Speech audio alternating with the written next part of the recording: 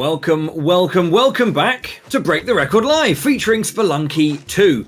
Day 2 of 3, we are currently playing Cosmic Ocean, a massive endurance test of over 100 levels of Spelunky 2, where our runners have to grab 3 orbs and then find their way to the door as a very fast and menacing jellyfish encroaches upon their space, looking to kill them and end our runners' days.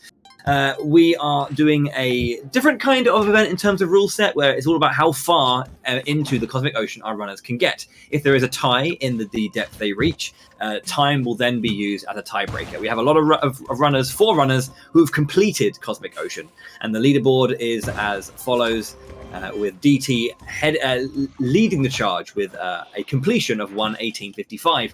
We're currently watching DT right now, 7 minutes and 10 seconds ahead of that actual event PB that he got, and looking to maybe beat his actual true PB in Cosmic Ocean. A lot of fun stuff going on. My name is Bowie the Hero, and I am joined by Vlad and the Colin Northway. Can you believe that? Hey. The Colin? Yes, the one and only. Actually, maybe there's another couple of Colin Northways on Google, but I have beaten them all in the search results, so I'm the only true Colin Northway. Let's go.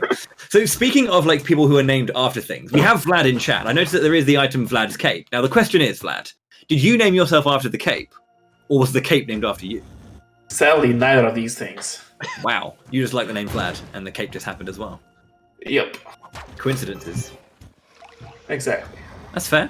I was kind of hoping there was like a running theme where there's loads of these like runners and community members who are just somehow dotted about the game.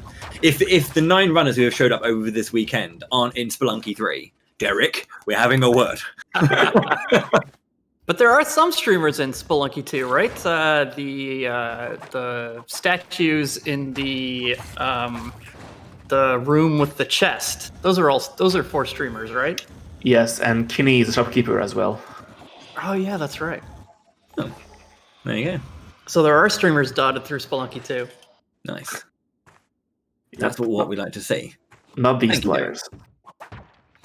No, these are the new crop, the Yeah. next generation. Well, T was already a huge legend of Spelunkians, so was Yeah. Krill, but yeah. Mm. Oh God, Yeah, these games look the like they're going great. 84. Yeah, I'm not allowed to say he's gonna make it, right? Because that'll certainly curse the run. Yeah, only Twin is immune to cast the curses. But yeah, looking super strong. Good rhythm. I think for me that's the nice thing about Cosmic Ocean is in the main game it's kind of like constantly changing. Your goals are always changing all the time, what you're focused on. And then in Cosmic Ocean you just get into like a nice flow state, like the levels just kind of come and go. Mm-hmm. Not that I've ever beaten 799. The furthest I have been in is the 40s. So I'm hoping to pick up some tips. Go fast. Don't get hit by the jellyfish. Always carry a caveman, a dead caveman in your hands for good luck. That seems like a good idea, though. Those random arrowheads, they just like suck them up with meat shield style. Yep. Poor lad is just getting like Look at poked that! around. Perfect. Yeah. Are you into acupuncture? Where Oh, is yeah. the double though? So DC's pretty thin on items, eh? It's just paste and boots, compass, and glasses. Mm-hmm.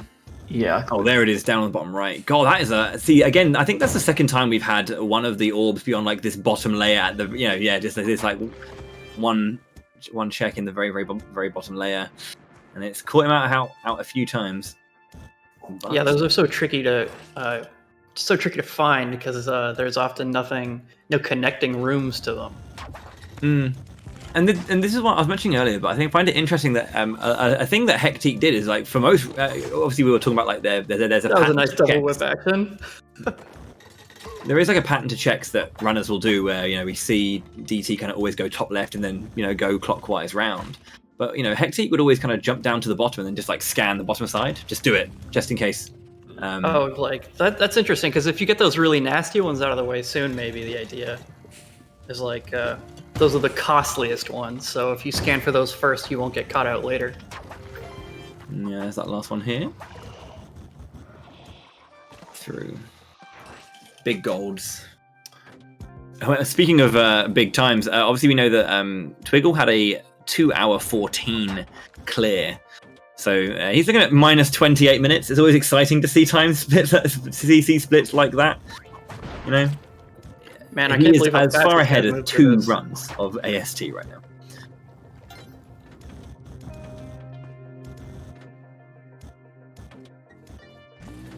Yeah, and then watching DT, it's kind of easy to forget that just any tiny wrong move or surprise can end this run.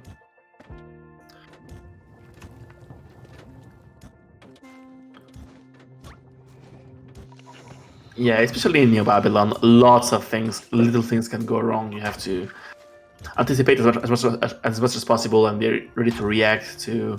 Like even that elevator at the end of that last level, he just like skipped past. Like if that elevator was just a couple pixels higher, that would have been a crush death.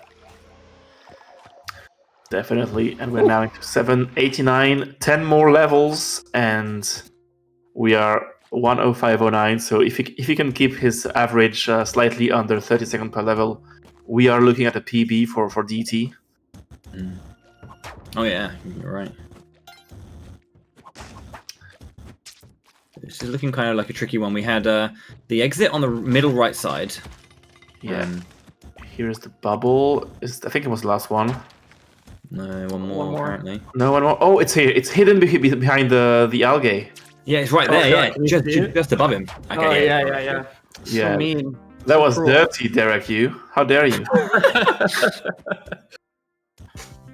Okay. It's the thing I see. Everyone's always like saying, "Why, Derek? Why?" It's like what I always see in like chats about this game. Poor Derek. And did DT come into this run with 99 bombs and 99 ropes? I don't think so. But actually, no, it might have been. Has he used like 20 odd ropes? I haven't seen him use that much. The jetpack is so powerful in that regard. Like, you don't like rope usage is almost much more selective. Yeah, great for triggering. Use them triggering the spike traps. Yeah, and also to kill bubbles ahead above you. That's the thing they do a lot. Like here. Oh, we're poisoned. Oh, got a poison. That's, fine. 67 health with 10 levels to go. Yeah, should be okay. Just be careful Not a about the problem. little hits every 30 seconds. That's kind of moves you and stuns you for a while. Yeah, that'd be tragic if he just like some tiny little move got screwed up from a poison hit. Yeah, look at how he's rushing. He knows a PB is on the line here, and he's definitely accelerated his play in the last couple levels. Man, does it make sense to accelerate though? I feel like you wanna not die. It is helpful.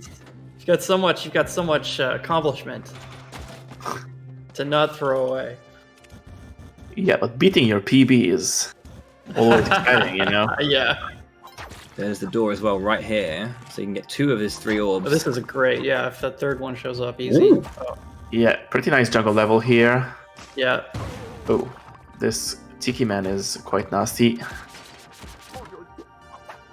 Yeah, turned around nice and conveniently for him. 5 more. Okay, this looks like a good one so far. Yep. Oh, yeah, right below as well. Look at that. Yes. Spend a couple of ropes. Bosh. We're in business here. Oh, it's 3 again. Oh my lord. Another very, very fast one. Nice. Exit. I think he's seen it on the left here. Oh, it's left? Or not? Maybe I just hallucinated it. Yeah, but... right. Okay, yeah, top left. It was. Okay, 3 more levels. Oh, yet another easy one. Those 3 bubbles are so close. And the exit 2. There's the exit. Wow. Jesus, this is not... And then the bubbles are up there to the right, yeah. His PB is 109.58. So 2 more levels. He has 1 minute 50 to complete them both. Oh and god, it is going to be PB. close, I see, yeah. Yeah. Uh... Where's the bubble? Okay, number 2 is here. Number 3 is not here. too bad, not too bad. Careful of fire, of course. Yeah, nice bomb here. I like it. 1 more level. This is looking really good. Let's go, my DT. And one orb immediately. Yeah, 3 bubble. Thank you so much. Not that big. Okay, number Oh, 2, it's number small, 3 it's small. is here. Exit is just around the corner. Let's go. Go. Yes! Around. 1 Amazing. minute PB for DT. Yeah. Crazy. Wow. Outstanding stuff. This is the first time I've ever seen that Cosmic Ocean finished. Man. What?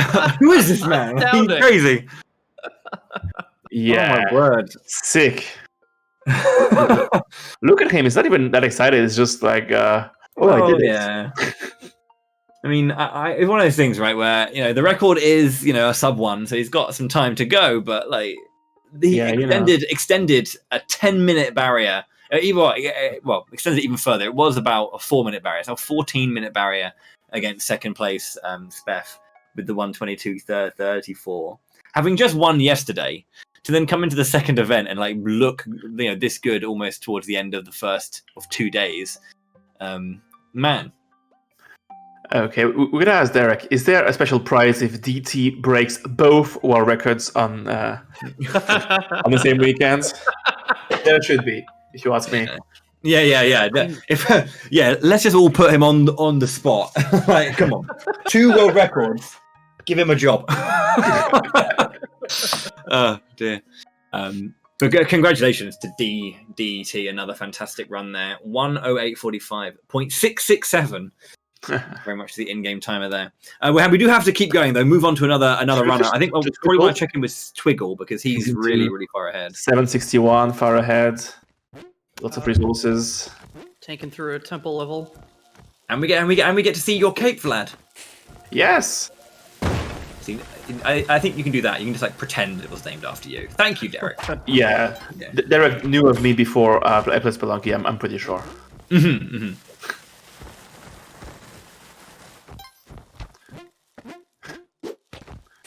Okay, is he gonna drink some blood with this corpse? 29 HP, no Ankh, but he's got a crown. Yeah, you could get some. Why not? Lol, I love how wide the mummy opened its mouth, like almost under the ground. Like he's just gonna eat you. I think that's definitely inspired by the mummy, as in the film The Mummy, when Imhotep goes with the sand dune and kind of goes to eat the plane. That was a great film, by the way. That completely off topic and not at all relevant to this. That was a great film. Yeah, this weekend you're watching BTRL. On Monday, watch The Mummy. Right? Wasting time here. Look at this. Throwing away time. Yeah. So casual. Yeah, does he know it's a race? There's a competition going on, bro. Third place, which Twiggle's looking to beat right now. Krill 71's clear at 1:41:46. So it's about 33 minutes. So that time is the minimum that he needs to be ahead at the end of this run in order to rank up a place and gain even more money. Oh wow! And Twiggle's playing with the alien compass. That's cool. Yeah, like that's also one of the bonuses of going for Vladscape and Volcana is the ability to use Van Horsen to get the alien compass. To get it, you have to go like Volcana Temple, so it's very specific. Yeah, and that means that you don't get the clone gun, so he must not have cloned bombs and ropes, eh? Yeah, he's only got 47 and 33 respectively at this point. But still, that's like a nice bomb count for sure. I do think what's interesting about the Vladscape setup as well is that like the versatility in itemization as well, because like spring shoes for the extra jump height, you know, the climbing glove to be able to get up particular areas that, you know, maybe a double jump wouldn't be enough for. Generally, it just feels like there's a little bit more, utility coming out of the item build, which you know, I mean, it's fine either way. It's just whatever you're comfortable with and whatever you feels faster.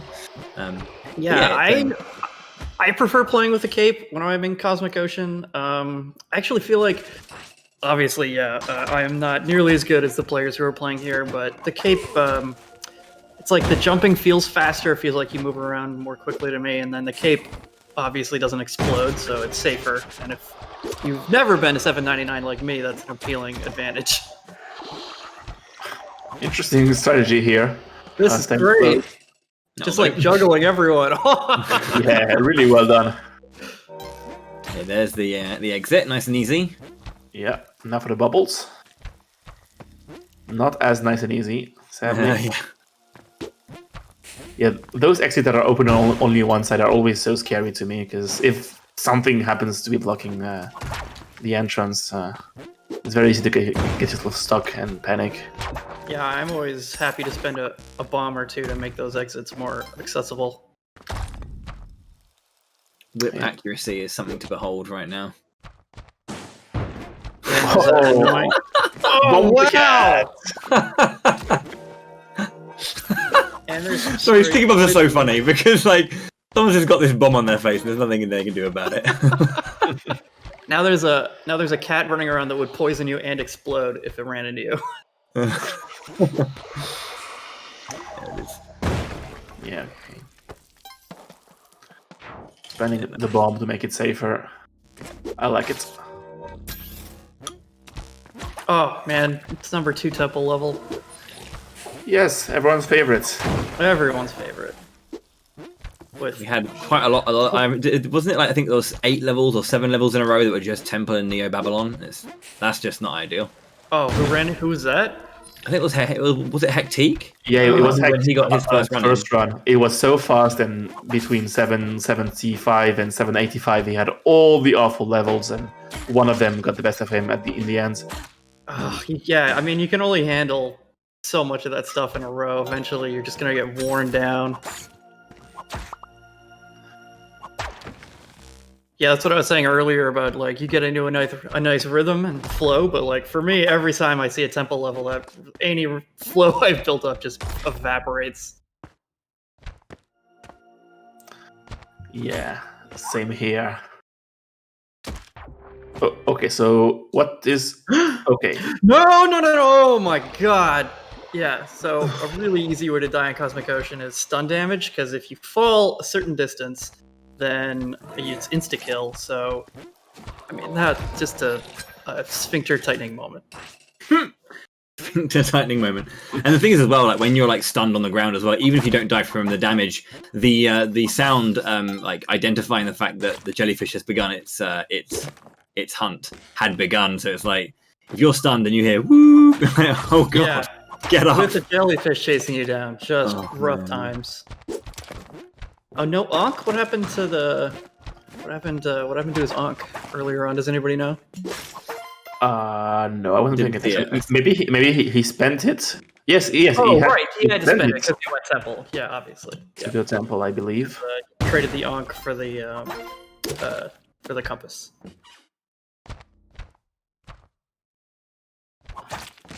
Well, actually, maybe like you don't need to. If you're gonna do the chill and skip, you don't need to spend your Ankh there to access Duat.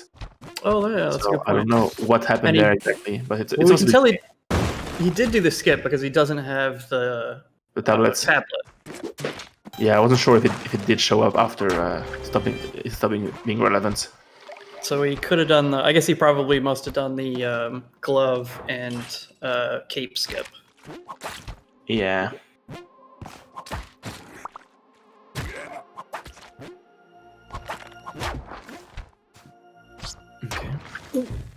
Okay.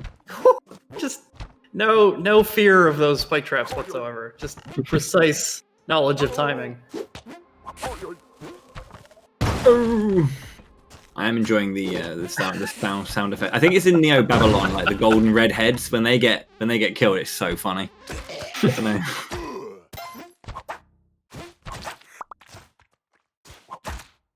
Yeah, the Lamassus also have a fantastic sound effect. This how you call this? Man, this is a rough level. Yeah, here's the bubble, and there's so much going on. Gotta remember what the exit was. I think it's at the top somewhere. Yeah, yes. Top left. Bit of time lost, but nothing major. Still looking pretty good to overtake Krill into 3rd place.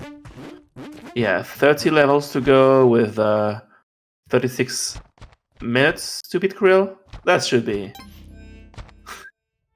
pretty relaxing. He might even want to try and beat Spef.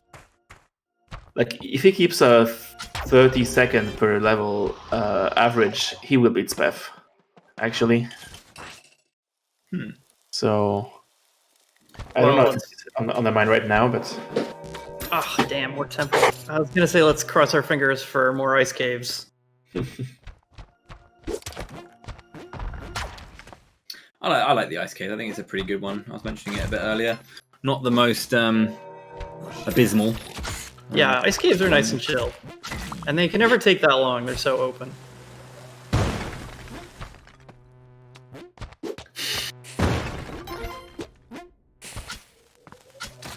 Wow, this temple is thick. These variables. Second pair of gloves, just in case. Stick that in the back pocket. Why is there like 19 crush blocks on the left? That's a bit harsh. Bit harsh. It's definitely agree. Bit harsh is a good description for this level. Yeah. Entirely made out of crush blocks. Is this a good time to use the tried and true Derek Y?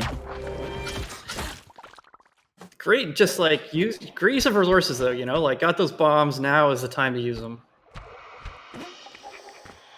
Oh god. Yeah. Whoa. Yes, it's very, very well guarded by all these crush traps. Jeez. Yeah, the eyebrow raise there at that one. Oh, and straight into a Neo Babylon. Let's have.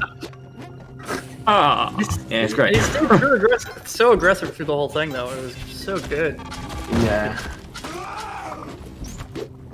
We are looking at a pretty nasty second step levels now. The same that got hectic earlier. Let's hope the same doesn't happen to Twiggle.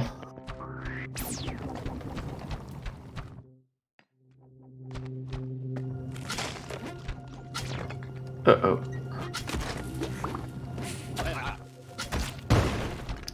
More bombs.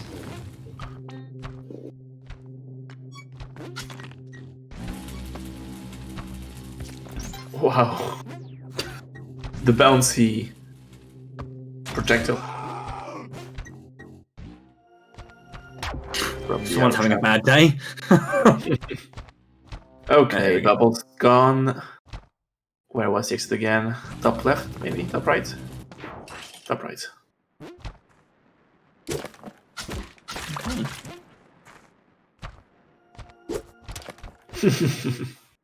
Oh wow, and there. Oh, save me! And there's. I think that's all three. Yeah, same spot, convenience.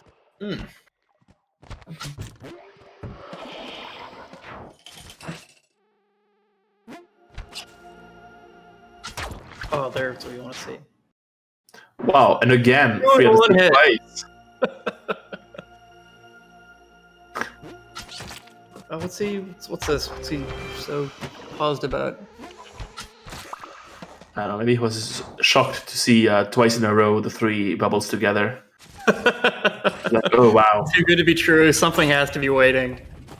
Yeah. I think he was trying to maybe also figure out the angle he wanted to take to pull the jellyfish round.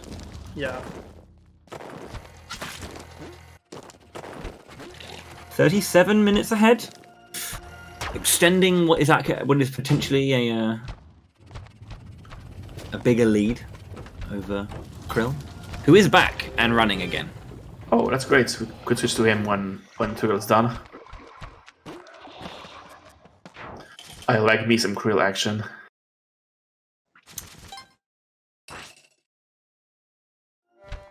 Oh yeah. Krill's 1-2 and found a jetpack already. That's pretty sweet. Movement for the next 90 floors. Let's go. Yeah, this run is where you make the most out of all of your items. There's the last orb, it seems. Man. Yeah, it's in a very inconvenient position, but he should be okay still.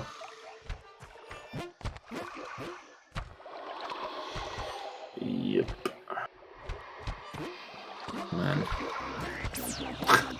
Actually, it is very well guarded by all sorts of stuff. That's so roundabout. Ceiling spikes in that situation are not the one. Yeah, because the cape protects you from. You can fly down onto spikes, but not fly up into spikes.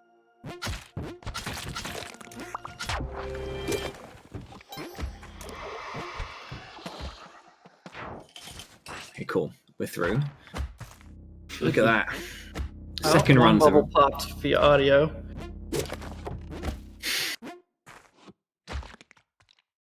God.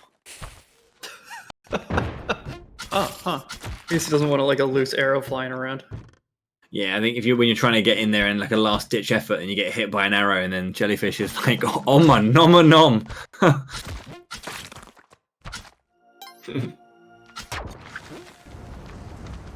Sweet. I like certain like I was one thing I noticed about like the interactivity of the world itself. So like you can use fire attacks to to burn the webs as well, or use the cookery there to like cut through it as well. So rather than normally you'd have to like run through and unsticky yourself and break it that way, slowly but surely. But this is kind of like a new way of doing it. Yeah, machete's a really nice Cosmic Ocean weapon. Yeah, speeds you through cobwebs and does a little more damage to enemies. Yep, a faster murder. Yeah.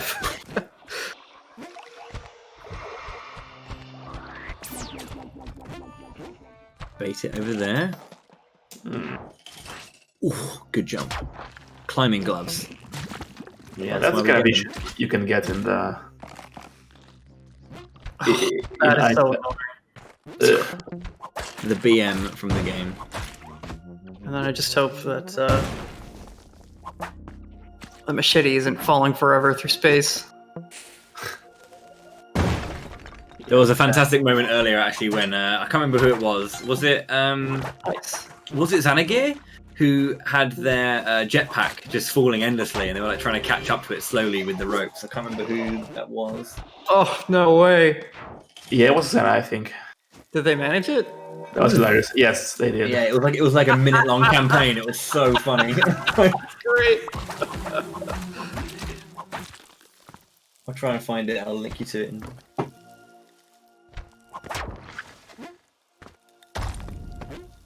Oh, it was Spef, I think, actually. Plenty of crush blocks to play with. Oh, nice double duty. Yep. Kill a crush block, get rid of some blocks by the exit.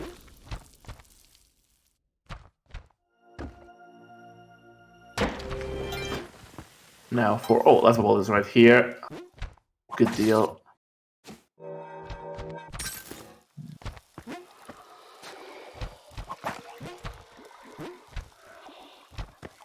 Oh man.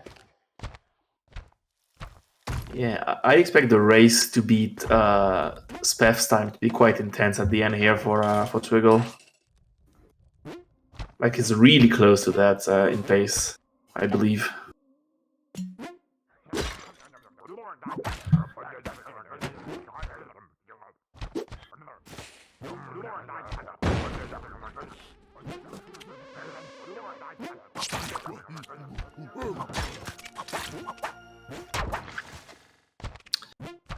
Deft deal with that dude with the boomerang. Poison. Okay. Just like T, not too bad this late with so much health, but gotta be careful about the little stuns. 68 health.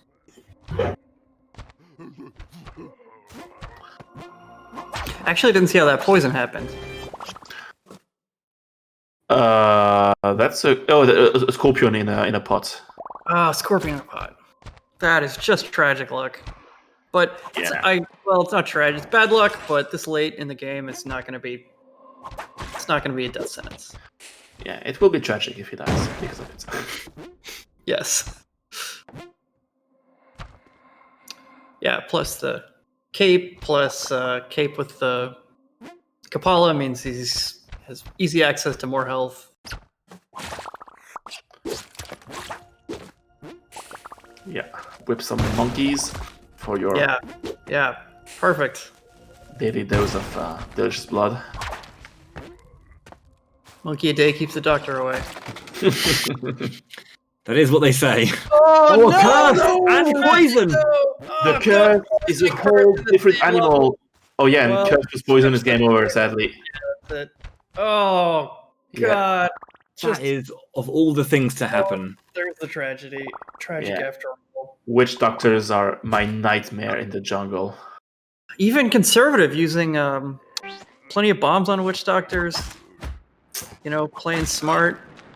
Oh, so That is an rough. absolute heartbreaker. Unlucky to Twiggle there. Unlucky, so unlucky. And we're going to have to move on, it seems. Thank you very much for a wonderful performance, Twiggle. We can go either haven't seen Grump for a bit. We can see Grump, we can see Krill. What are your thoughts, friends? I vote Krill. Since Colin he just Northway. came back, and we don't have any. Oh, Grump is kind of late in the ocean, though. Huh? That's what I was thinking. How late are we talking here? 7:58. Oh yes, yeah. Then I reckon Grump's Oh good. God! yeah, I'm Team Grump then. I didn't see that. He's about to Plus, beat Group's got- PB, by the way. Plus, Grumps has plenty of jetpacks. 2 jetpacks. 1 to left. You can't ever have enough, can you, really? Yeah, he could. One Hectique's looking for a jetpack, so he could offer his jetpack to Hectique. See, if this was a co-op run, Yeah. winning. Absolutely golden. Here, I found it. You can have this. Would be funny if like hired hands could equip jetpacks and fly around in them. I love just keeping it just in case. You never know. When your jetpack match catch fire. You have to drop it. You'll need a spare. Yeah, you can also use it as a bomb if you ever want to crush it and explode a specific thing. But does he have the Onk still? No. No.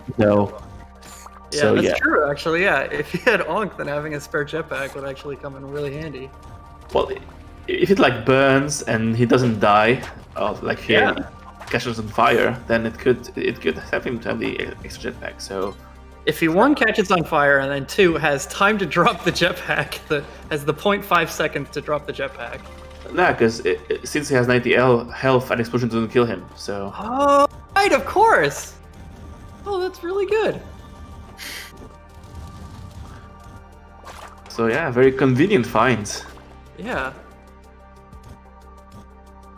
That's a great point. So now he's got to be aware of where he's leaving his jetpack. So, like, normally Yeah. near the door. Usually, if you find the jellyfish, just pop it down. Because there is the thing that whatever kills him has to not blow up this jetpack. So he's gotta take fire damage, but not be holding the jetpack when he does it. Yeah, precisely. Or he can get a double jetpack explosion and get some style points for it. Yeah, definitely. Lose 20 health. Well, here's a good place to have a spare jetpack. Yeah, and now he's improving his PP with every level, catching up on Xanagear slowly but surely. Well, It's he's his got PB double jetpack speed. It was I think it was 759 Grimp got to last time, right?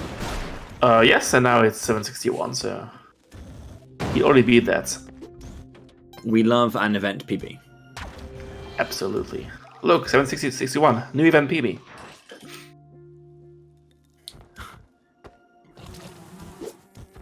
Would like to see many smiling face emojis if we like event PBs. Yeah, whenever you got poison, you might as well fill up to 99. Yep, delicious puke. Nothing like a good dose of puke to be healthy.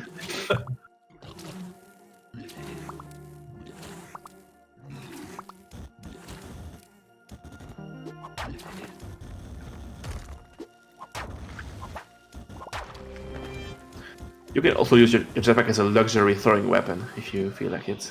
Is there an aftermarket value to the jetpack? Can he sell it if he gets out of the caves?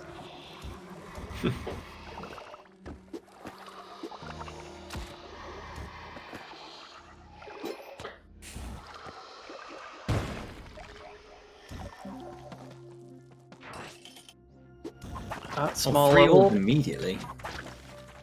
1, 2, and 3. Bosh. Yep. Yeah, which side was on the left side? No.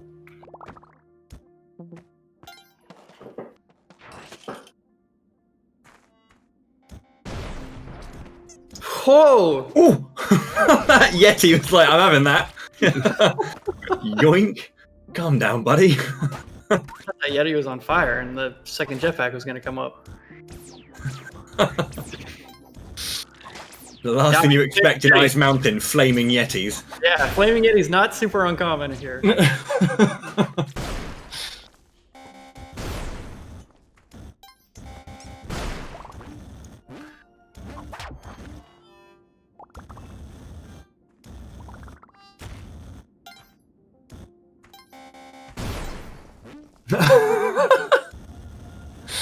Oh, he's gone forever. Where is he? There he goes. That Yeti just fallen.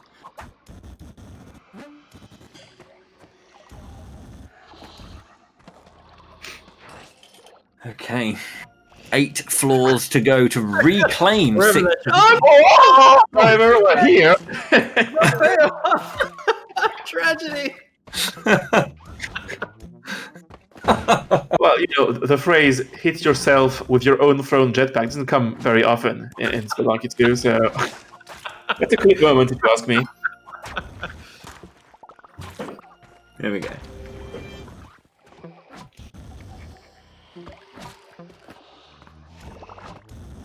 This frog is disgusting.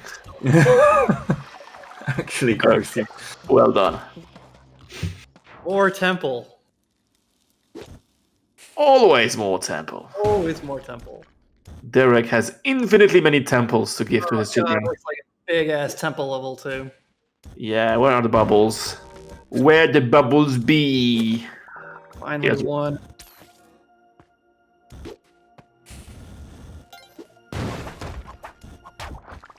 More bombs.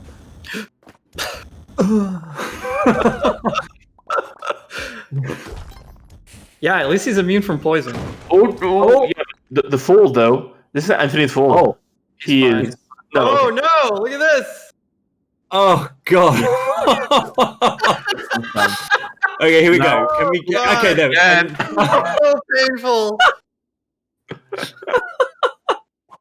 Yeah, this is crazy. Oh.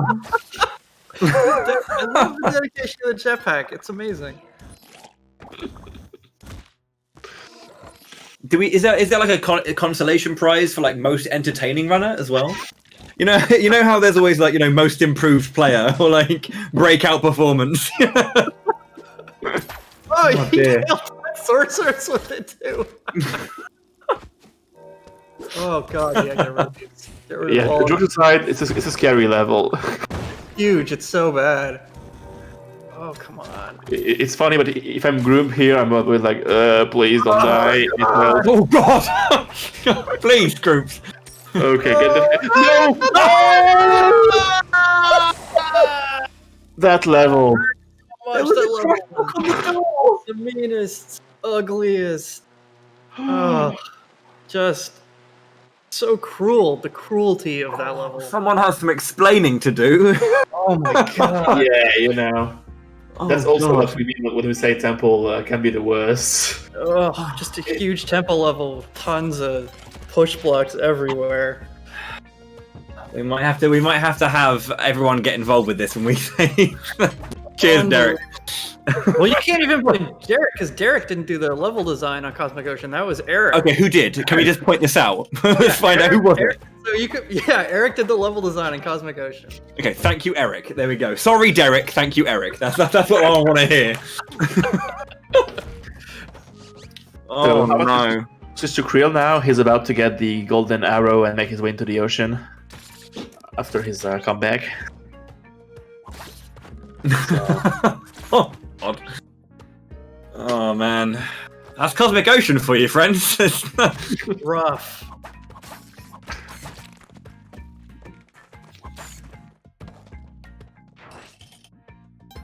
But entertaining. Thank you, Grum, for all you've given us today. Yes, your sacrifice was not in vain. Yeah.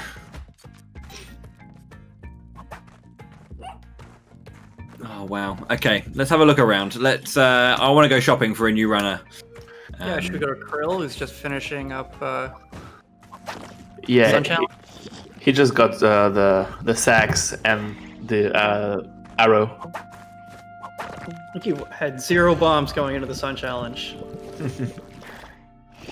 So 96 is a pretty big improvement. Now he has a few. Where's the bow, though? Is he go? Oh, yeah. He left. Yeah. At Waddler's abode. Pretty crazy that Waddler like does all of that for free. 52. He's almost 2 minutes. Yeah. Yeah, I mean, at least Waddler isn't murdered when you finish the Sun Challenge anymore.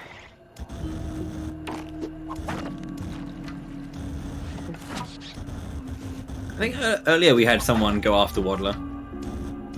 That's so mean. He's so nice. I was thinking. In previous versions, when you beat the Sun Challenge, when it destroyed all the enemies, it would also destroy Waddler, which was always so tragic. Oh yeah, but hey, free compass. Yeah.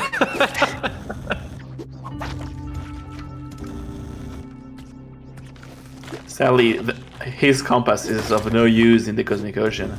Yeah. If he had an alien compass, I would kill him every day, any day of the week. Man, even though he helped you out so for nothing? You know, yes, of course. Business is business, Waddler. Yeah. Sorry. I have a job to do here, mate. Yeah, and there's something fishy about this guy in this game. I'm sure he's up to some nasty business in the background that you don't see. Wow, this is just justifying your own sour feelings. Absolutely.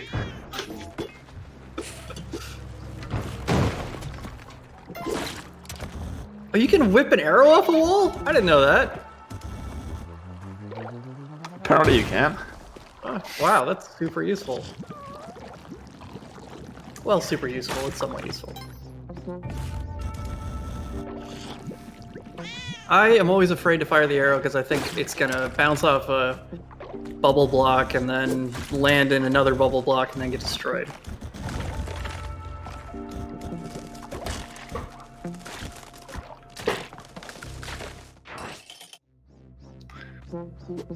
Now it's time for the Hunden, everyone's favorite egg. Yeah, it looks like EC74, not some horrific dangerous setup. You could make a giant omelette for all the chat with Hunden's body.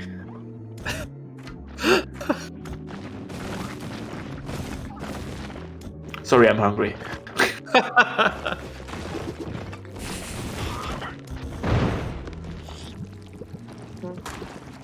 Oh, not quite. A little bit too early.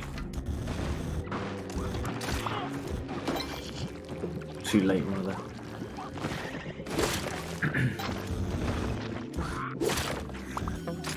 Having a look further afield, we still have a few runners, needing to complete their first run. I think the last 3 is Hectic hasn't had a run up.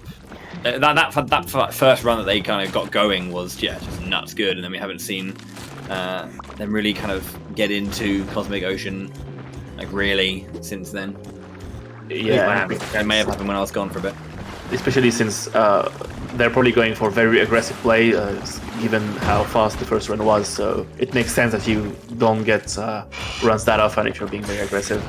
Maybe he will need to change his mind later and start playing safer to get a win on the board. But he has time, so. Just gonna watch the end of this fight, and then. Yeah, Krill is so confident with the bounces on top of Hunden's yeah, head. that was extremely exciting. Good. Right then, as Krill jumps back into Cosmic Ocean proper, 7-5 and onwards, it has been another 45 minutes. Time to take another quick break here and break the record live just so we can get some water, stretch our legs. I suggest you guys do the same. Thank you very much for watching up to this point. There's more action to come. Been quite an entertaining segment here, but you do not doubt that there will be more shenanigans of this ilk and more. Vlad's gonna make an omelet. So yeah, we'll take 3 minutes, and when we come back, we'll have a bit more fun. Thanks again, as always, to our sponsors, Twitch, Kaspersky, and ViewSonic Elite, and of course, most importantly, Mossmouth for the prize pool of $5,000 that our runners are playing for, and of course for developing the game in question. So thank you very much to them. We will see you guys shortly. Don't go anywhere. More Spelunky 2 after this.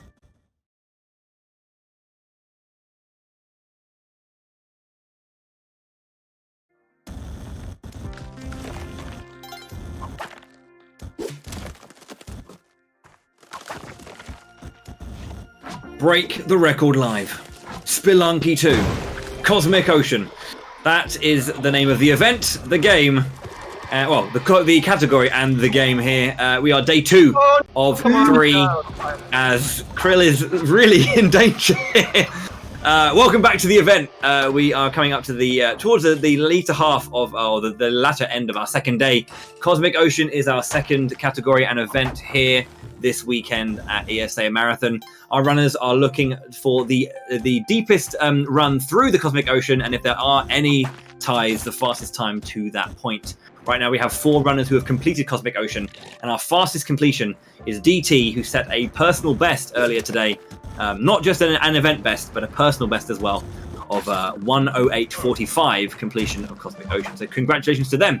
We're currently watching Krill, who is in 3rd place, 1:41:46. They've been having an interesting time through the beginning of Cosmic Ocean here. 99 floors of wall wrapping, screen wrapping, bubble breaking, and jellyfish evading nonsense, as Brunk was showing a little bit earlier. My name's Bowie, and I'm joined for the last 10 minutes by Vlad and Colin Northway. How are you? I'm doing good. This krill is pretty mesmerizing.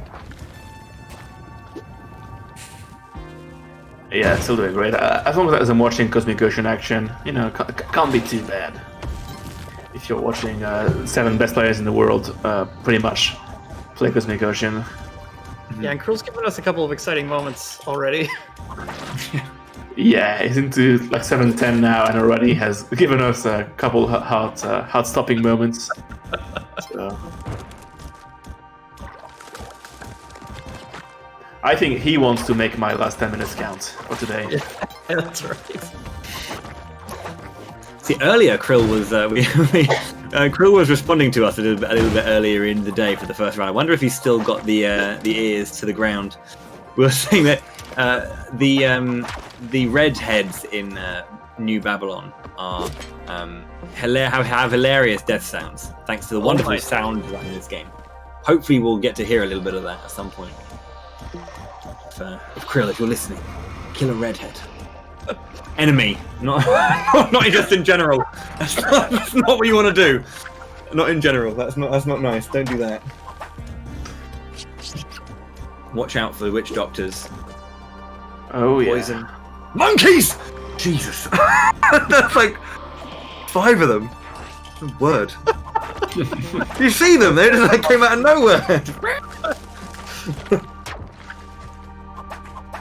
Yeah, it's a family, you know. Mommy monkey, daddy monkey, and... And are they all still okay? Like, right, son, right, daughter of ours. When we attack the Spelunker, go ham, all right? 3, 2, 1.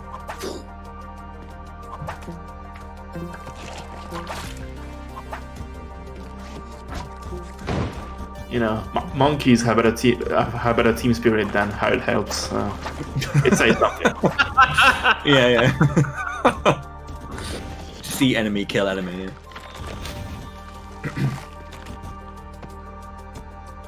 Yeah, what's more dangerous, hired hands or monkeys? Maybe hired hands.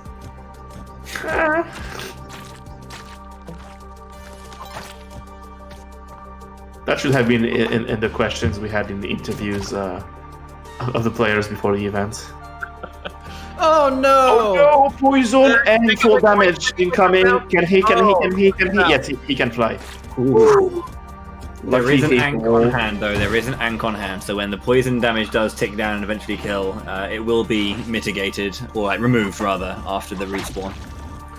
Yeah, it's like having trouble getting into a good rhythm. Yeah, he's just not getting a lot of the quote-unquote easy short levels, and yeah, he's having a lot of difficult ones early. So yeah, poison, 17 health. Now it's kind of the only time you might be hoping for a temple level to find a mummy you can milk. Oh dear. Yep, gotta gobble up all of the delicious substance.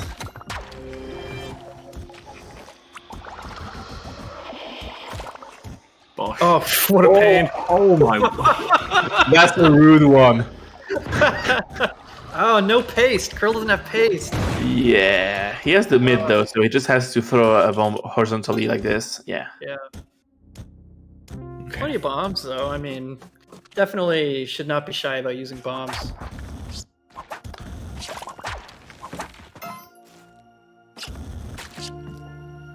Yeah. Hey, that's what you want to see. Bubble, bubble, bubble, exit. Yep. Get yourself back in the pace nicely. Oh my god, I didn't know you could use a rope to kill a monkey on your back. Wow, that has just made a huge improvement in my Cosmic Ocean game, I think. Yep, that's a classic trick from the first Spelunky. Ha ha ha. Alright, well, maybe we'll find a mummy. There's not always a mummy in every temple level, unfortunately. Lots of witches though. Witches. Yeah, plenty of sorceresses, plenty of cats, plenty of push blocks. All the good stuff. And apparently a cricket. Boom. Yeah, okay, Or just in locust. case. Hmm. Yeah. Just like casually hanging out in Cosmic Ocean and there's someone in this never-ending, like, torturous fall. Off we go. Yeah, bad luck. No. No sign of any mummies. Poor cricket, dude. Just going. Sorry, I shouldn't be laughing at the poor fate. Misfortune of the cricket.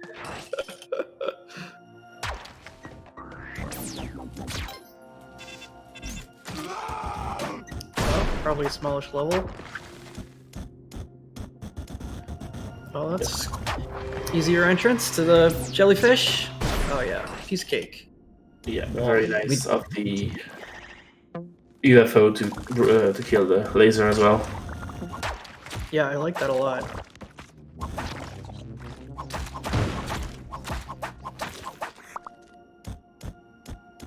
Those. This is going to be a really, really random reference, but those flies look specifically very much like the Breath of Fire 2. Big flies. It's like a giant island, and the flies look just like that. Ooh, nice and easy. Straight through. Yeah, good fast levels. It is always nice that sometimes where runners will just, like, if they see an orb that's like right next to the thing, they'll leave it for last. Like, okay, cool, I'll go and grab the other ones, and then rather than making it a real chore for myself to kind of Yeah, I feel like figure out and bait around. It's a really convenient bubble.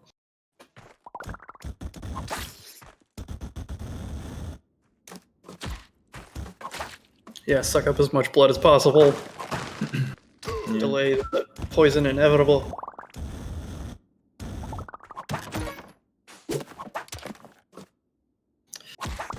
Big levels, so it's going to take a bunch of time though.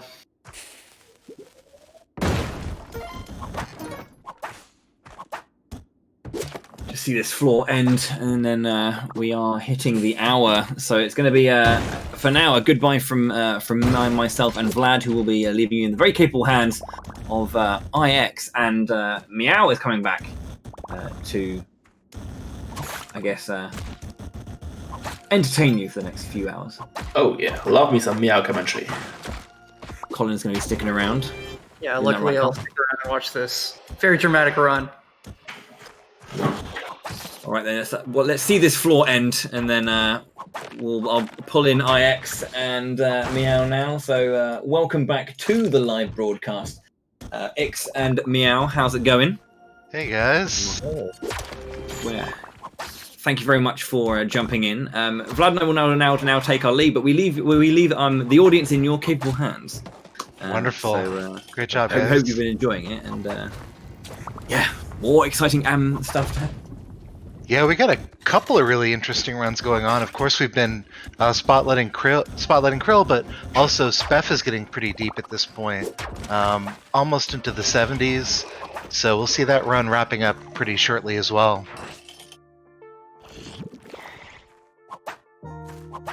I gotta say, I'm very emotionally invested in Krill's run now. Okay. Can you help people who are just joining? What's the connection? Is it the poison status or?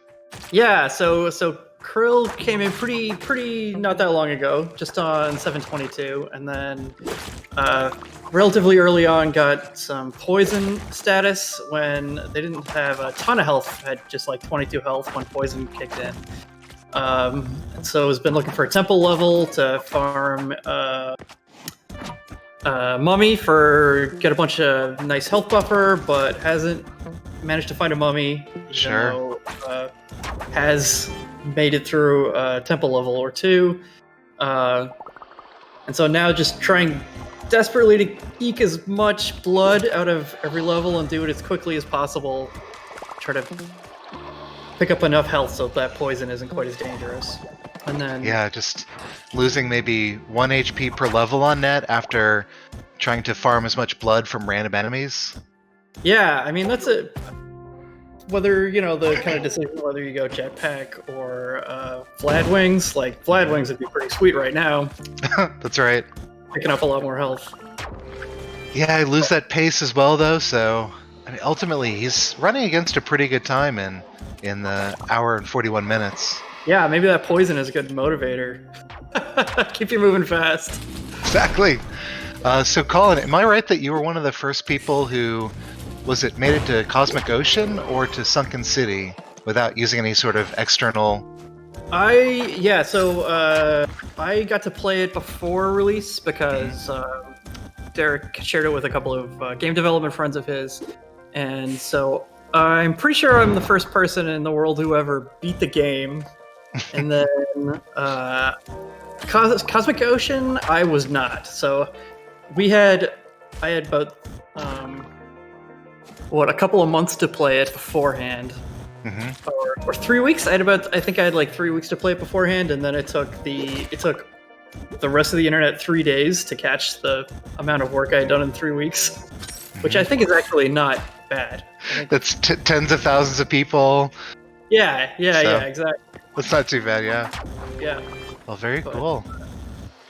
And then in the Spelunky HD, I have a little more bona fides. I was the first person to beat Hell in Spelunky HD, but that's just because I had more time.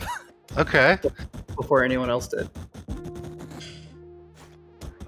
Very nice. I didn't know that tidbit about you. That's of course we know the character sprite, and looks like none of the runners right now have taken me up on the offer to take advantage of the Colin luck, the dual commentator luck, and then also that character I've seen you play. It seems like it's a pretty lucky one. Yeah, I think Derek has just improved the RNG if you play on that character, so I Sure. think it's definitely worth taking advantage of that. I like to tease people a little bit by saying that the Ninja, my favorite character, is tied for the fastest and the best hitbox. Of course. Yeah.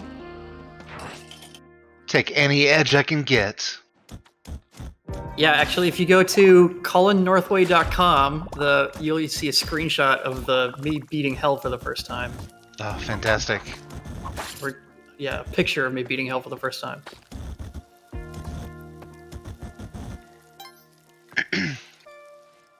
So I've been pretty laser focused on Krill. Unfortunately, we saw Speff pushing for a really fast completion, and it seems like Speff went down on level 69. Oh, rough. Yeah. Oh, yeah. All right, back here we were back in Temple. Maybe there's a chance to find a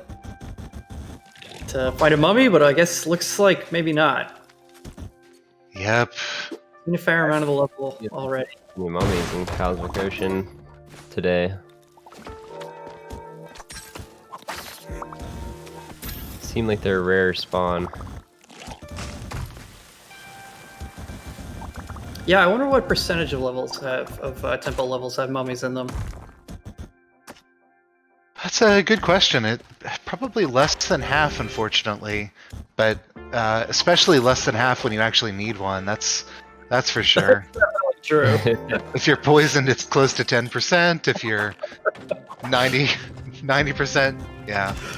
Yeah, I'm down to 7 health. That's rough. The advantage is you still get an Ankh, so all of this is still on a free life.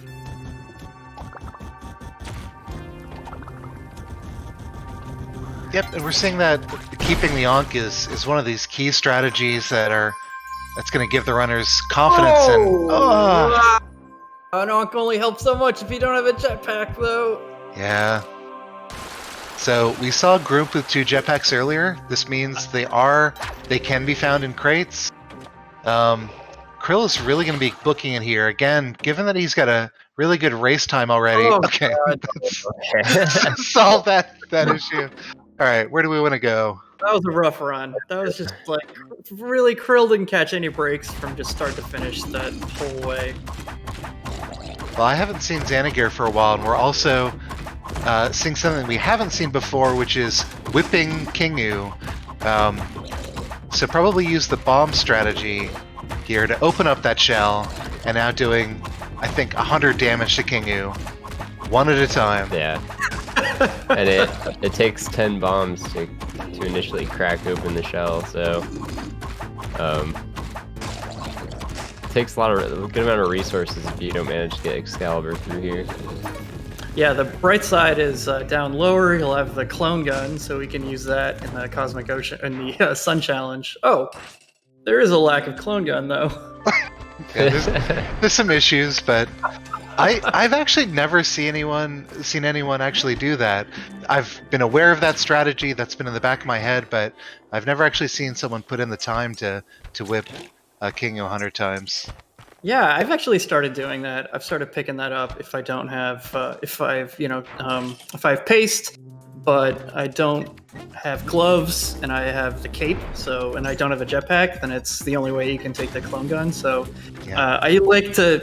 I put the controller down on the table and then I hit it with my index finger because if I put that much like raw clicks in with a Sure. thumb, it just makes my hand feel numb. Fires it out. Not feel so good.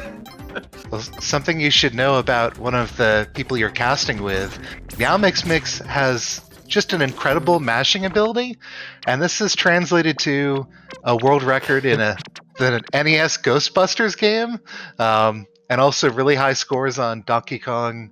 Is it Donkey Kong 3 that you were able to really? Yeah, I think so. It's been a little while. There's a little period of time where X and I were just choosing random games to speedrun. And we found that skill of yours. So you must be all over the whip Kingu strategy then. Well, Yeah. unfortunately, it doesn't matter how fast you press it, but it doesn't tire out my hand, so I'll say that much. Everyone else does it in 2 minutes and 2 seconds. Meow does it 2 minutes and 1 second.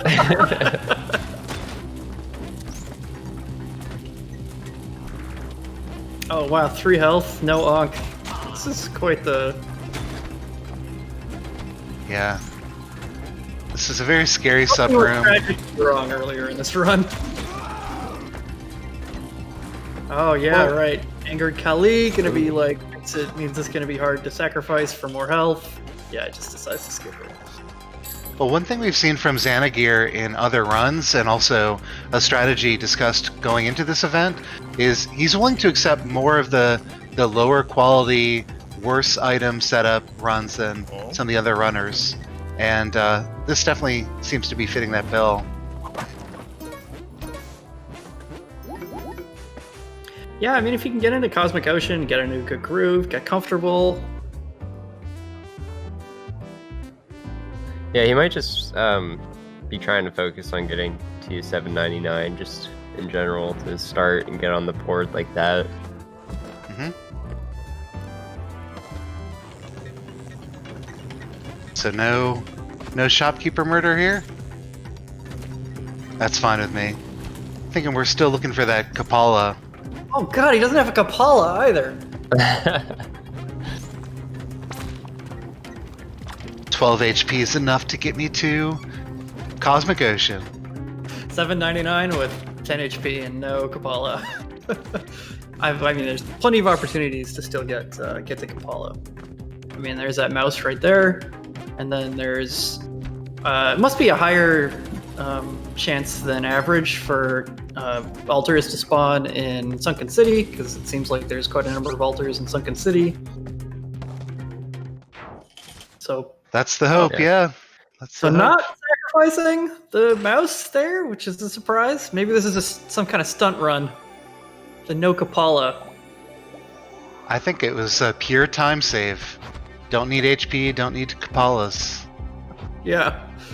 He doesn't need it. I mean, You need did it. to get 12 seconds there. I was starting to think it was a stunt run when he was riding a bubble up with the Sheelan.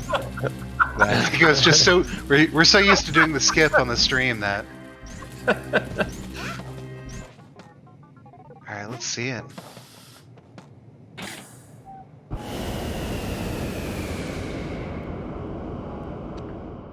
Just looking around the screen, looks like most of the other runners are just still early game. We've got Grimp going into the ice caves, grabbing a couple more ropes and spike shoes.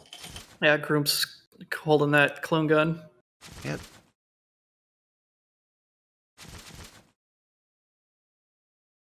And do we also have the tablet on this run? Just wondering whether there's a Vlad's Cape Tiamat skip that we're going to be seeing pretty soon. It's on Group? Oh, I'm just guessing. Let's see. Yeah, I'm no gonna tablet.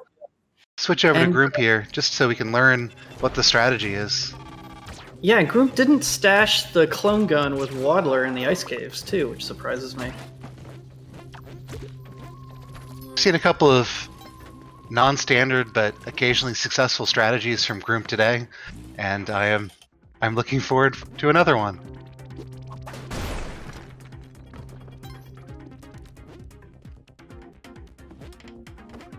Yeah, nothing good in that shop. Yeah, pretty boring shop. Would have liked to see a jetpack, of course, or paste, or Oh yeah, more no, bombs. Anything. Yeah, more bombs never hurt. Always nice to see a bomb pack. So we blamed Eric for some Cosmic Ocean stuff earlier, but we can blame Derek, I think, for the frequency and quality of shops. Oh, man. Wow, that was cool. That's like willingness to anger the bodyguard just to easier level through. That's pretty cool. All right, so here we go. We're gonna see our a chillin' squip. I've been saying this constantly, but I've been pronouncing that mount differently, and now I can't make it work in my head. But we're gonna see. Whoa! I'm just gonna say Quill and Skip. Holy God! This is crazy. That was.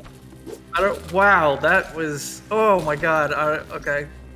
Is that a thing people do? It is now. Grimp is also a notoriously fast movement That was player. so bonkers. Yeah. So when I do this skip, I just throw up 4-ish ropes that you can get to the same place. This is way better. This is Extraordinary way level better. of danger.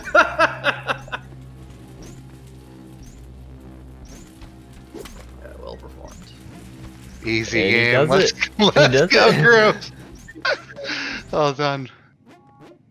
Oh, that skip is so nerve-wracking to watch. Yeah, I've never pulled that one off. By the way, feel free to clip that after my word salad. Killing Nice. Squip. That's the one. Xanagir is back in the dwelling. Great, yeah. That's I think the runners are doing a good run to Yeah, they're running. restart. Yep. Not a tragic loss. You can tell the runners are being pretty conscientious about wow, that bubble got taking breaks. slightly earlier. Oh no! This is so bad. Oh no! I don't even know what the solution to this is. Run! Yeah, get down in the muck. I love it. Start throwing people around. 5 seconds. He's gonna do He's it. gonna do it. That was great. That was amazing. Easy every time. Those are the normal strats. No problem. So he's gonna go back for the arrow at some point. Cake. Oh, that's great. Yeah, definitely going for Twitch fan favorite, I think. Yeah, that was fantastic. Yeah, payoff for carrying the clone gun without stashing in a waddler. It's just a little cleaner, you know? Didn't have to go up, find the clone gun, bring it back down. So good.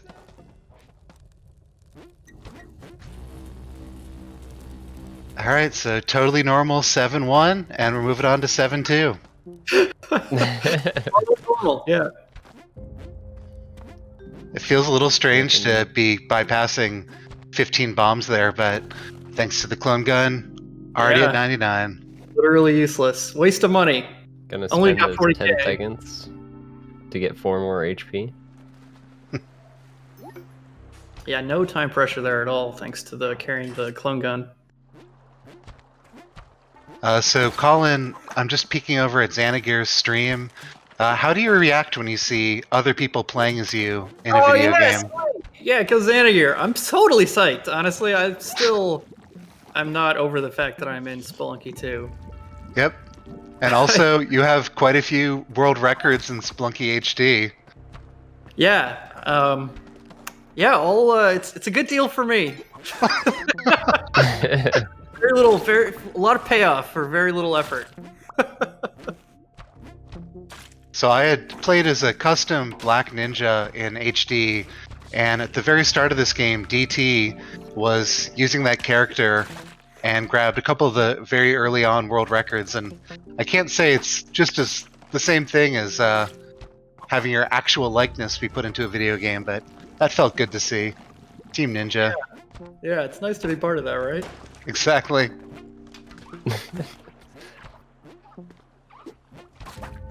Yeah, and I'm sure. Yes, I mean I've certainly died 1,000 deaths.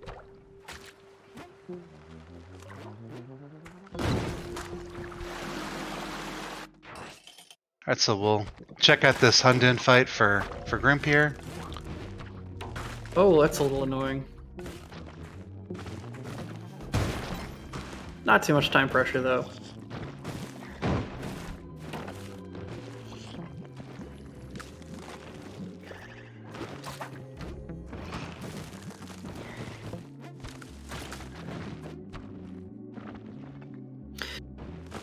Yeah, tragically no paste. So Yeah. gonna go into the ocean with no sticky bombs. So he's using the strategy of going for that first head before the second head appears. It's a very stressful time because of the auto-scroller, but actually the safest time to be fighting that boss.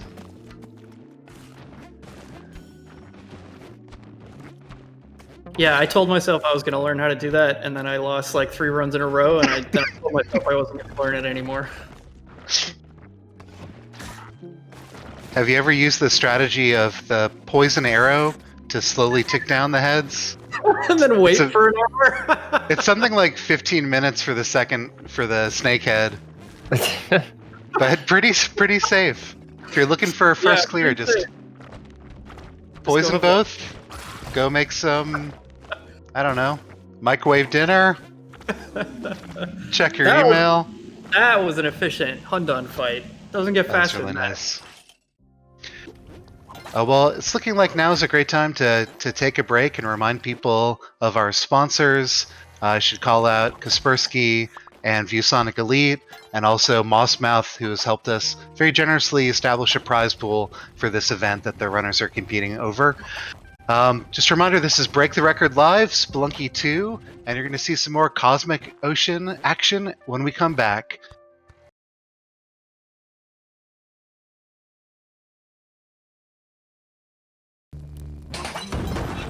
Hello and welcome back to Break the Record Live. We're playing Spelunky 2 and we're exploring the Cosmic Ocean right now. I am Mix and I'm here on commentary with Meow Mix and Colin. Meow, do you want to help us with the current state of today's race? Yeah, for sure. So we had some pretty crazy great runs so far today, considering how long this category is. But we have DT in first place, completing Cosmic Ocean in 1 hour and 8 minutes. So that puts DT ahead of Speff by 17 whole minutes. Speff is in second place with 1 hour and 22 minute completion. Krill also has another completion with 1 hour and 41 minutes. That puts him at third. And then fourth, Twiggle was the fourth player that had a Cosmic Ocean completion so far with a time of 2 hours and 14 minutes. And the other 3 players have not completed Cosmic Ocean today, but there's still plenty of time. Hectique has made it to 785, Xanagir has made it to 773, and Groomp has made it to 766. So they're going by distance first, and then by time. And 799 is as far as you can get. So those are the times and distances to beat. Yeah, if you're not super familiar with Spelunky late game, the Cosmic Ocean is the kind of super hard mode for Spelunky 2. So you have to finish the entire game and kind of do all the secrets along the way, which is extraordinarily difficult for most people. And then Cosmic Ocean is a series of extra challenging levels, extra special challenging levels that go for 99 levels, which is, I mean, the whole thing is only been completed by kind of a few number of people on Earth. So these people are racing to do it is a really impressive feat. Yeah, thanks for that. So another fun thing we're seeing is Twiggle's once again taking a trip to the temple. So probably the toughest area in the main portion of the game, and he's doing it for the secret item that allows him to see where the exits are if he's able to make it to the Cosmic Ocean. So Yeah, a lot of up. Decided to go hard mode on top of hard mode. Yep. But there's a payoff, so I am optimistic this is all going to work out, and he'll probably be able to save a couple seconds every level just from not having to search for that exit. There is a trade-off to go into the temple, though, and that is primarily the clone gun, not being able to get that and clone all those resources, which we've seen a few times. Yeah, great point. So he's going to get an item that helps him, but he's not going to have that 99 bomb count that we've seen runners take advantage of previously. Unless he gets super lucky. Oh. Way off, or super unlucky with a telefrag by a crocodile. Yeah, that's a tough end. It was probably about a 1 in 5 chance that when he killed that Crocman, the Crocman would teleport directly onto his player. But you're going for risks because you're going to try to go for fast times. But yeah, unfortunate especially now. I mean, the whole run is going to be 99 levels long, more than 99 levels long. So pretty much anywhere between Cosmic Ocean, you're like taking strong risks because you want to be set up for those like long Cosmic Ocean run. Yeah. And he's already put forward a pretty good time, finishing in 2 hours and 14 minutes. So he's looking to save time everywhere. If you take a couple more risks every stage, then that's going to add up. That's going to cause just dramatically the chances of you to blow up at some point, and we got to see that. Yeah, and it was a good run. He had a jetpack, but it wasn't stellar. Didn't have like a huge number of bombs or anything. It's not like a hugely tragic loss. So he's probably going to be looking for some good items. It might be a good chance. I was going to use I was going to switch it, but if we're on teleporters, let's go. Teleporter hover pack, Cosmic Ocean. Ooh, telefrag Yang. Okay. I was wondering if he was going to turn this into a really quick any % run and just try to beat the game, ignoring the main mission. Oh, that's annoying. All right, so let's check in on our friend Krill here. In the ice cave, has the clone gun, has the jetpack. We're set up. Also the Kapala. Yeah, this is a good looking run.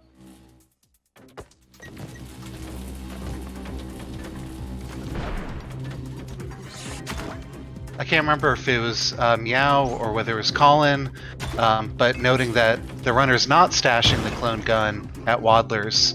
So this will save some time, and also they won't have to worry about going to Waddler before the Sun Challenge.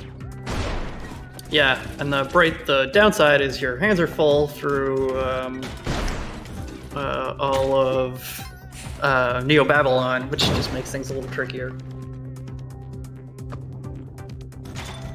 It's a nice combination, making Neo Babylon trickier. Yeah, well, I mean, these are like the only players who are looking to make Neo Babylon trickier. That's right. It's a certain type of person who sees Spelunky, an already incredibly difficult game, and says, let's try to make it harder. Let's try to go faster. Let's take some more risks. This will save 20 seconds off my time.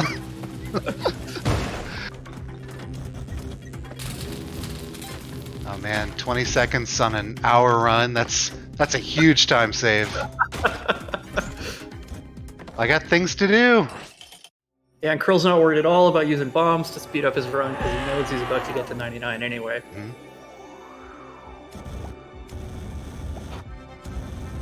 Alright, let's see another successful skip. Just gonna say skip.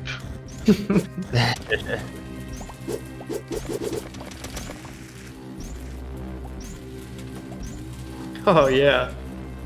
Scattershot approach.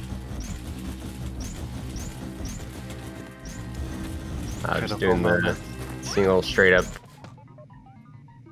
easy. Yeah, piece of cake. Got enough ropes.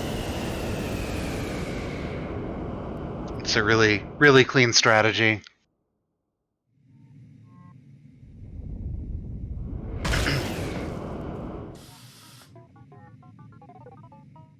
Just to give a sense of where the other runners are, Grump is now on 716, and the other two runners currently active are still working on getting back to Cosmic Ocean.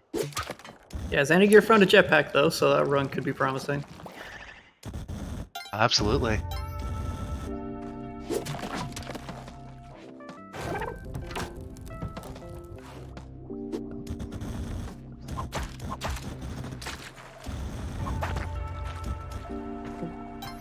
Alright, I like this. Clearing out the exit before doing the Sun Challenge, so just making sure... Yeah, it's the. I actually looked away. Is there a Sun Challenge on this level? There is, right at the bottom. Yep. I was worried that it was the extremely cruel no Sun Challenge on 7-1. Yep, Yeah, he knows. we've seen that a few times today already. You runner. That's so rough.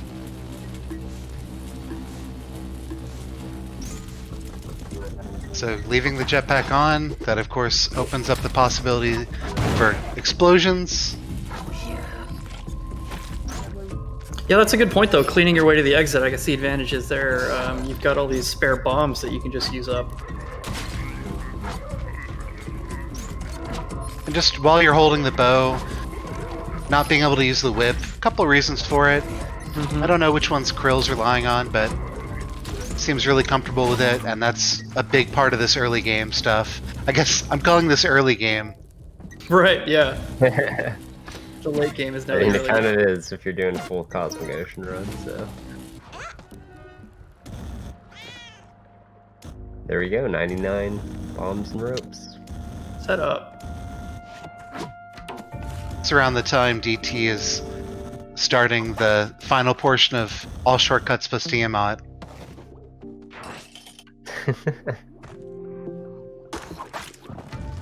Yeah, yesterday were the All Shortcuts plus Tiamat runs, and those were super fun. I definitely recommend people going back and watching those. That's a great way to play Spelunky.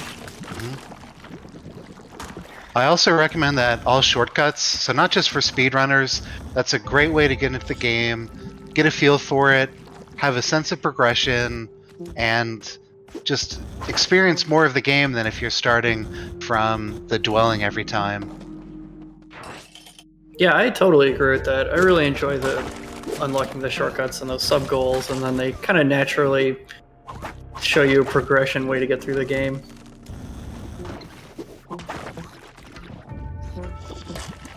And if you're worried it's too easy, it's not. If you're worried it's too easy, sure. Yeah, if it's too easy, leave feedback with Mossmouth. I'm sure It'll they'll make have it some harder. ideas. We're still getting a few balance patches here and there, so I'm sure those ideas will be very appreciated. I love a harder game, so benefits me for sure.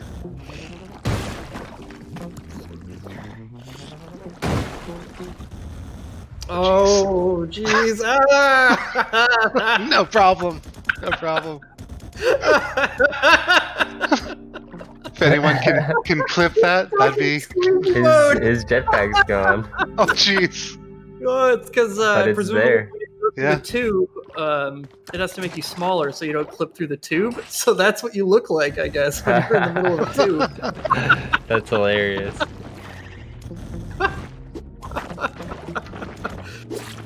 Oh, nice. Alright, so the very serious Handun fight.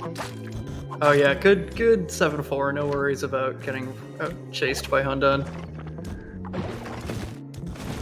Those first couple of seconds when you're just entering the level are really stressful. Yeah, especially thinking back. I think because the first couple times you ever make it to 7-4 and you're not sure what's going on, there's a good chance of Hundun catching you and killing you. So I don't think I ever quite lived down the stressful feeling of those moments. Mm-hmm. Oh yeah. What's the Time- spooky music? Like,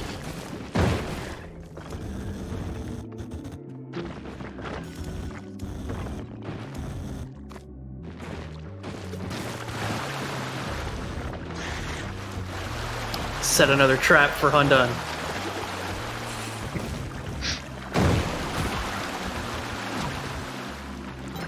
Oh, Oh, jeez. oh, missed it again. So this would be stressful for me, even as a speedrunner, but we saw Krill jumping from head to head with spike shoes.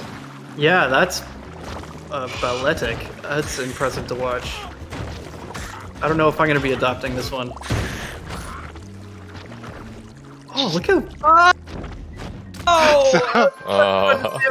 It was. That's potentially what I was worried about. Yeah. But he went in with confidence, and he went down with confidence. God, it looks so good, though. Alright, let's see, where are we headed?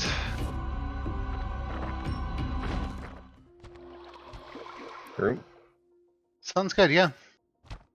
Actually, I haven't spent too much time in Cosmic Ocean recently, just a lot of early game excitement. Krill is being a sport and continuing the fight with Hunton, but Oh, dude. as soon as there I you go. started to... Yeah. Oh, no, it's restarted. Oh well, we tried. Oh, yeah, grew up in a pretty poison-filled temple level. As usual. Yeah. So we just got some feedback from Krill on that last run. So on 7-1, in addition to scouting ahead, he was gathering that extra gold that he needed to even enter the Sun Challenge. So you need I did 50k. not- Yep. Yeah, we didn't even notice that.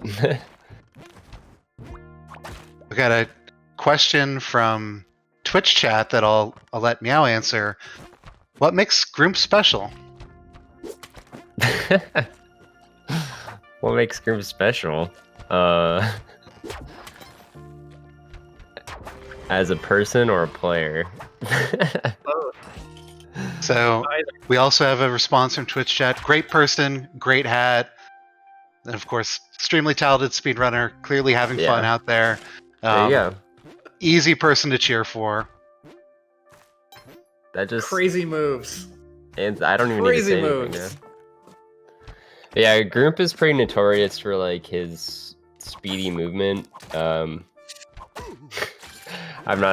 wouldn't say it always works out for him, but it.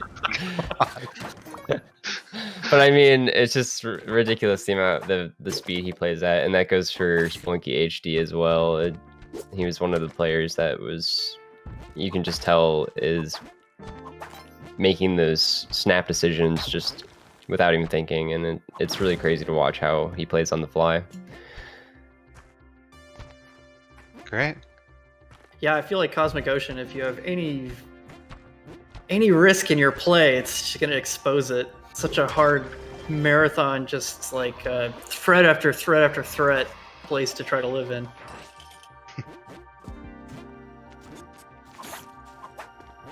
This is kind of wholesome. Should we continue to say nice things about our runners? What makes Krill so special? The way Krill fights Handan. For sure, for sure. So one thing that I can remember about Krill, when I was starting to play Spelunky HD, his video resources on how to kill Olmec and Yama are still some of the things I think about when I think of Krill. Just extremely useful. Even though they're about 4 years old, they're still relevant. We've maybe shaved a second or two off of the optimal strategies, but that's what I think about. Yeah, that's pretty much exactly what I was going to bring up too. Because when I was first starting out, that was like one of the initial resources I viewed, and you know, you get that first memory, and it just sticks with you for a while, and you kind of just associate him with it. But I mean, just great part of the community, and he's done so much for it through his videos and just you know, his guidance and other speed communities and stuff like that. So love to have him. Very nice. Groom's just got all the arrow traps today.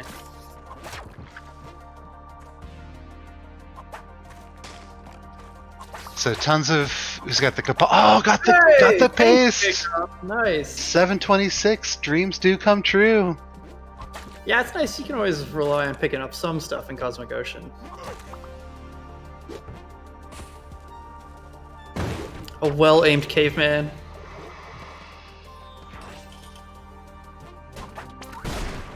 All right, so we should complete the wholesomeness. There's only 3 runners going currently. Everything we talked about for Krill for HD probably applies for Xanagir. It's been really helpful documenting some of the findings in the community. Just a really nice YouTube series. So even if you're not able to catch Xanagir's stream times, I would say the YouTube channel is definitely a good resource to be looking for how to play Spelunky. I picked up multiple of my skips have come from Xanagir's YouTubes. Yeah. Same here. All right, now that we've been wholesome, I think we can once again cheer for unfortunate accidents, as long as they're not too late in a run. Cheer. Gotta stay balanced. I'm just hoping to see Groom.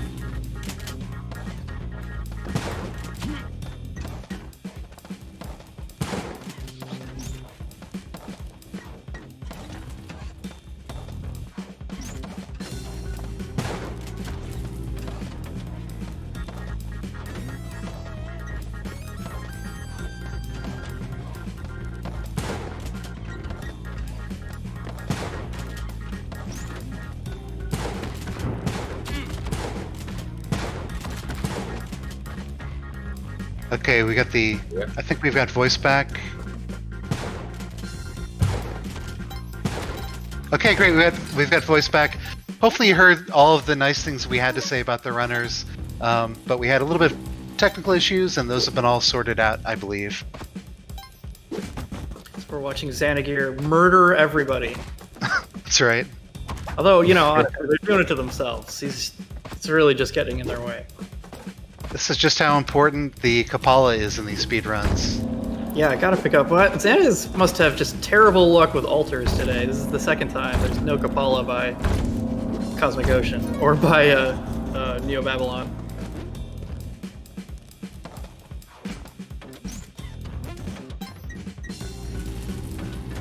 Hopefully there's a cat around here, maybe? I don't know. Since we just came in, I don't know if he's been seen the cat already. Oh, jeez. Really healthy bomb count. Yeah, that's pretty sweet. Probably has the clone gun because he doesn't have a tablet. Nice bomb hit on that bodyguard. Still no sign of cats. Have we heard a meowing? No, I have not. Oh, it's just terrible luck if the cat's like hidden off somewhere. On the left there. On the left Oh, unlucky. Yeah. Well, still, it could be worth enough. I'm not sure. It might be enough. Mm-hmm. With all Should be the really dead close. Yep. Yeah, a dead cat is worth exactly 1/2 a living cat. Yeah. Yeah, there it is. All right, well, this run is back on track.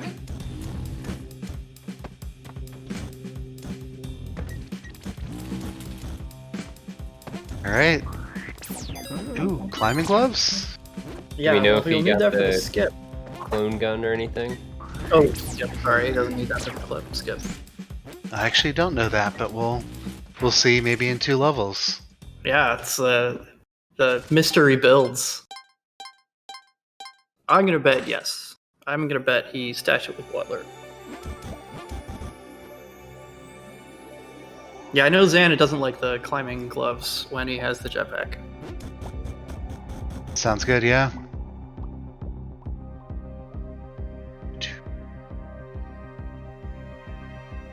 Just the slow ride up.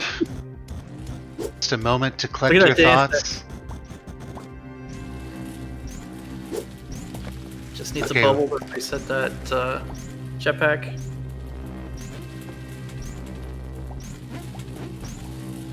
Or he can use the more exciting ground at the lasers. Really nice. It's probably free at the top there, but I also use that extra rope for safety when I'm doing that skip. I like to grab the edge now. I actually find that a little safer than the finger gymnastics of throwing the rope. Mm-hmm.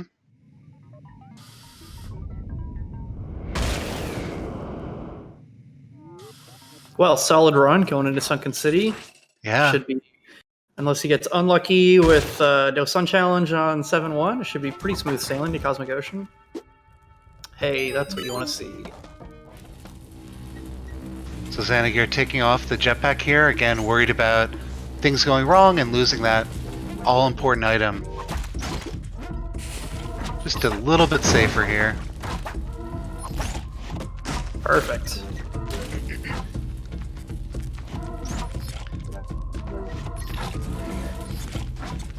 Piece of cake. That used to be a much harder challenge before we learned exactly what to do. Exactly how to cheese it. Sun Challenge is well designed. It took a long time to figure out the Sun Challenge.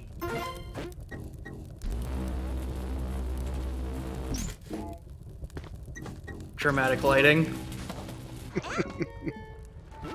Alright, so no. Clone gun, okay. Yep. But still in pretty good shape.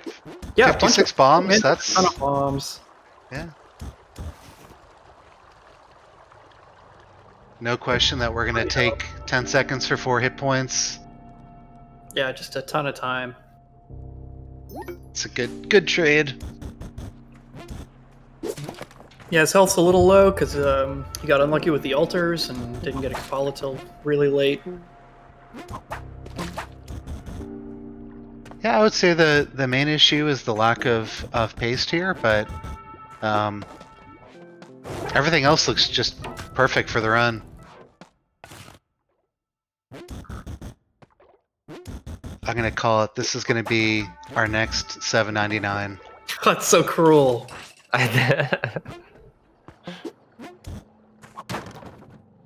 Oh no! Oh god!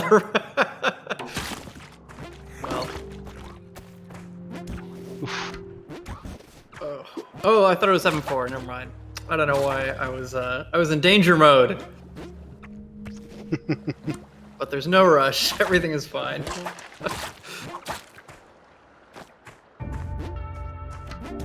Alright, so what else is going on as we see Xanagir climb? We've got Grump going into Olmec, and he's gone the Volcano route and is dealing with Vlad's Cape instead of the jetpack. Krill has the clone gun and tide pool with the jetpack. It's another perfect setup. The only passive is the paste, but that's the best one. There's your clutch items right there. Also have that Kapala, so yeah, we're in great shape here. 2 health. Yeah, and he's gonna go into the wet fur here to get the spike shoes. Getting the guaranteed spike shoes is extremely useful for Hundun.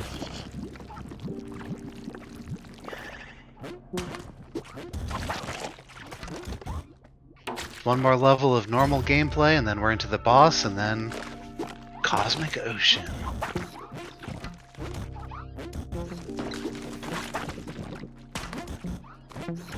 Sailing in the cosmic seas.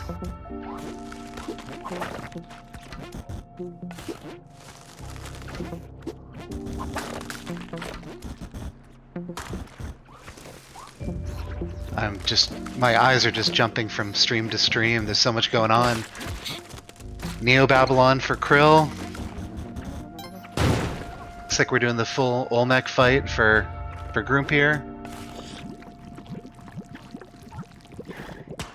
Yeah, these sunken city levels are almost like a nice little break from the stress of all the spelunking that has come before and will come after. Yep. So, like, difficulty goes down a little bit. That's like, not how I remember it my first couple of run-throughs. Yeah. Yeah, but after you spend some time here,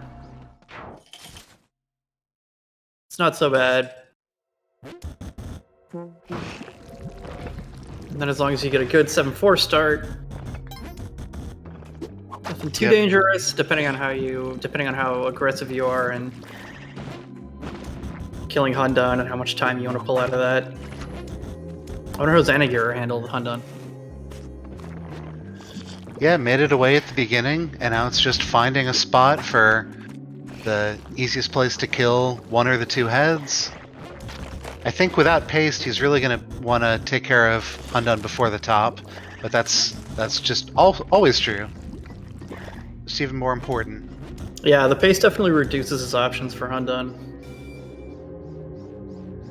In most of my speedruns, I have come up to the top here, cleared that out, and then worked my way back down to take out Hundun. So making sure that after I've killed Hundun, I'm safe to go to the exit. That's of course wasting time compared to risking it, but it seems pretty close to what we're doing here. Yeah, you don't want to find some nasty glue. What do you call those? The things that come out of the ceiling and with a sticky, like the sticky tongues? I call them a tongue trap, but I don't know what the actual journal entry is. Yeah, but you don't want to sticky trap. You don't want to be tricky for. You don't want to be stuck for time and then rushing and find a surprise tongue trap. Oh wow! So nice little bomb whip strategy. This is one of the methods we were using before we learned some of the cheese strats before the climb. Take your time, put the bomb on the edge. Definitely get to Cosmic Ocean. Yeah, that timing was right. It was just the head was a little bit too short, too close to him. Hundun's not quite cooperating.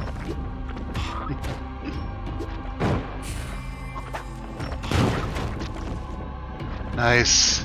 The rebound. Nice Yeah. ricochet. So let's see if we start stomping on Hundun's head here. I don't mind safe strats at all in this case. As long as it isn't that poisoned arrow strategy that we talked about briefly. Anything short of 15 minutes is a win for me.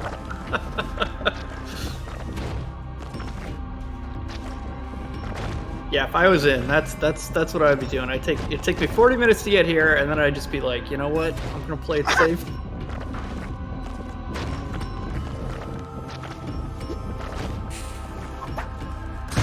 It would take me as long to get to Cosmic Ocean as any of these players to finish 799. All right, let's do this. Very nice. Well, I think this is a good lull in the action, so we're going to take a quick break and remind people of our sponsors. Before we do that, this is Break the Record Live. We're playing Spelunky 2, and we'll come back to some more Cosmic Ocean action in just a few minutes. Thank you to our sponsors, Kaspersky, ViewSonic Elite, and our prize sponsor, Mossmouth, also developer of Spelunky 2, a game we love and appreciate.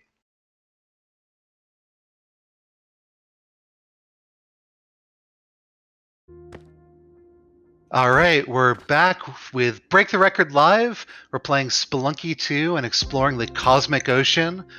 So I just have a couple more minutes with Colin Northway, who's been streaming for the past couple hours. Colin, what has stood out to you for this time period? What have you seen? All kinds of amazingly fun stuff. Groom pretty recently gave that like very athletic chill and skip, which I really enjoyed watching. Who's carrying around two jetpacks? Was that That was Groom. That was Groom carrying around two jetpacks, which is like I love that strategy. Sadly, it didn't work out that time. We've seen like a lot of great Cosmic Ocean games go down in terrible tempo levels, which are, fun in a terrible way to watch. So it's really been a super fun time. I want to cross all my fingers in which Xanadu just short ice caves levels from here on out, here to 799. For sure. All right, well, thanks so much for joining us, and I think we're going to pull in Yandy to the broadcast. But thank you, Colin. Yeah, it's been a blast. I'm going to do some more streaming in a couple hours, and I'm really looking forward to watching more of this. Yeah, same. Hey, Andy. Hello. All right, welcome to the broadcast. Good to be here. Cool. Well, we should, for people who might be joining us at the top of the hour, Meow, do you want to help us out with the current state of the race? I'm going to pull up this leaderboard overlay here. Sure thing. So Cosmic Ocean first goes by distance and then by time. So in first place we have DT, who's currently taking a break, but he completed Cosmic Ocean in 1 hour and 8 minutes, followed by Speff with 1 hour and 22, Krill with 1 hour and 41, and then Twiggle with 2 hours and 14 minutes. So those are the 4 players who have Cosmic Ocean completions thus far. And so we have Hectique, Xanagir, and Groomp, who have yet to complete it yet, but they have made it very far into it. Hectique is at 785 as the furthest he has made it. Xanagir has made it to 773, and fingers crossed that he makes it past this run currently that we're watching. And then Groomp has made it to 766. So those are the times and distances to beat to increase their prize in the prize pool. Very nice. So, Yanni, have you been able to catch some of the recent action? Yeah, I tuned in about 2-3 hours ago, so I've been able to kind of get up to speed and catch some of the runs. Catch Groomp just flying around with an extra jetpack, just for funsies. Yep. Colin gave him credit for keeping that extra jetpack as a strategy. I like the idea of using that as a focusing mechanism. If I'm carrying this, then I'm not going to be worried about everything else going on, and just I've had that experience in HD. If I'm holding a rock or an arrow, I'm less worried about other things. Oh, that's an interesting philosophy. Mm-hmm. I like my whip. Sure. I like my whip too much. Me too. I agree with that. All right, so state of the current runs, we got 2 runners in 7-9, 7-10, and Groomper's going to be joining him in the Cosmic Ocean very shortly. Mm-hmm. And then Twiggle's just getting started again after taking, I think, a little bit of time off. Yeah, and both Xanagir and Krill look like they're in pretty good positions. Of course, Krill has the much better resources and, crucially, paced. But still, Xana's pretty well kitted out. Yeah, lower bomb count than you would want for a really long run, but it's enough. And Yeah. I think the way that Xanagir is playing, opening more crates than we saw maybe Speff on a couple of runs ago. I think we're going to find those resources, and I still think this is a very promising setup. Mm-hmm. Krill does have a little bit of low HP right now, just for the entirety of Cosmic Ocean, but hopefully throughout the run that'll go up and up as he collects blood from enemies. It feels like yesterday we were talking about telepacks and how important those are going to be laid. Today we've been talking a lot about finding mummies in the temple levels to reboost our hit points. Oh, wow. Oh wow, do you see this exit for Xanagir? Yeah, push block, and then there's apparently a fire dude coming on him. Yeah, Oh, it boy. is completely blocked. All right, see the humor. Well done. Definitely enjoyed that exit.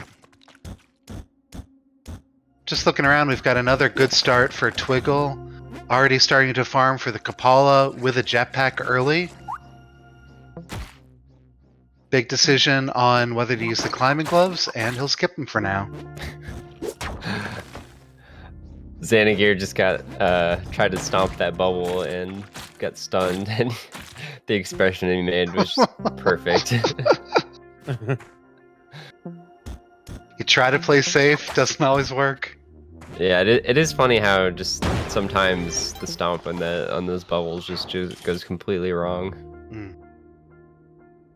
I like that, using an orange frog to trigger that last bubble, and then really easily exiting.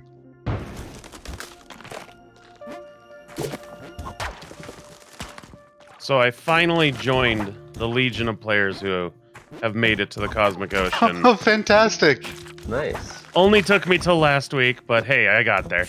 Okay. And first trip to the Cosmic Ocean, I went up to the first bubble, bounced off it into spikes, and that was the run. Oh no! So you didn't even get the journal entry for the squid, right? No. I was in the ocean for about 20 seconds. Oh man. The first runner I saw walked up, whipped the squid, nothing happened, or the jellyfish, and then walked right into it, and then suddenly new journal entry. But also, that's the end of the run. Congrats on 7-5. I mean, that's one way to get a journal entry.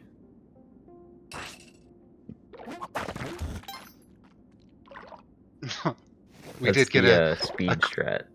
exactly speed strat for the journal entry. Nice. Yeah. I'll remember that for my all journal entries runs. The good news is we've been able to take a clip of the push block exit, so that's going to be forever in our history of this event. Looks like Groomp is just hanging out with a mummy. Looks like, is that Krill? Oh, It's both of them. we're double farming right now. Oh, I didn't Sorry, even I notice. Got Krill. some mummy parties That's- going on. I was trying Anybody to else? correct you. Yep. Anybody else want to join the mummy party? Xanagir's about maybe 40 seconds to find one. Yeah, come on, Xana. Temple level? Are we cheering for Come temple on. level? Oh, I didn't really know you could just go straight up to the mummy's face and be safe like that, like Group was doing. Yeah, that is another thing that I've learned during this event. yeah. Oh. Boy, those cats are just run killers, aren't they? In the temple. We had one run earlier. I want to say it was DT? Poisoned quite a few hit points, but then also cursed, and so you have 30 seconds to live. Maybe it wasn't DT, now that I'm thinking about it.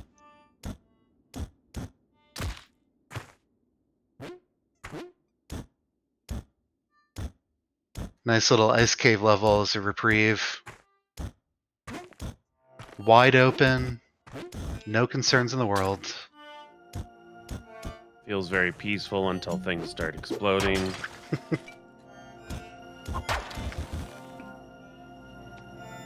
Now, I did notice before I got on that Xanagir passed up a late shop that had pitcher's mitt. And I Yeah, thought that was an interesting decision. Because I'm sure he saw it. yeah. So that's one where I've seen a few runners that seem to prefer it. So Twiggle in particular has been going for that pitcher's mitt. Personally, I'm not a huge fan of it in this game. I loved it in HD, and you needed it for a couple of really important glitches involving hired helps. But it's not as useful in Spelunky 2. It's not something that you, oh, I've got the mitt, I gotta reset. But it's just both not the best and not the worst.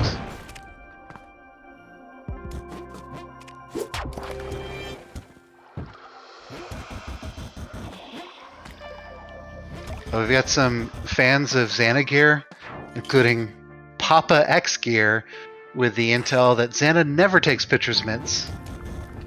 Okay, good to know. See, I'm an always pitcher's mitt person. But then again, I'm not one of the best players, so what do I know? It's all personal preference.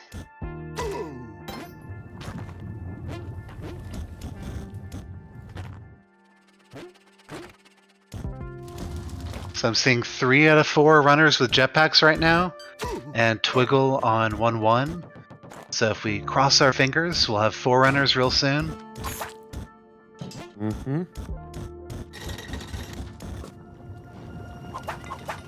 One thing that I was expecting to see more of in this event is runners going to the Geist shop below 1-4 to just increase the chance of getting a jetpack and an early Kapala. I think I saw Twiggle do that once, but I haven't been able to watch 12 hours a day for 2 days. So it's a chance that other people have pulled that off. Not quite. It's more like 10. It's more like 10 hours.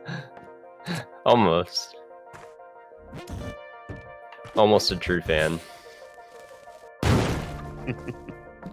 No, yeah, I feel like that strategy is kind of, I don't, the risks might be a little too much for that, but I'm not really on these guys' levels, so can't say. Our opinions are equally valid.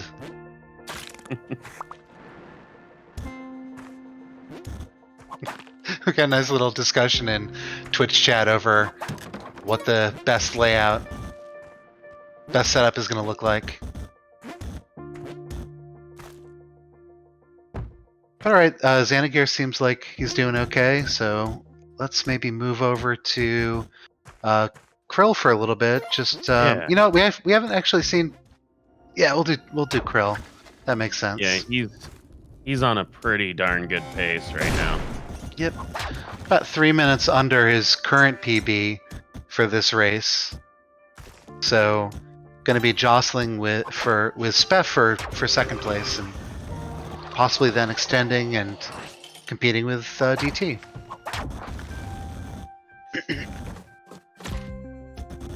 And if I have this right, I think I took a look at the Mossranking leaderboards, and do I have it right that both DT and Speff PB'd today? That's right, I think- DT. I think DT by like a minute or something like that. And Yep. You Yeah, got it. super impressive. Once again, whenever somebody PBs during a live event, I'm so impressed.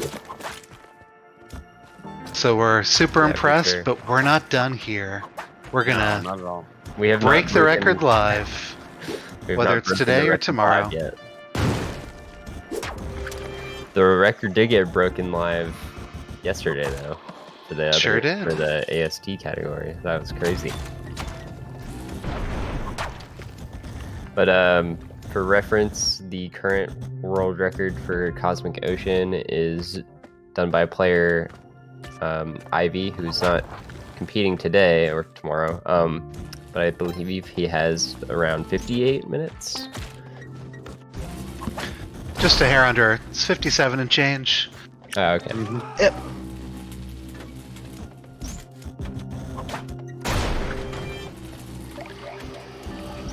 The other thing to look out for is we're apparently getting so much interest from new runners that Mossranking is currently crashed.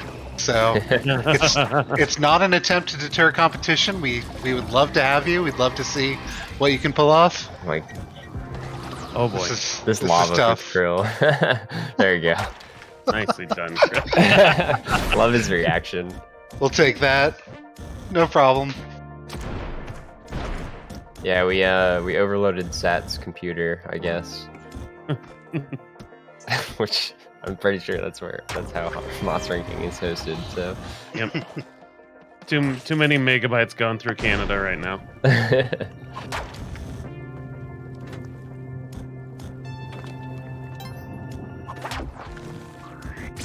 Oh. UFOs near shock traps always give me pause.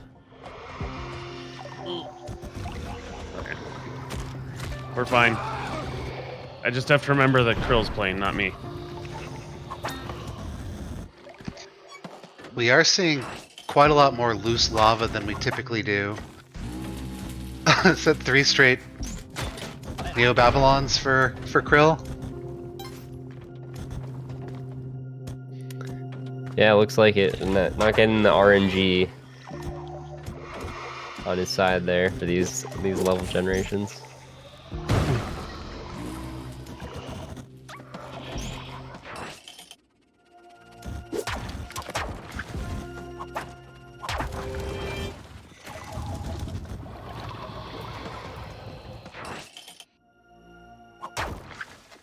The new Onk animation makes it really easy to see when a runner has taken a death in Cosmic Ocean.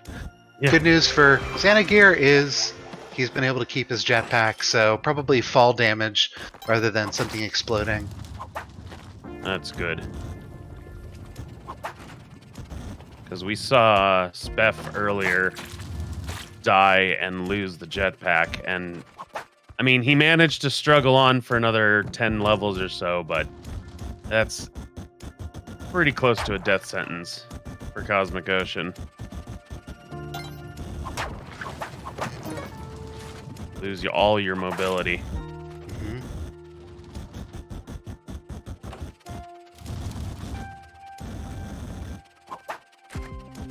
So just looking around, Krill continuing to be on excellent pace. Yeah. About 5.5 minute improvement over his previous PB. We've got Xanagear on 7:24, chugging along. A little bit slower pace, but we're looking for that first completion to move up the leaderboard. And now Grump is also starting off in the dwelling again, and we're also pretty early game in Twiggle's screen.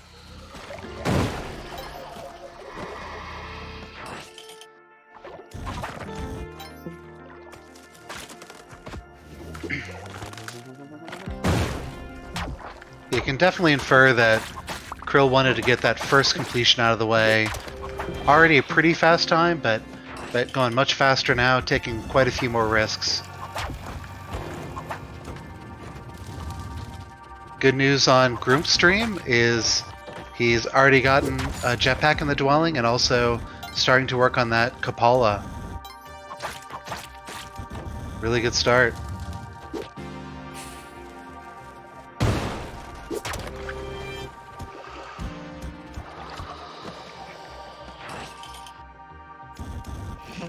Another pretty good level for Krill. Anytime you're finishing in less than 30 seconds, that's gonna generally be making progress towards a PB in this event. And that was about 22 seconds.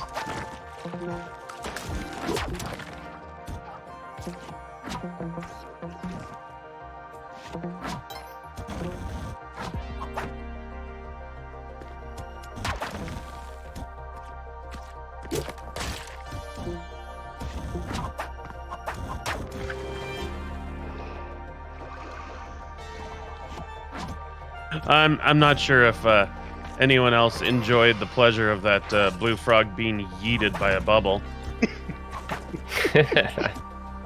I thoroughly enjoyed that. There's a lot of weird physics around those bubbles. I enjoy when things get yeeted, so. It's a pretty general principle there. Yeah. Yep. Just in general. Just across the board. One thing that just surprised me there, Krill was about 2 tiles away from an open crate and didn't bother checking it. So that's just a sense of how quickly the runners are. Oh, wow. Okay. How quickly Twiggle is pushing this run. Was that a UFO that hit a bounce trap that then exploded ceiling spike traps that he was standing on? Something in that vein. Yeah, it was it was a classic Spelunky Rube Goldberg. Yeah, the only thing that was surprising is Krill is still alive. Yeah. Wow, this pace is looking even better. So now Yeah. I'm seeing almost 10 minutes faster than his current PB. So should just infer from that the pace has been much faster than the previous run.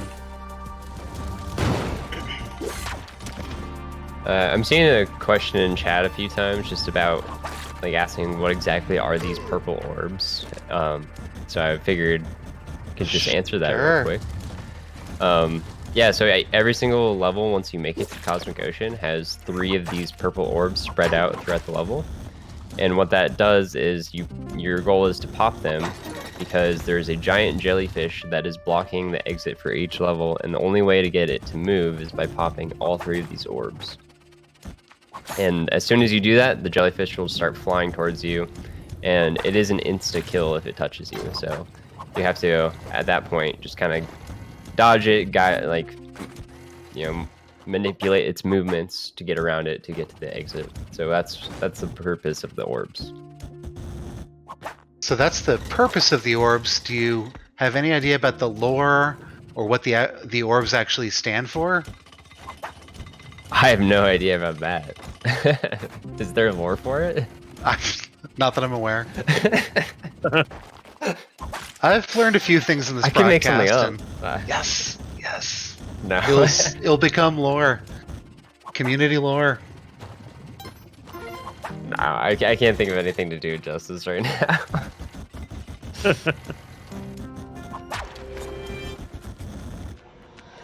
Oh, there we go. Oh my gosh, the lore for it is too funny. Boy, Krill had to search for a while for that last bubble.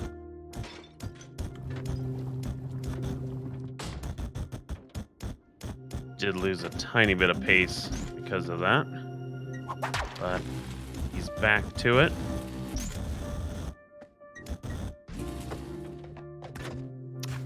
Yeah, the splits are looking pretty good for him. If he keeps this up, there's a good chance he could compete with Speff here. Mm-hmm. Which would could be nice moving up a spot. Yeah, and he has great resources. Oh yeah, for sure. If I was him, I'd be pretty confident right now.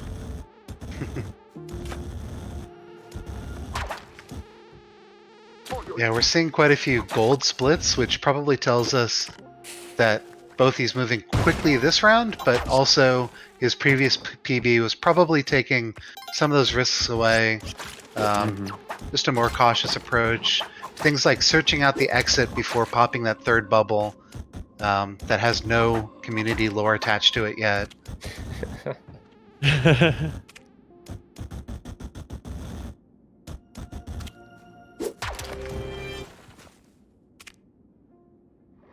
And I'm seeing Xanagir in 728, taking a little bit more of a cautious pace, probably because of lack of paste.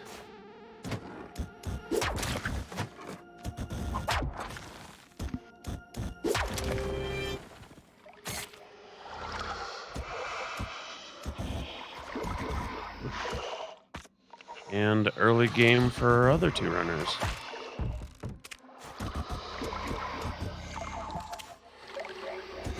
Group doing some gambling. We've seen this quite a bit throughout the day, but I do love the strategy of popping the bubble, then waiting to hear what direction the jellyfish is coming from, and then using that to infer where that exit is going to be.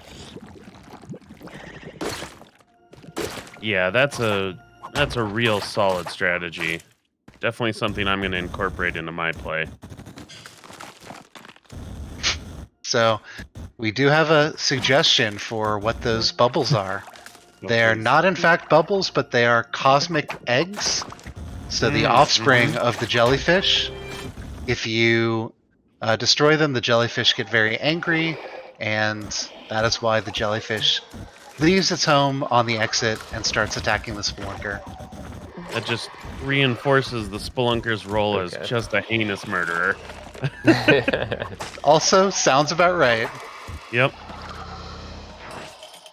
Yeah, the spelunker is actually the bad guy here. Yeah. Throughout the whole game.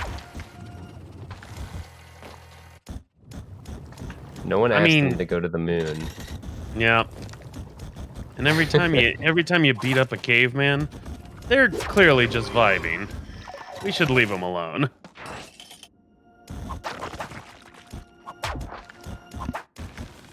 Super fast level there. Yeah.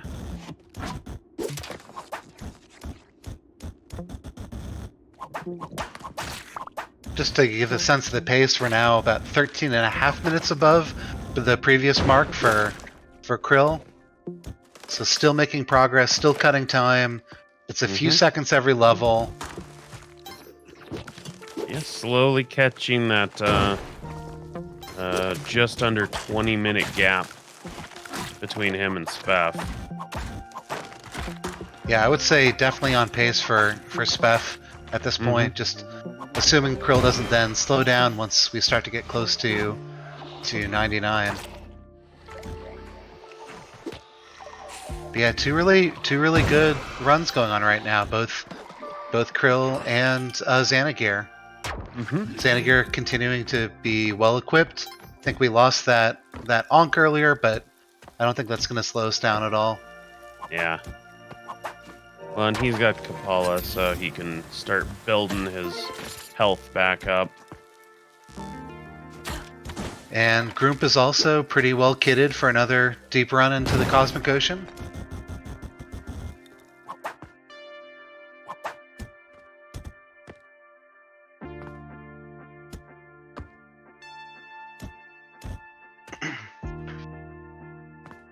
Looking good.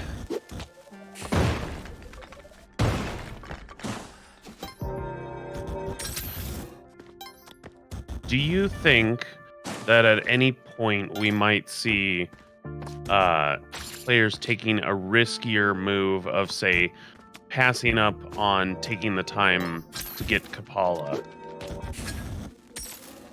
I think Kapala's a little bit too good. Yeah. We're probably talking about a minute time save if you wanted to do that. I don't think we're optimized that much in their current PBs, race PBs, or even the world record that it makes sense to skip. But that might be relevant someday.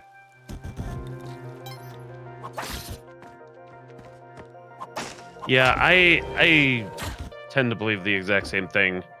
But you know, it's an interesting discussion over what players give up in terms of security to push the time. Sure.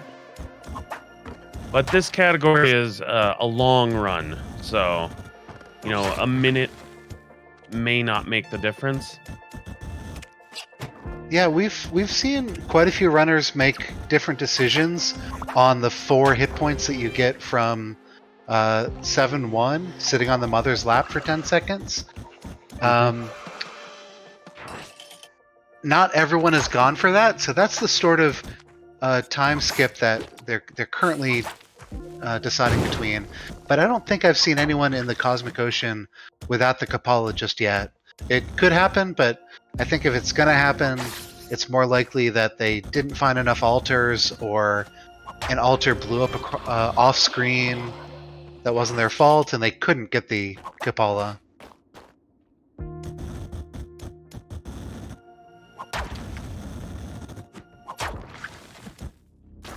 But maybe someday.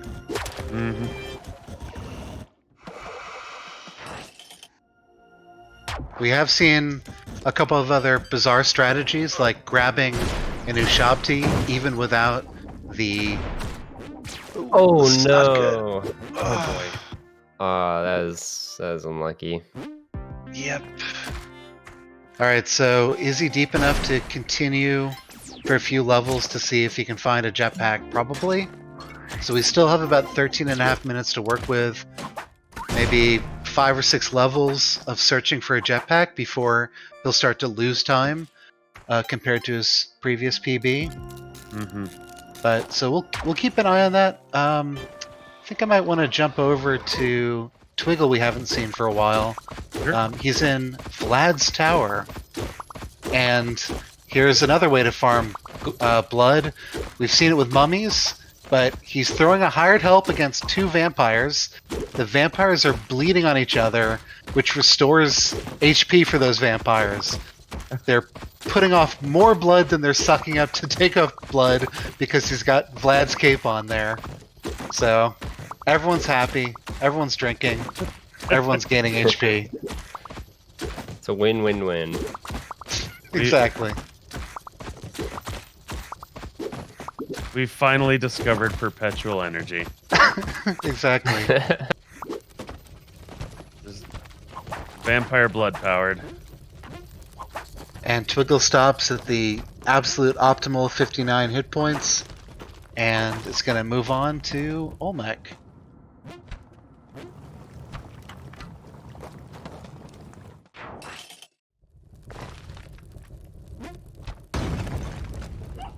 Is that?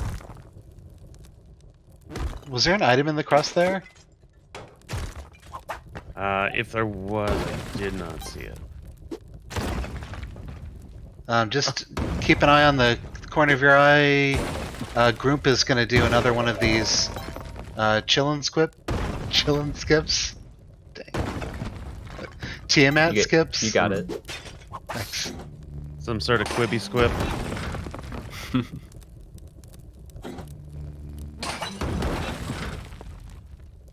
Yep, and Grimp has the clone gun.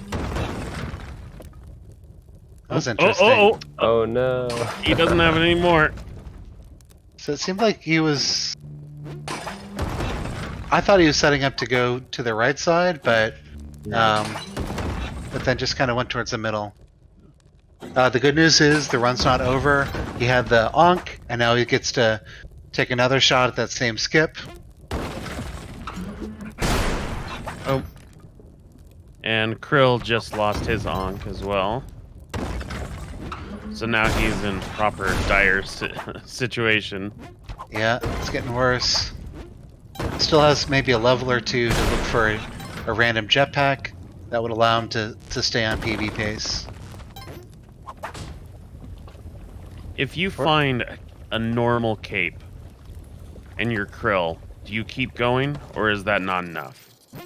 Probably extends you by a couple of levels, but you're certainly not happy yet at that point. Oh, sure. Yeah.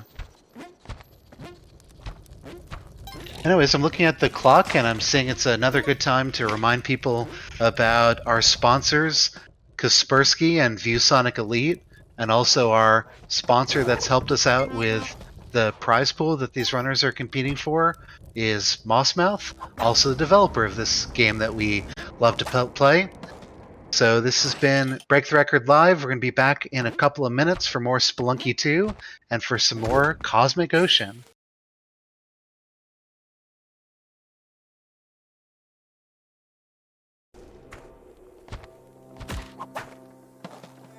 Hey everybody, welcome back to Break the Record Live. This is Spelunky 2 and we're diving into the Cosmic Ocean.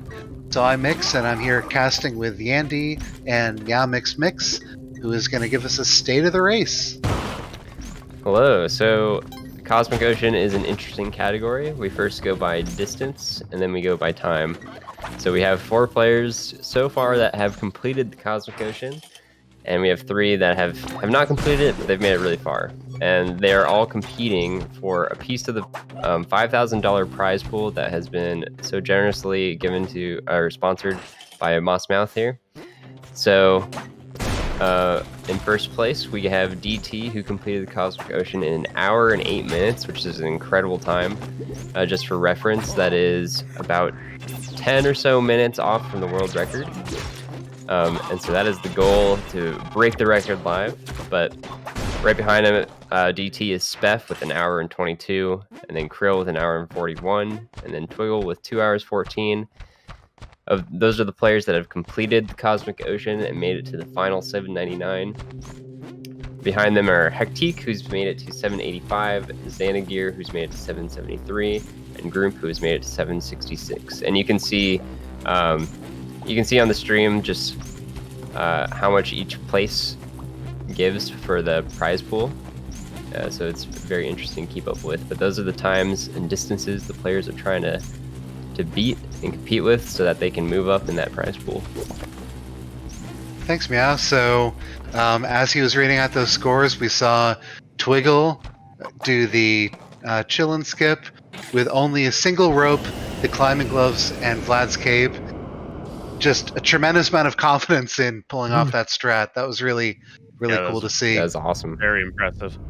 The one thing I should point out from the break is Twiggle also had an interesting interaction. He got into a fight with Van Horsing.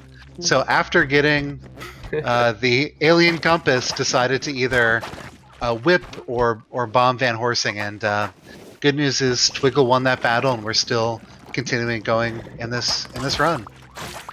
Another fun thing to point out, Xanagir continues to make progress in the Cosmic Ocean in his run. We're now on 738 and still really good shape with 69 hit points and double-digit bombs and ropes as well. Very promising run.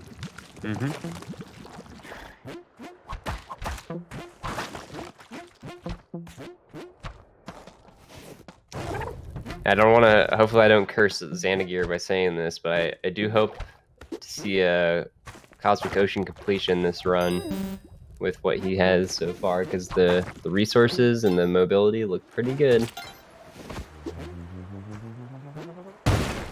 Yeah, he's definitely set up for success. Although some paste in a crate would go down smooth. Yep, all these runners proved before the competition that they're more than capable of completing this run and putting on good times.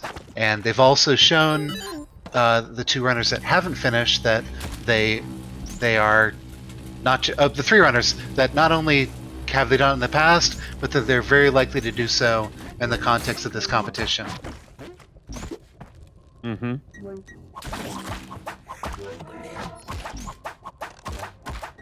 So another run through this Sun Challenge.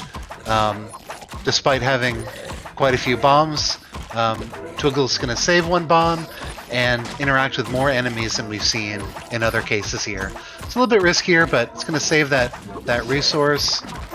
He doesn't have the clone gun, and so resources are going to have to be something he's monitoring more than other runners here.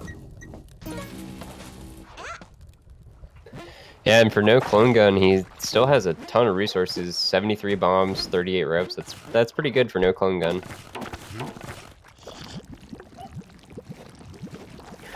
Yep, so really good seed. Only thing that I'm seeing that's missing would be a jetpack, but I think Twiggle's very comfortable with Vlad's cape. So it's going to try to continue to keep an eye on the other runners.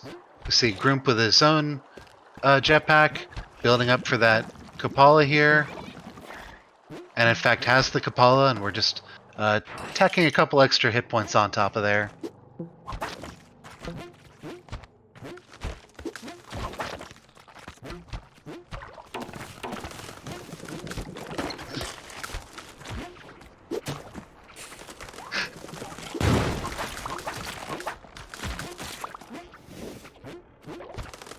So the other question is, do we have an idea of what kind of start these runners are looking for? Like, are they looking for good equipment as early as 1-2 in the first shop, or are they content to wait it out a little bit longer? So we have seen some variety in that.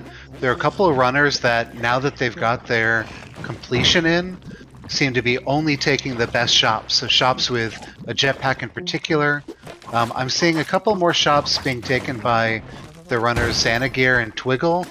Both runners that feel very comfortable that they can compete quickly using Vlad's cape. And I think that's the key difference. Some of the runners earlier were also going to the black market to see if there's a jetpack, but I do think that the 1-2 and 1-3 shop jetpack is really what the runners are holding out for.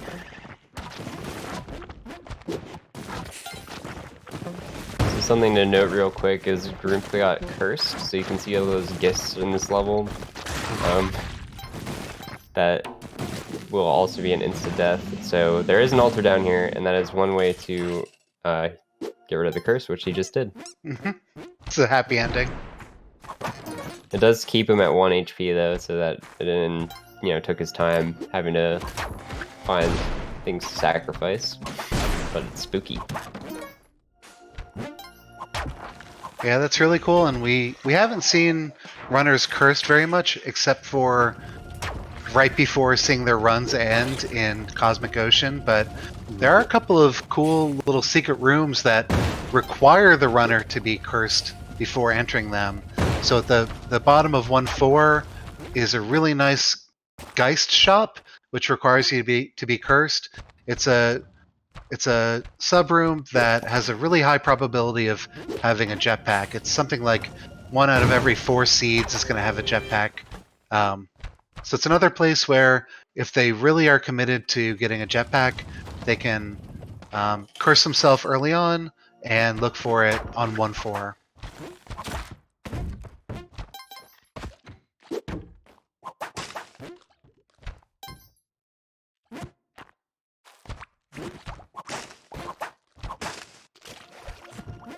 I'm seeing Krill is early on in the jungle, but is set up really nicely.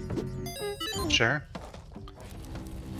Yeah, Okay. Krill has probably been the runner that has headed to the jungle more than others, and he's looking specifically for paste and hasn't been as concerned about finding a black market where he could find tons of additional resources. And I think that's because he's been pretty honed in on the clone gun strategy for getting resources. So that's the recipe. It's get a jetpack in 1-2 or 1-3, and then find paste if he needs to in the jungle, and then stock up on the actual resources through the Sun Challenge and the clone gun. Mm-hmm.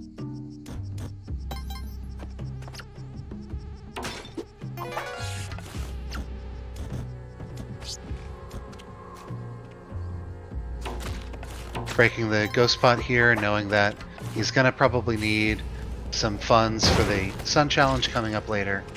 Or the Star Challenge first.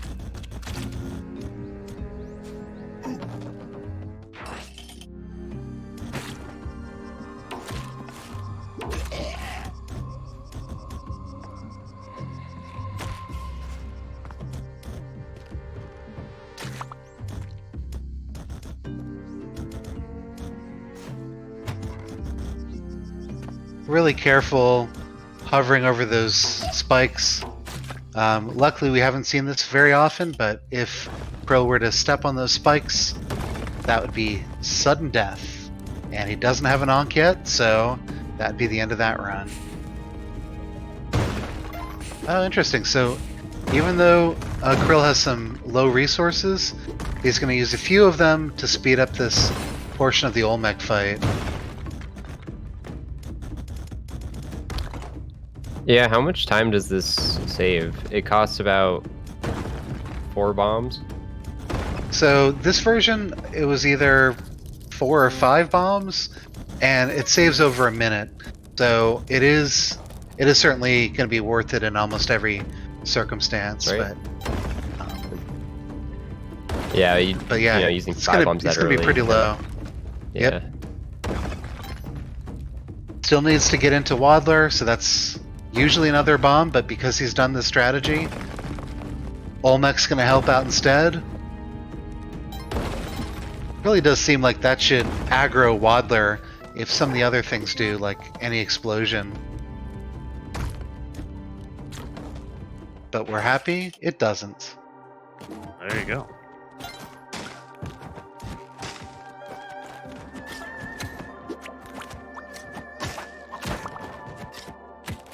That was cool to watch. Hopefully that pays off later in the run.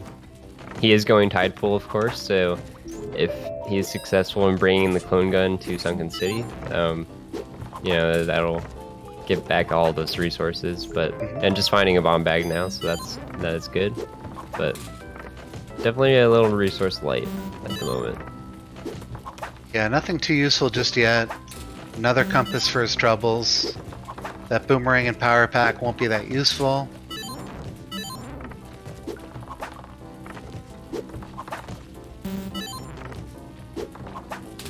So one thing that might not be obvious to people who haven't seen this before, when Krill is whipping those dice as they come down, that's manipulating the RNG and forcing it to be in either a 1 or a 6 there.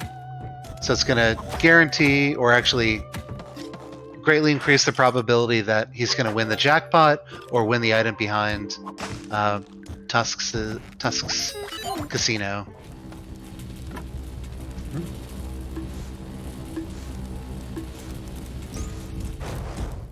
And here he is going for the Sun Challenge, which is infinitely easier when you have a jetpack.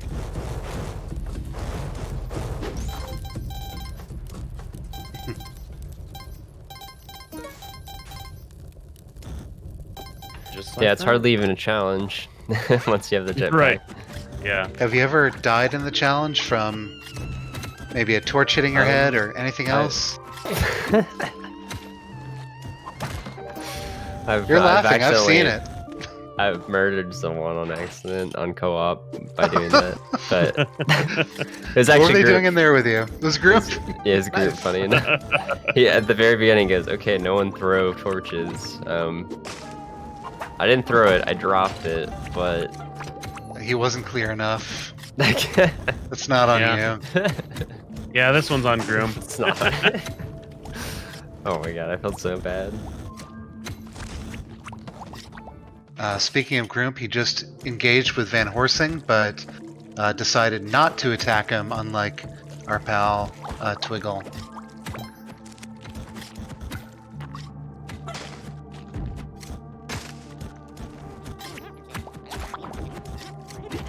I think I'm gonna move back over to Xanagir, see a little bit more of Cosmic Ocean. Krill's making really good progress, and we'll probably see him in CO pretty soon as well. But here's Yeah. Xanagir. Yeah, and now on Zaniger's getting 748. fairly close to his PB of the day, 773. So that's what he's trying to beat. Hmm. And possibly getting past Hectique at 785 would be the goal here. Oh, almost got stun locked. Yeah, Hectique had quite a few really good, really quick runs, but never quite made it to 799. I suspect that's going to change either towards the end of today or early in tomorrow's broadcast. Yeah, you can see Hectique's time when he died in 785, which is 59 minutes 58 seconds, which is pretty close to the pace of DT. It might even, given the good enough levels, it could have even surpassed that. Yeah, it's very similar. So that is a very quick pace at that level, but unfortunately, it is distance and then time. But Yep. Hex has plenty of time to get more runs going, For sure. and I fully expect that out of him, because he is definitely one of the folks that is most comfortable playing in the Cosmic Ocean. Oh! Yeah, quick fun talented. fact about Hectique is he was the very first player to get the Celeritas, or however you say it, the speedrun constellation.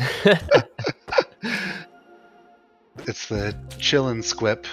Chillin' Squip, Celeritas, which is beating the Cosmic Ocean under 2 hours, which at the time was seen as this unbelievable feat, which it still is, honestly.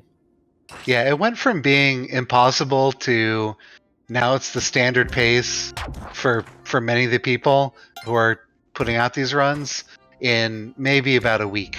So it was completing and then breaking that mental barrier beyond completing Cosmic Ocean, and then, oh wait, we can do this really quickly. Why not? We're speedrunners.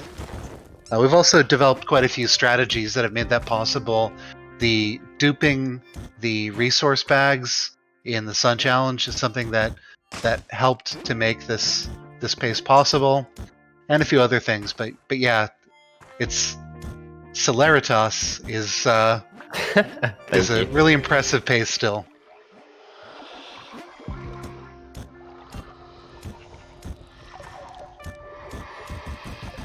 I appreciate the correct pronunciation there. It's what I've heard other people say, but I wouldn't.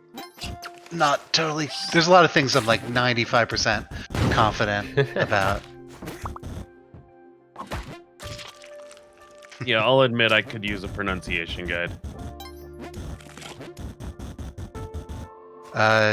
Yandy, how would you pronounce the Lobster Samurai and Tide Pool? Oh, I just call him Dr. Claw. It's a regional difference. Yeah, it's the accent. I don't even know that the character's name. Hold on, I'm gonna look it up so that I don't hear it first, and then I'm just gonna shoot from the hip. Is he not just Lobster Samurai? That's all I call him. We're gonna find out from. So I actually don't know how to pronounce it. I know how I can recognize it in text now. But Panksy? There's a good chance that X is not pronounced like an X, though. So yeah, Dr. Claw, Big Crab I'm seeing in chat, Lobster Samurai. Okay. Yeah, A translation from Twitch chat that I can't independently verify, but apparently Panksy means lobster. It means crab, so that should resolve some of the ambiguity over what animal is being personified. Yeah, Panks. Yeah, I would go for Panksy or. And we've got some also competing pronunciations. But while that was happening, while we're having that fun, we had Oh, a no. volcano Oh, level no. for Xanagir, who's going to go poor down at Xanagir. 752. But a very promising run until suddenly there's lava, and suddenly we're done. So I'll let one of you decide where we go next. Who's most How about interested? Twiggle? Sure. So Great. Twiggle in the Cosmic Ocean already, making really quick pace. He had a little more casually paced run early on, and so this is now 19 minutes faster than his PB was. So Meow, I think our time is coming to an end pretty soon. Anything Yep. stand out for the last couple hours, or? I mean, there's been all sorts of crazy plays in this game, and I'm constantly impressed by all of them. Being a not as active runner as them lately, but it is just amazing what they're doing. So I don't have anything super specific. I wish Xanagir and Gru, currently playing right now, the best of luck completing the Cosmic Ocean, and I really hope to see that hopefully today. Yeah, we've still got plenty of time left, and I'll just echo Meow's sentiment. I've had a ton of fun casting. I'm going to be back at the very end of today's broadcast, but until then, we're going to kick it over to a new commentator, and I'm going to bring in Twin and Argik, who are going to take over from us. And lastly, thanks, Yandy, for being a part of this segment with Meow and I. Of course. All right, so I leave you in the very capable hands of Twin and Argik. Take it away, guys. Hello, thank you. How are you doing? It's been great. I've got to spend a day and a half watching Spelunky. What could be better? Oh, definitely, right. I mean, it's certainly been a lot of fun. We've got a lot of great moments that we've seen from all the runners here. Let's hope it continues into the rest of the evening and then again tomorrow. Sounds great. Well, good luck, everyone. I'm out of here. See you later. See you all later. But yes, hello everybody. I am Argik. I'll be hosting for the next couple of hours here. And as mentioned, we do have Twin and Yandy still with us. Hey guys. So tell us, how's it been going? I see Twiggle with a nice PB pace here, and in 7:23, 20 minutes ahead. I've been away for the past 3 hours. How have things developed? We definitely seen some good runs. We just saw one unfortunately come to a premature end from Xanagir, but he was on a pretty decent pace, and Krill had a pretty deep run as well. So he seems to be pretty consistent in his method of getting himself kitted out with all the equipment he needs. So I've seen a lot of good, at least good resource-wise attempts from him. Sweet. I see we still have that alien compass strat on Twiggle stream. A big loadout, huge loadout each time I watch their attempt. Like, usually we see some runners like Krill that has only like a few items. And Twiggle has almost like the full complete set. Obviously the Katana, which is one of the most important items for that category. Lots of bomb, lots of ropes, but also the spring boots, the compass, and like almost everything. But no jetpack. The jetpack is super useful, but it seems like the flat cape that with the ability to flutter and the double jump is enough for them. Mm-hmm. Yeah. Twiggle does seem to prefer the Vlad's cape. He seems very, very comfortable with it. So I wouldn't be surprised if we don't see jetpack that often from him. I mean, obviously, if they have like a good seed with an immediate jetpack at the start, I think they'll consider it. But Sure, hard to the pass thing with it. the thing with the jetpack is that it's random. You know that Vlad capes are always there in every single seed. If you manage to get there, which can be pretty long depending on the lava and how Volcano is behaving for you, but you know, and it doesn't explode on you, so Yes. you know. Big plus. Was it always a Huge benefit? What's that? My movement doesn't make me explode.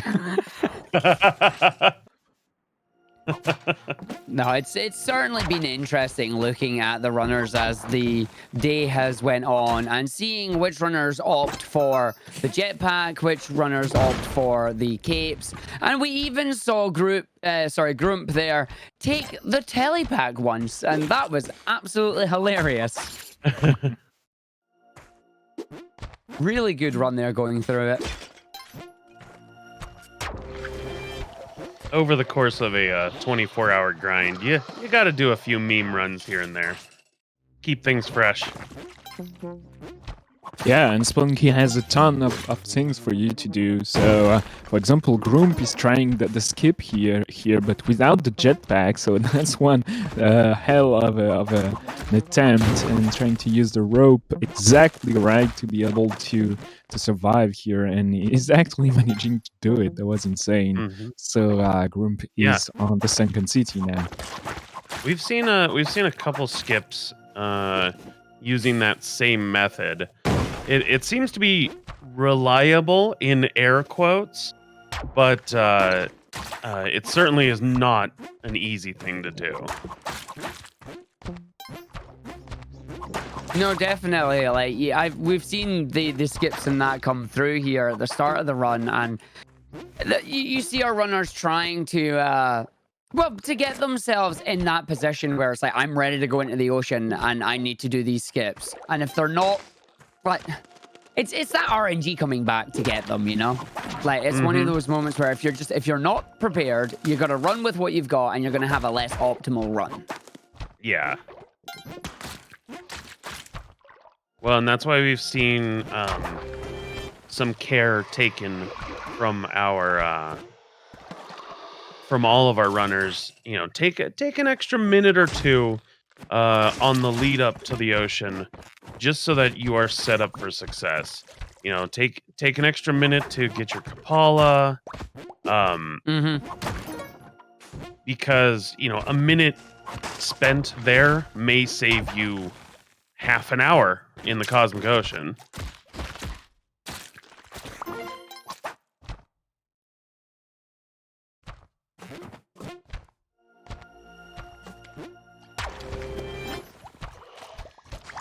Now, I'm just thinking about that there as well. Like, looking at the leaderboard right now, you can see that we have 4 of our runners. We've got DT, Spef, Krill, and Twiggle all managing to reach that floor of 799. And then you've got Hectic, Xanagir, and Grump. All of them are still currently trying to get through the ocean. Something that I've noticed, and I seen a message from Hectic when he was finishing up for the day. He was turning around and saying, it's like, maybe I was playing too aggressively. And it's interesting to see that statement come out, because looking at the playstyle and looking at how Hectic was progressing, he got far. He got to 85 in less than an hour, right? Like, that's an insane pace. Just couldn't close it out. And then looking at what Grump did, Grump decided, I'm trying teleport strats. Like, I'm taking the telepack, we're going in. Got fairly far with it, but then unfortunately also ended up meeting a death eventually. So it's one of these moments where you're going to find, maybe not tonight. I'm not entirely sure what Twiggle, Krill, Grump, and Xanagir are thinking at this moment in time. Like, I wonder if they'll just continue on as they are now. But tomorrow, it wouldn't surprise me if we start to see some of the runners who already have completed runs get a bit more aggressive, and those that haven't got one yet trying to take it that little bit safer. Yeah, I correlate it to how I personally approach a new category of speedrunning.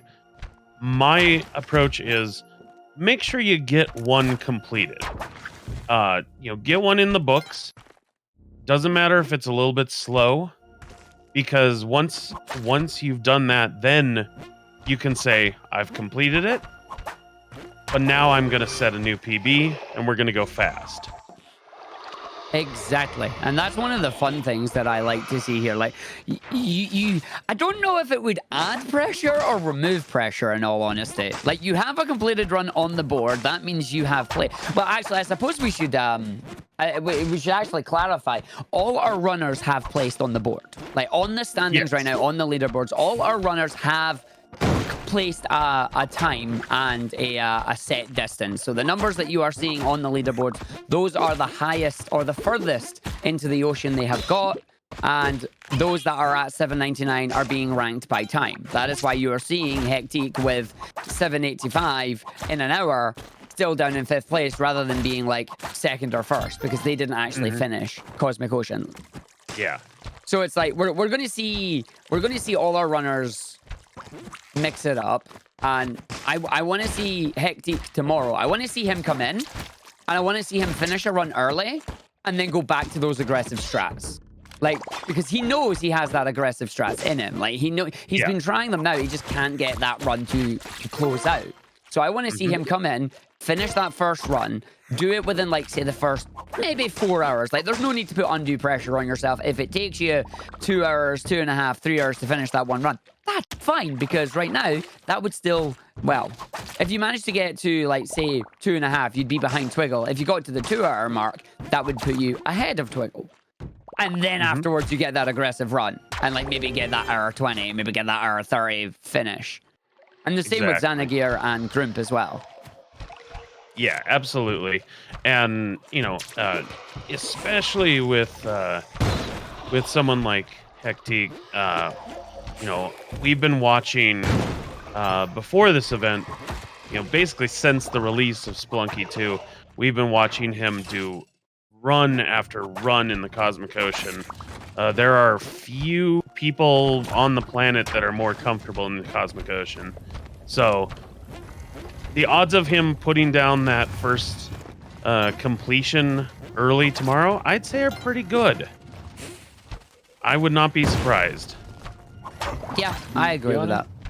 I would not even be surprised if that first run was with aggressive strats, considering how Hectic has been playing. Like, he's fast and goes full ham. Like, it's one of those runners where they cannot slow down, feels like. So I'm really impressed with how they play, and I'd rather see them like play comfortably, even if it's a little bit riskier, rather than restraining themselves and then get a time that they would not necessarily be super happy about, and then having to go fast anyway in order to beat that time. Especially considering like you have to beat that 2 hours and 14 minutes if you want to climb up that leaderboard. So it doesn't matter anyway. Twiggle has been poisoned, meanwhile, on 735. So now they were not very happy about it. Like the webcam clearly showed that, and now they have to deal with the health management as well as resource management and finding the exit. And that crushing block here, that exit is hell. It's going to be interesting. Well managed, though.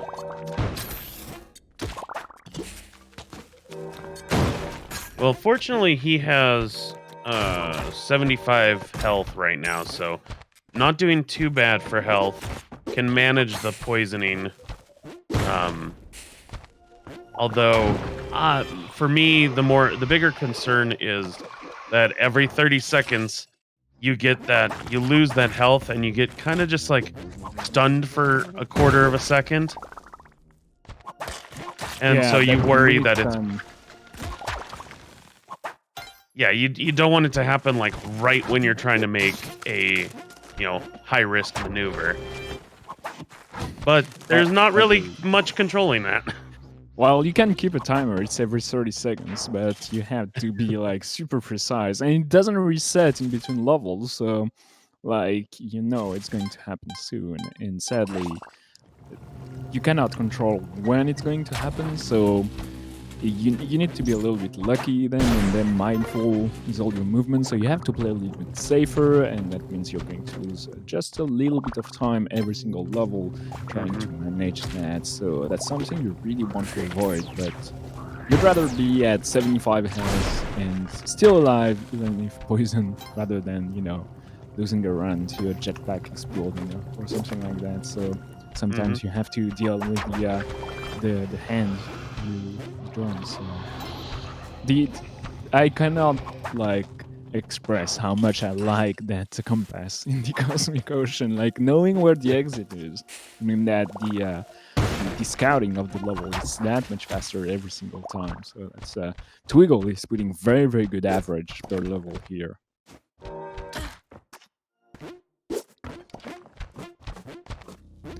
And trying to find those 3 orbs, but also bring the exit a little bit. Lots of temple seed here, and having to deal with those instant death blocks can be a little bit tricky. So yeah, they're very mindful of their steps and trying not to get jellied there. Very well done. But temple again. So here we go. That seed is not nice.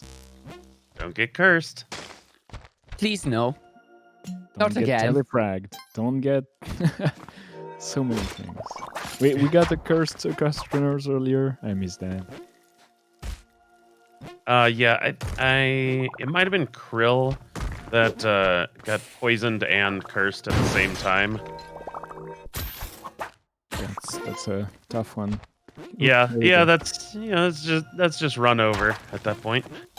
Yeah, pretty much. You cannot recover from that, except if you have the ink, I guess. Twiggle has still one. You barely see it with the poison and the crown and all that's happening on top left of the screen, but he has that one extra life, and you can recover from one death, especially with the Vlad's cape, because it means usually that the cape is still there and you keep all your stuff while it's dying.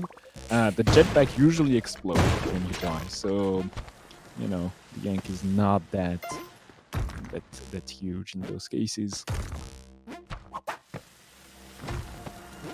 But temple again. How many levels in a row on that biome can we have?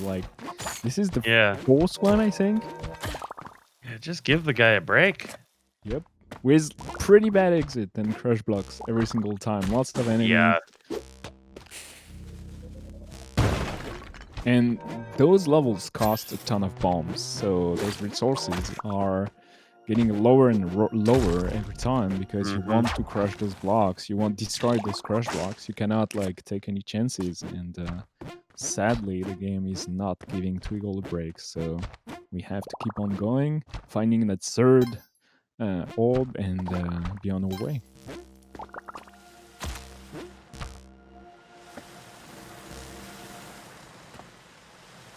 Still 20 seconds ahead, 20 minutes ahead, 20 minutes and 20 seconds ahead, so that's pretty nice. That's exactly the time you want to see when you're Twiggle and you're trying to beat Krill. But it's going to be a race between those two, actually. Considering Krill is at 7:27 here, 2 minutes ahead of PB. So that's about, I don't know, 20 level ahead, but you can make up with a jetpack and no poison quite a little bit of time every single level, so we'll see how well these two do. No temple here, so that's a sign of relief. I'm going to have to deal with those tubes, Twiggle choosing to break them, and going to be careful with that arrow now that's going to fall infinitely. Yeah, the warp around of the level is evil a lot of the time. You just forget about some stuff that are falling and you get Spelunky at some point. Yeah, you really have to log everything in your head, okay, that poisoned arrow fell off the edge over there, so I just always have to know it's somewhere about to hit me.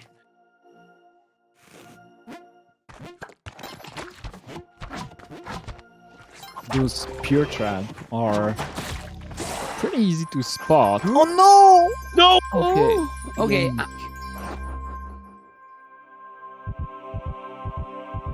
That arrow trap was so mean.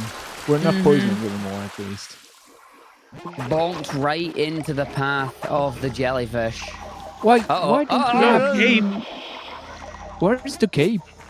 Why did we lose the cape? Oh,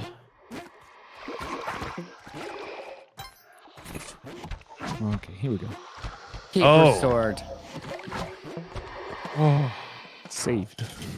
The sigh of relief as the cape is picked up. yeah. You really need that that movement ability, you know, like the extra control that the cape provides is invaluable in Cosmic Ocean. Losing that would be not necessarily the end of the run, but would certainly make it more difficult. Yeah, that would hurt the timer quite a bit. And let's not forget about the fact that you have extra blood with Capella and Vlad's cape, so Twiggle is going to get back a lot of HP pretty quickly with that. So it's another good thing to have. We are only at 5 HP here, so you know that's a little bit of a concern. Obviously, if you want to, you're safer at 75. Let's put it that way. Yeah, that's the interesting point. It's like you're saying safer at 75 against certain objects and certain attacks, yes. However, there are still always going to be those dangers of the instant kills, the crushes by elevators or blocks, hitting the jellyfish, or maybe falling into some lava. You know, there's still plenty of insta-kill traps out there just So waiting. Absolutely. But the grind part of Cosmic Ocean means you have to have a lot of HP. Like, you are going to take a few hits here and there. You might get poisoned even, and you have to survive that. Okay, let's not get cursed here. Those cats are... well, if you kill them and you're in front or behind them, you're going to get hit by those smoke clouds, and those curse you. So you have to be far away or above them, like just jumping on the head. It's a little bit tricky to dodge those, but the curse is really run over at that point. There's no end left, like you cannot recover. Well, you could theoretically, but it's tall order. Do you think he's going to try and find a mummy? I feel like this is a good time to do it for sure. Yeah, you would hope for a mummy. Even if you're not going to like fill up on health, just man, an extra 20 health would be pretty nice right now. Alright, be careful. No, get in. Don't mind me. Oh, jeez. Squeaking through there.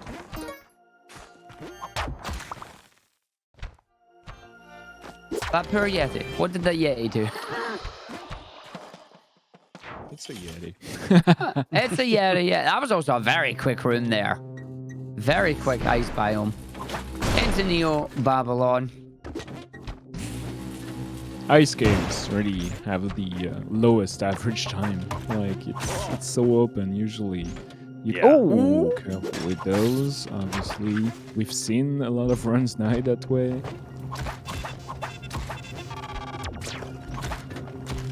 Yeah, he's really trying to get as much health as possible on those enemies. Really falling the blood. That was risky using the whip here, but when you have the spike shoes, you just deal damage so much faster.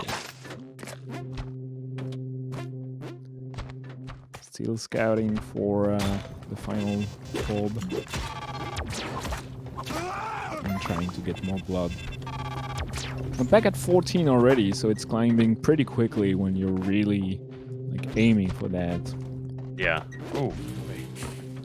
The place is evil. There's a maze of shock traps right there.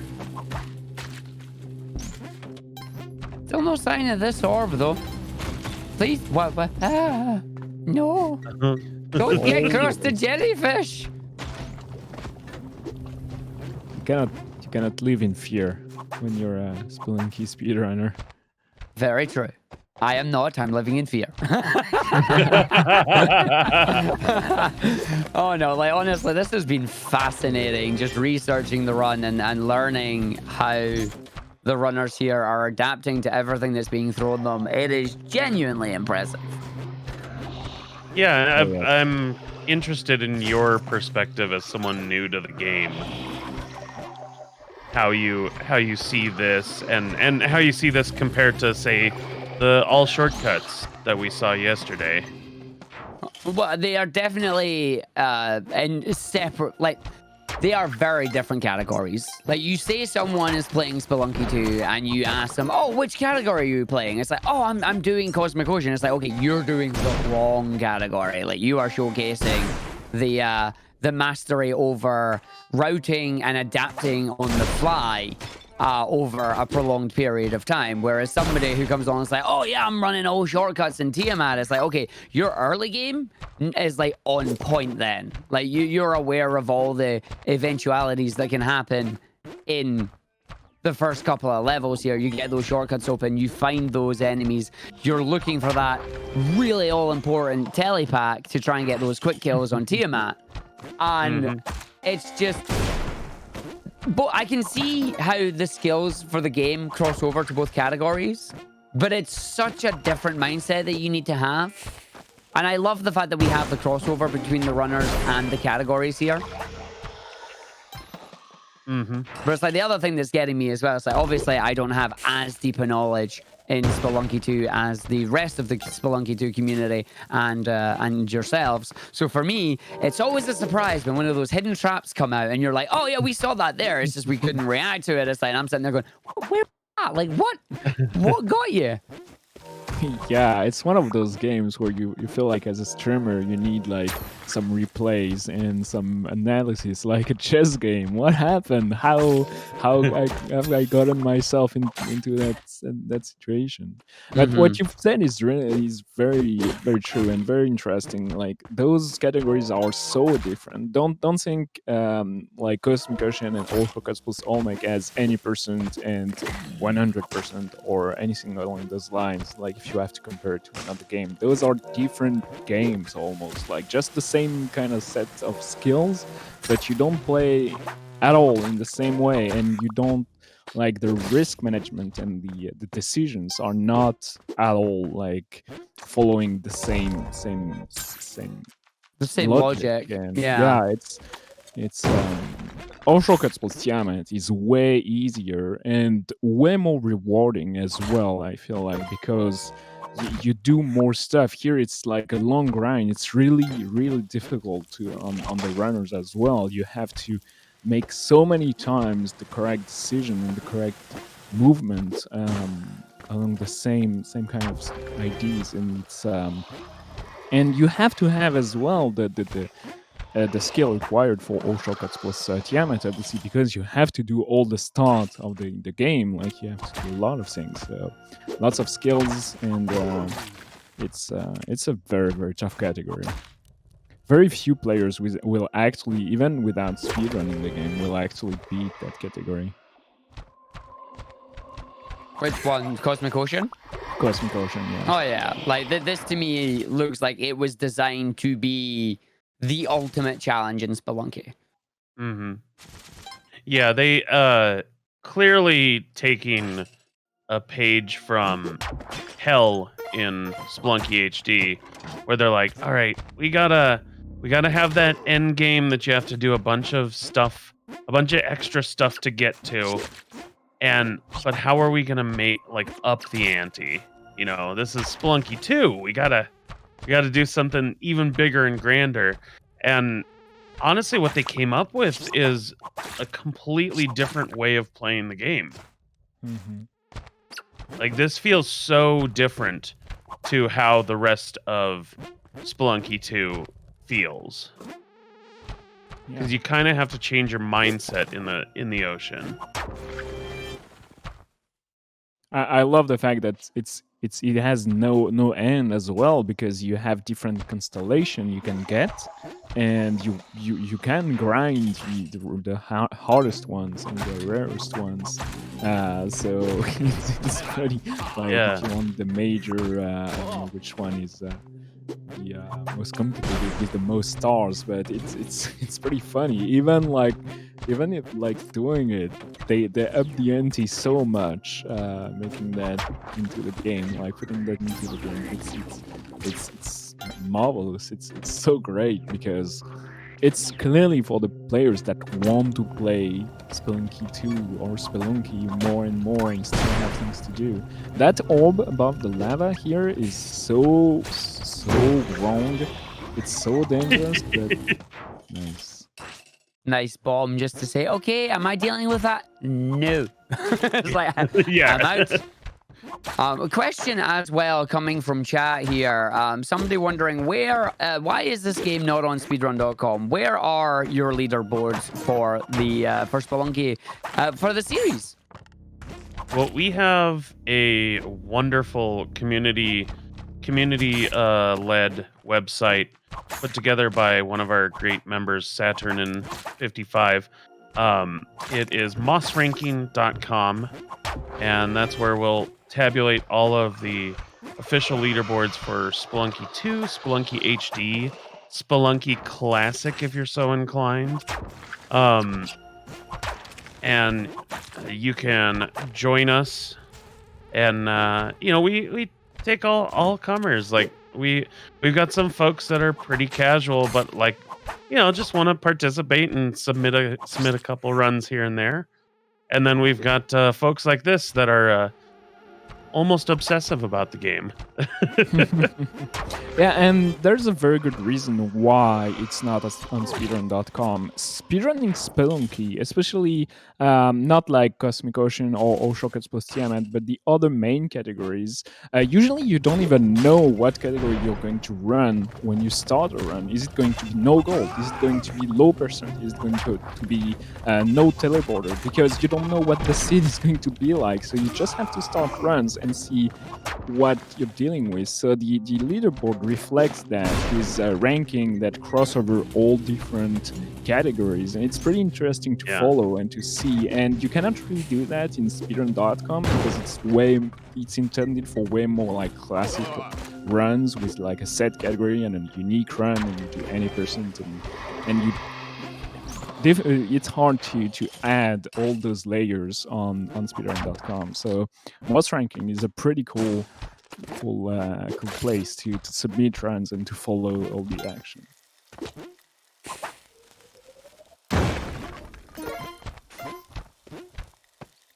More bombs for Twiggle. He's only sitting at 31. We are past the halfway point. We have about 40 minutes left to beat the upcoming 40 levels if he wants to beat Krill. So let's go. We definitely can do it. That's about like a minute per level. That's way above his current average. So we are saving time on every single split now. Definitely. And while we are at the halfway point here, like just a quick update on the rest of the runners here. We can see Kryle is currently sitting through 746 right now. DT has returned and is in the process of farming up to get ready to come into the Cosmic Ocean. Grump is currently sitting on 729 right now. And Zanagir reset, and at the very beginning here, just going through some of the challenges. And what we're going to do, it is half past the hour here. We are going to take a quick break. We're going to go suggest everybody go grab yourself a snack, grab yourself a drink, go and stretch your legs a little bit. Going to give a quick shout out as well to our event sponsors, ViewSonic Elite, Kaspersky, and the developer of the game, Mossmouth, who has provided the amazing $5,000 prize pool that our runners are currently competing for. So a massive thank you for that. We are going to jump to a quick 3-minute break. We will be back after 3 minutes, and then we're going to get stuck right back into the action, and we will see if Twiggle can close this out.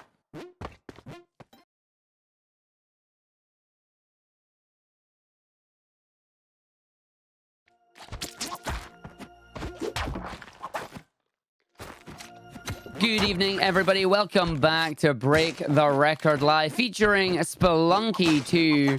We are currently getting on day 1 here of the Cosmic Ocean category. We've got an hour and a half remaining before our runners here will have to decide if they are going to be doing a no reset, or if they're going to continue the run they're on, or if we're going to do one more reset. Once we get to that 1 a.m. Central European time, then all in-progress runs will be the last run. We currently have 5 of our runners. We've got Twiggle, Kryl, DT, Grump, and Zanagir all in, well, all doing some runs here. Some at the start, some making their way through the ocean. For those of you not aware of what the Break the Record Live is, Break the Record Live is a 3-day event where we challenge 7 of the top runners of the chosen category to come in here and try and break the record live. Cosmic Ocean is a bit different in regards to how it is ranked. We pull up the leaderboard right now, and you can see just the current standings and how they have been ranked. We're looking for our runners here to get to the end of the Cosmic Ocean. That is level 799, and then they are ranked on time. So you want to finish and you want to do it in the fastest time. So we see DT in first, Spef in second, Krill in third, Twiggle in fourth, Hectic in fifth, Zanagir in sixth, and Grump in seventh. Hectic, Zanagir, and Grump all have yet to get to that end of the ocean, but there are still plenty of time to get a couple of runs in. We've got all day tomorrow as well. And of course, joining me on commentary, we have 2 amazing casters from the Spelunky 2 community. We have Twit and Yandy. How are you both doing? Doing great. I'm amazed by the skill, as we've said many times, and I'm amazed about that shield that Grump is playing with and almost killed them earlier. Yeah. Once again, this is just a really impressive display of skill and consistency. Consistency is the big thing in Cosmic Ocean runs. Being consistently good at what is a very difficult game over 99 levels. And it takes a lot of work, and all of these folks have done it, so I'm enjoying myself. Yeah, just if you're just joining us, what the runner needs to do just to reach Cosmic Ocean is to get to Tiamat, obviously the end boss. But you have to do that in a way that allow you to not kill Tiamat, but get above Tiamat where there's a secret exit. For that, you have 3 main ways. Well, 4 actually. You can do it without anything, just a single bomb and using the bubble that slowly rise above the floor, but that's insanely difficult. You can use a jetpack or the Vladscape that Vladscape currently displayed by Twiggle that allow you to get a double jump. You can skip the section with all the lasers above Tiamat, which is pretty difficult. And you can use the intended way, is the mount that allows you to fly indefinitely, but we haven't seen that tonight, have we? And then, it's not done, obviously. So you climb up, but you're not in the Cosmic Ocean quite yet. You are reaching Sunken City. That's where DT is currently. And you have to beat the Sun Challenge that gives you an arrow, but you also need a bow, and that bow is at the very start of the run. So you have to grab that bow early in the run, and you have to keep it during the entirety of the run. A Waddler is an NPC that does that for you, but you have to manage that as well. And Hundun is the final boss, currently fighting DT, and you have to kill that boss and use the bow and arrow to shoot the eye and get to Cosmic Ocean. So that's all that DT just did. But it's not over, is it? No, now we have 95 levels to beat. So it's another game almost. It's a new game. So what DT just did is incredibly difficult, and very few players will actually do it because it's a huge challenge. And now it's a kind of new game. You're not playing like the Spelunky you like, where you start and you run, you die, and you go over every single level. No. It's a new kind of sets of world that warp around themselves, and the goal is to find 3 orbs and then destroy them and go to the exit. But since this setting is so weird and so special, you have to deal with all the enemies and the traps and everything that's in the game. But it's hard to explain how difficult it is to navigate those levels. But one of the main aspects of the difficulty is the repetitiveness. You have to do that 95 times in a row. So having 89 bombs like DT he's having right now is not even a lot, because like a normal Spelunky run is like, if you just want to beat a boss, it's 16 levels, maybe 17 or 18, but it's not that much. Here we have 4 times that, and all the resources and the management goes with that, and you can die instantly by 4 damage. So that was heartbreaking. That enemy was super wrongly placed. But maybe he's keeping the jetpack, like it didn't. Yeah, it didn't explode. All right. Yeah. And of course, the jellyfish that activates when you destroy the 3 orbs that guarding the exit instantly kills you upon, like, when you touch them, like the ghost. But it moves way faster than the ghost. But thankfully, it doesn't split. That would be a nice DLC, splitting jellyfish in 2 and then in 4 if you're too slow. Sure, why not? As long as they also patch in more moles. Oh yeah, that's so. Everyone loves the moles. Good thing. Yeah. That was an absolutely phenomenal explanation of how to go from the beginning of the game into Cosmic Ocean there. And it was nice timing with DT heading in towards that area in the Sunken City. So thank you for that. That was very insightful.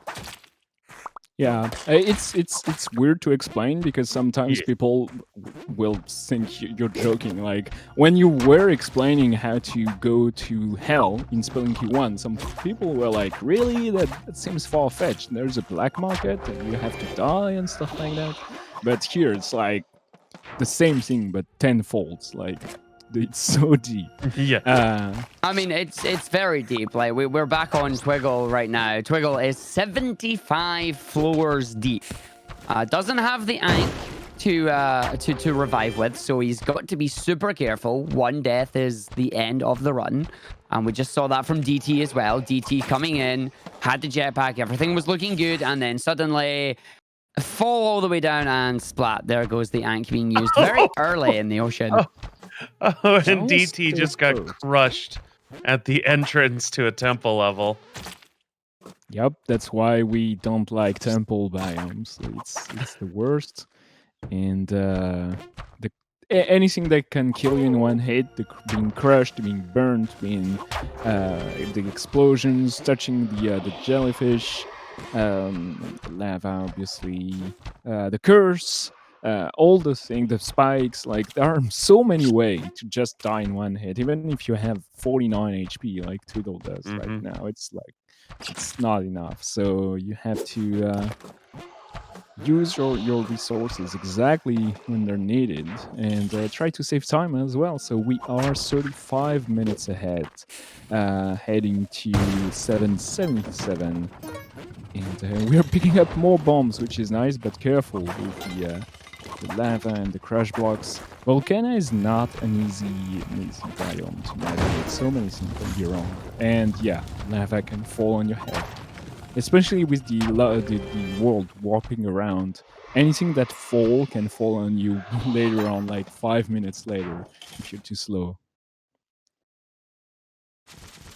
Yeah, and it looks like if Twiggle can hold this pace, he's gonna be real close to Krill for 3rd place. This is a very good run. But Krill is on the 10-minute pace on 763, so there's a real race, like a delayed race between those two, and it would be nice for Twiggle to save about like 10 more minutes in the upcoming levels, maybe 15. So be a little bit safe and getting that third place for $700. That would be nice for them.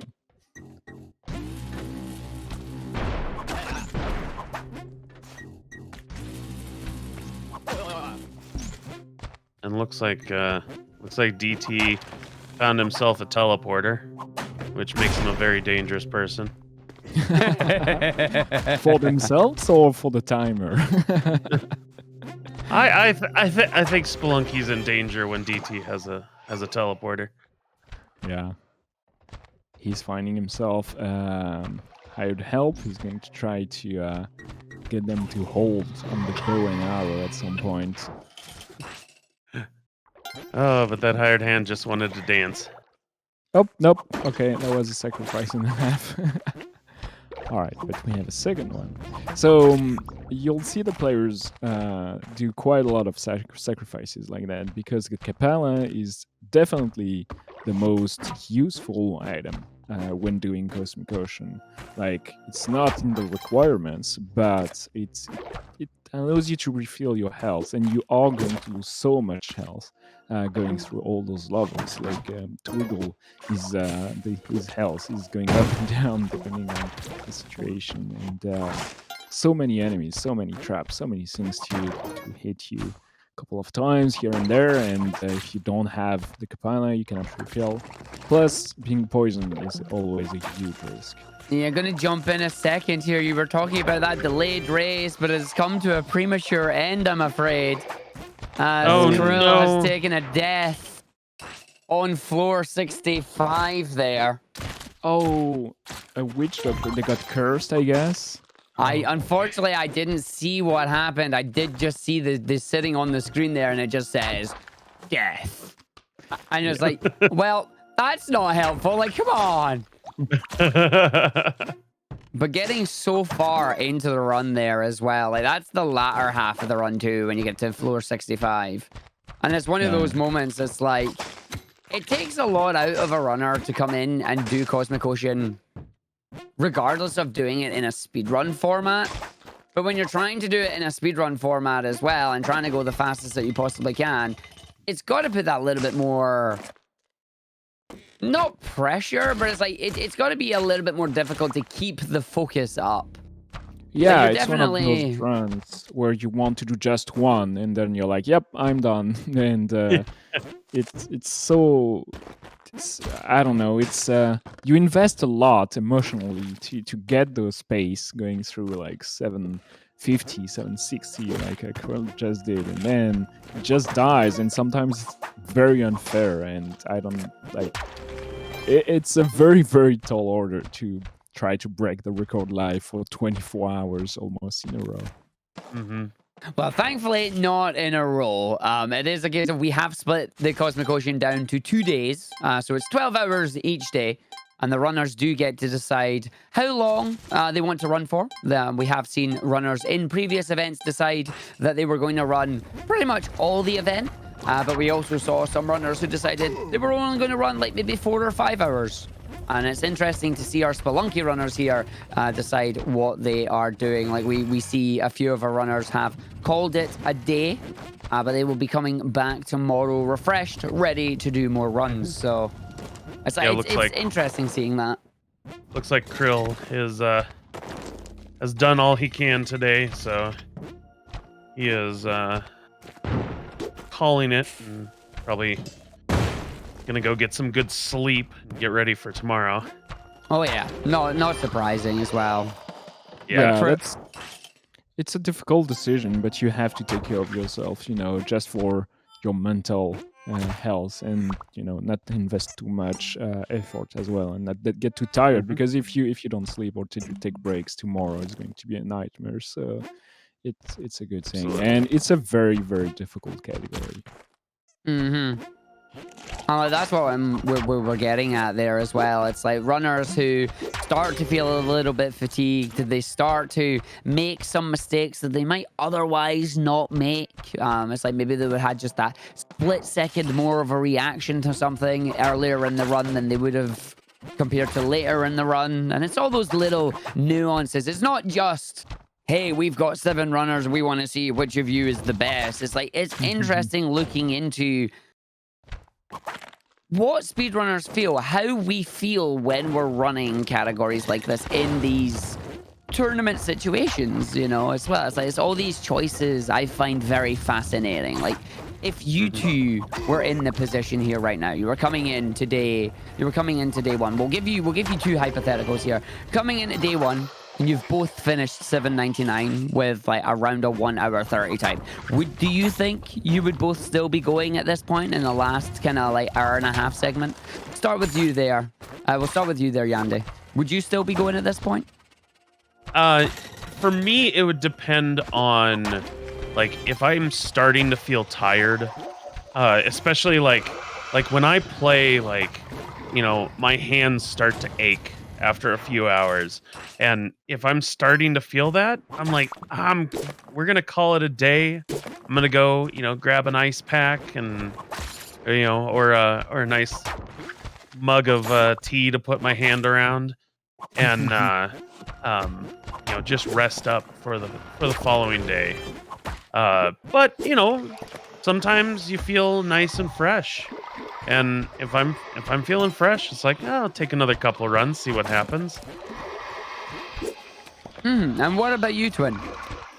I like long marathons. I like doing like many games in a row and trying to speedrun for a long time. So I think I'd like to say I would be going, but considering it's the same game and you are playing tomorrow and it's such a difficult category, if you don't feel like you have that one extra run in you, it's probably not worth doing, because you're going to invest a lot mentally to get that run happening. So I don't know. It's certainly not easy. Like, I would love to be able to say for sure I would keep going, but you know, and sometimes you feel it. Yesterday, I don't know who was it, like maybe Twiggle, that said, "Oh, that was so quick, 12 hours. I could have kept on going." And I was like, "Dude, that's 12 hours of all shortcuts plus Tiamat." So you know, sometimes you have that vibe. Oh, he's stuck here. Has to use a bomb. So depend, like, and sometimes you have in speedrunning some days that don't tick. Yeah, you don't know why. You're just your jumps don't line up properly. Your timings are a little bit off, and maybe one of those days you want to just rest and feel refreshed for tomorrow. So it's but for sure the break the record live is great, because it shows for all of you that don't know exactly what speedrunning is like, and maybe you just watch like marathon runs and GDQs and stuff like that, where the runner just display that one run that has, no matter if it's good or bad. But speedrunning is way more like what we're seeing right now, the grind through all those runs and trying to repeat until you get lucky, skilled enough, and a mix of everything that line up properly, so you can get a PB and eventually a world record if you're aiming for that. Yeah, that's exactly right. Like, I think it's great. I think this is a really interesting way of showing, or it's a really interesting way of not only showcasing speedrunning, but bringing out that competitive aspect of speedrunning as well. Like, I think it's great how, yes, we have 7 players all racing against each other for the prize pool here, but we also have them racing against their own PBs too, like the best they've ever done. And most of the times we see the runners improve over the course of the event, and that's just wonderful.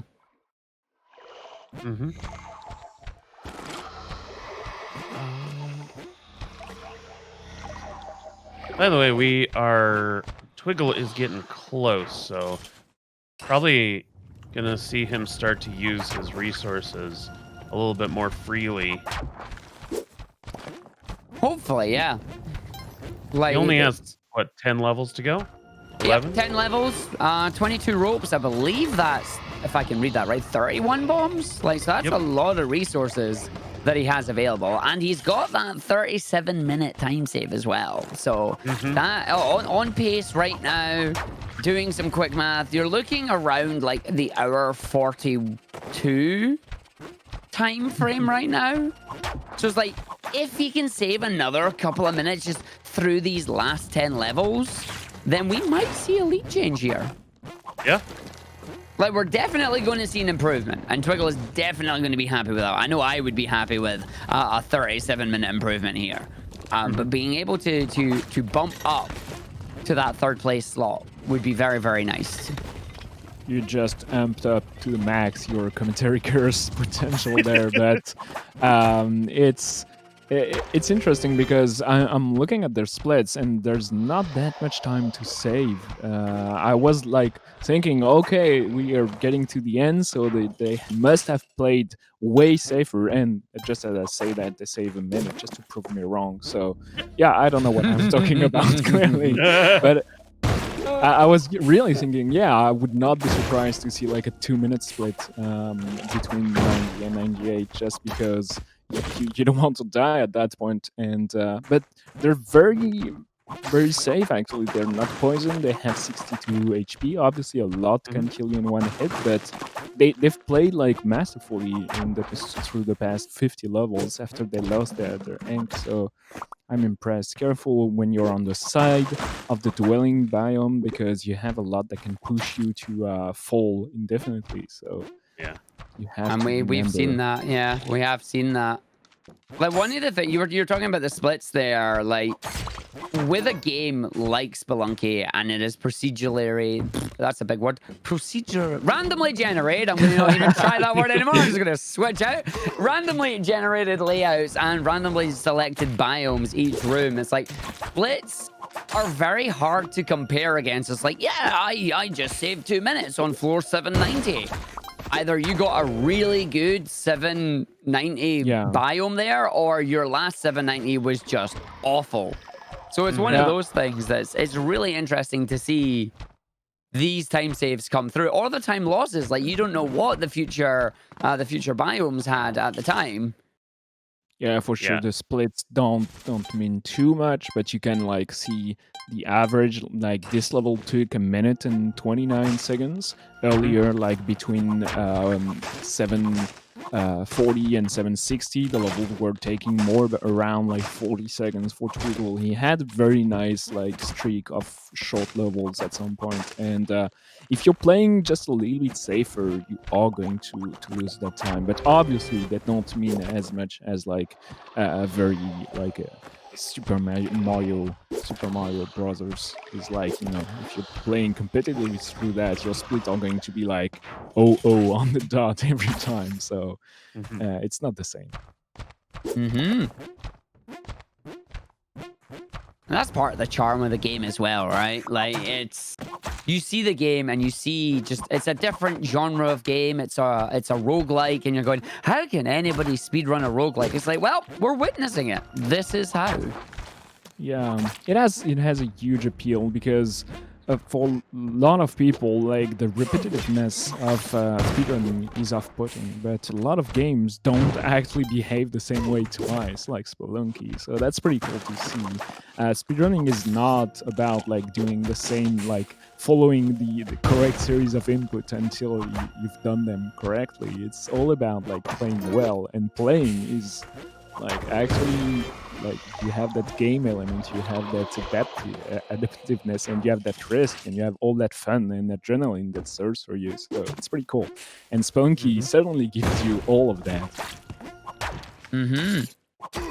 Again, just having a look around our other runners here. Grump taking full advantage of the fact that in between levels, you are completely safe. Taking a nice little break right now, taking a small 5-minute break just to get his bearings, to freshen up a little bit. And it's nice, like, as far as we're aware, like, this is allowed in the rules of the speedrun because it is timed by in-game time. So he's just currently, it's like, just coming back, actually, which is quite nice here. I believe that's a nice plate of food or something that he has. But an hour and 2 minutes in, currently sitting on floor 50. Literally the halfway point, you know? Halfway point. Nice time to get a snack.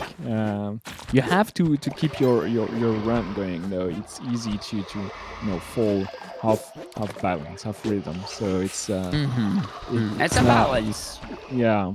But Spelunky has that nice thing. Yeah, it's time, in-game time, and what matters is strictly your gameplay. It's not one of those older games where the timer begins when you take control of the character and it ends when you reach the credits and everything else is actually counted. Now it's we just want to know exactly how well you played, and no matter like if you had to take a minute break, it's okay.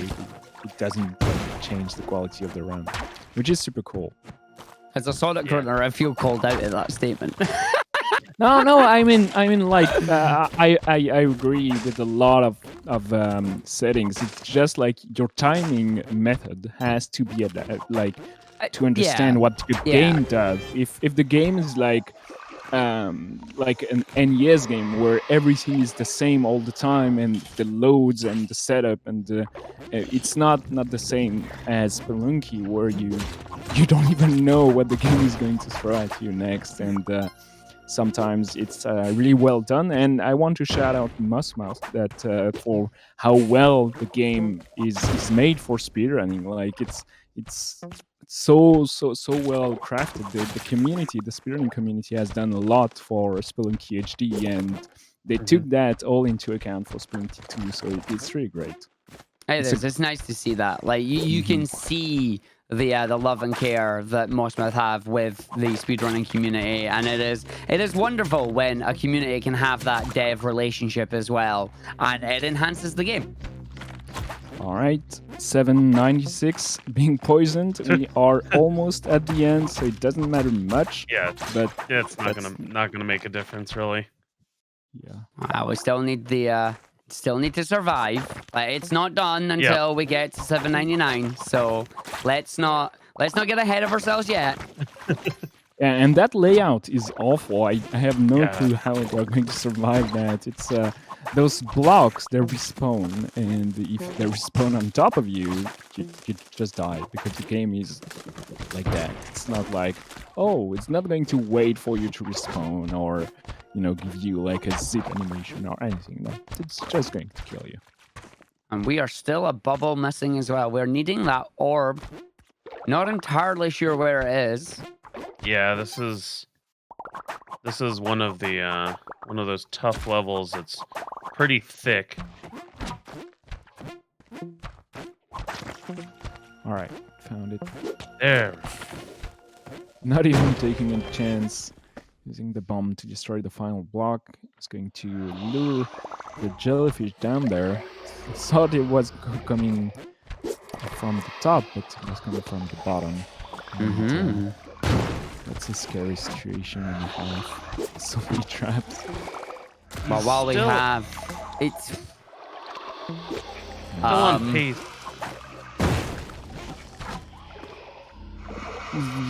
This jellyfish is not making me happy. Like, this jellyfish is like... Jeez. Well, this level, he's just... he's just taking the big bomb approach. I mean, if you've got them spare... Yeah, if you've got them spare, why not? There we go. Finally getting through. Losing about 2 minutes on that stage, though. I think that was the worst layout we've seen. But he's still... dead. Yeah, that was a pretty awful one. He's still on pace to pass Krill. This is very close now. They have 8 minutes tough to level. beat the game. Well, while we are watching Twiggle here get to the end, I am going to introduce another community caster here. We do have Colin ready to come in, and we will drag him in here right now.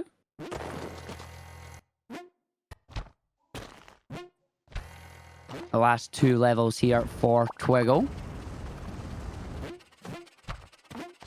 So here we have Colin as well. Hello, Colin. How are you?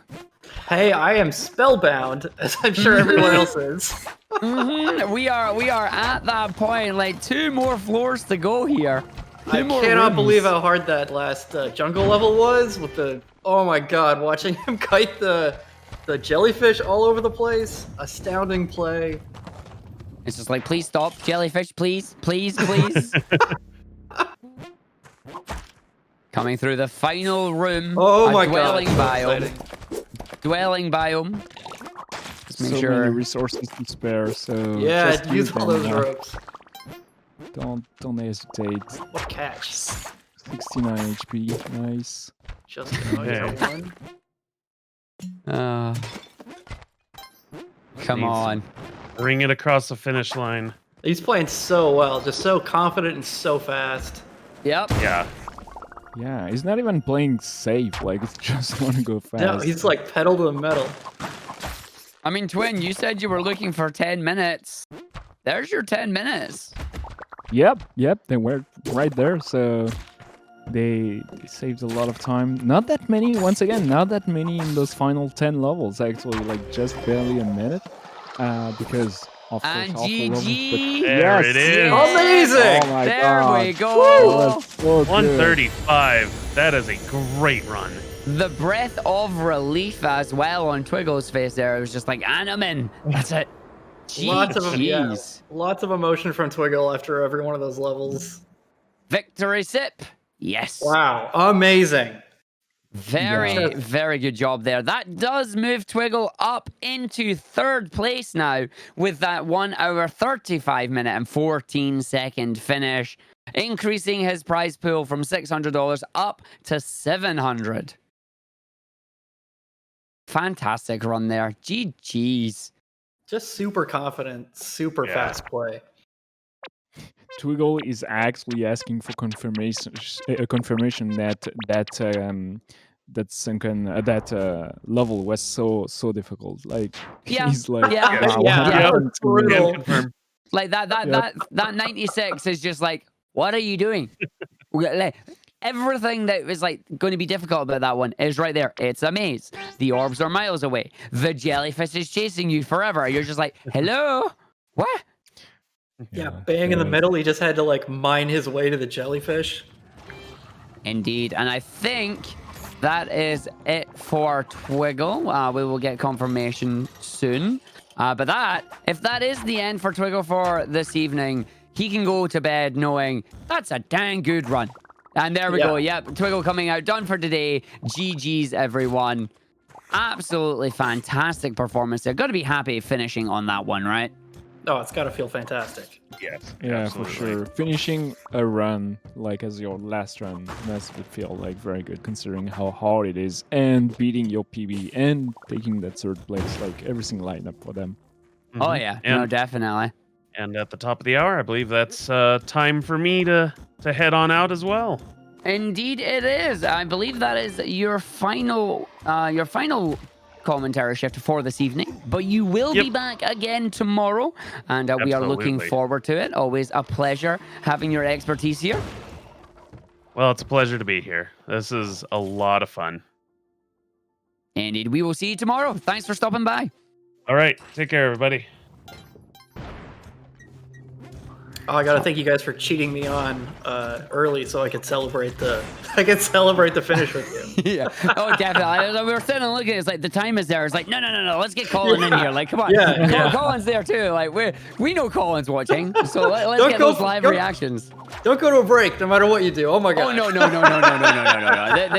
This is why we have the ability for to control breaks. It's like really important moment, ad break. No, it's like we don't want that. We don't want that. We want to avoid that entirely. It's happened for a number of events, like speedrunning events or gaming events in general. It's like really hype moment and ad break. You're going, what? No. So I'm really glad that ESA has the ability to control. It's like if the show is going on and there's a really hype moment coming up, do not go to an ad break. Like I really like that. Yeah, so how's everybody else playing? DT is looking pretty solid. This is looking like a nice solid run. DT very early in the run now, 7:25, but 22 minutes in right now. 2 minutes and 44 seconds ahead of that 108 pace. So right now, DT obviously in first place. If he can keep up that time, then that could be another PB set for DT. We currently have Grump going through. Grump is, I believe, the furthest one ahead right now, actually, sitting in 756. So let's focus on Grump for a bit. In that plus tempo Grump's in a level. temple. Yeah, in that good old tempo level, you know. Terrifying temple level. Please no. Push blocks. Oh, infinite push block. Let's note that it's almost their event PB as well. Mm-hmm. But we're going to get pushed just a little bit here. Maybe farming some health. I'm not sure. No, they're at 61, so we should be okay. But they're still going to yeah, just yeah. Yeah, I mean, when you got that poison, it's always nice to just bump it way up. You know, even if you could just get that out of the back of your head, so you're not thinking about it all the time.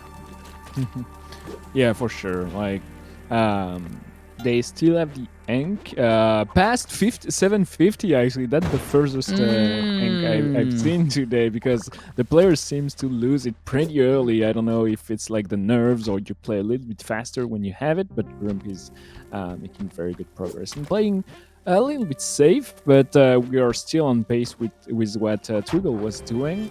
So we have about 40 levels to go, and a minute per level average seems to be like you know, a rule of thumb. So it's a nice things to have, and a nice full setup as well. Like you have the climbing gloves if you need to use that extra mobility. You have the spike shoes, the spring shoes. Like we have pretty much everything we want at that point. Yeah, I guess missing some paste, which is too bad. Yep. By the way, Twin, could you stop cursing DT, please? You mentioned the Ankh, and immediately he lost his Ankh. And then, unfortunately, took a death as well. So DT, after being on that good pace, is now back at the very beginning again, starting another run. And at the same time, Zanagir has decided enough is enough and are taking a break for day 1 and will be coming back in day 2. But yeah, T there, double died. Not what we want to see, especially at this late stage. We are 50 minutes away from the no reset period here. Now, that could be very interesting. Like, I definitely believe that Grump here can finish the run within 50 minutes and then decide if he wants to go and do another one. DT, though, PB is a 108. Oh. Maybe get up. Nice. Oh, that's perfect. Good. Oh, it was lucky. Technically, we want to beat the break the record, right? So if they do so, they have time to do 2 to just try. Just 2 record-breaking runs. Just all record-breaking runs. Yeah, go for it. I mean, that is the plan. But it is getting to that point. We are down to 2 runners. We have DT, we have Grump, both of them running through right now. And as I was saying, now Grump has the potential to finish this run and then start another one if he wants to.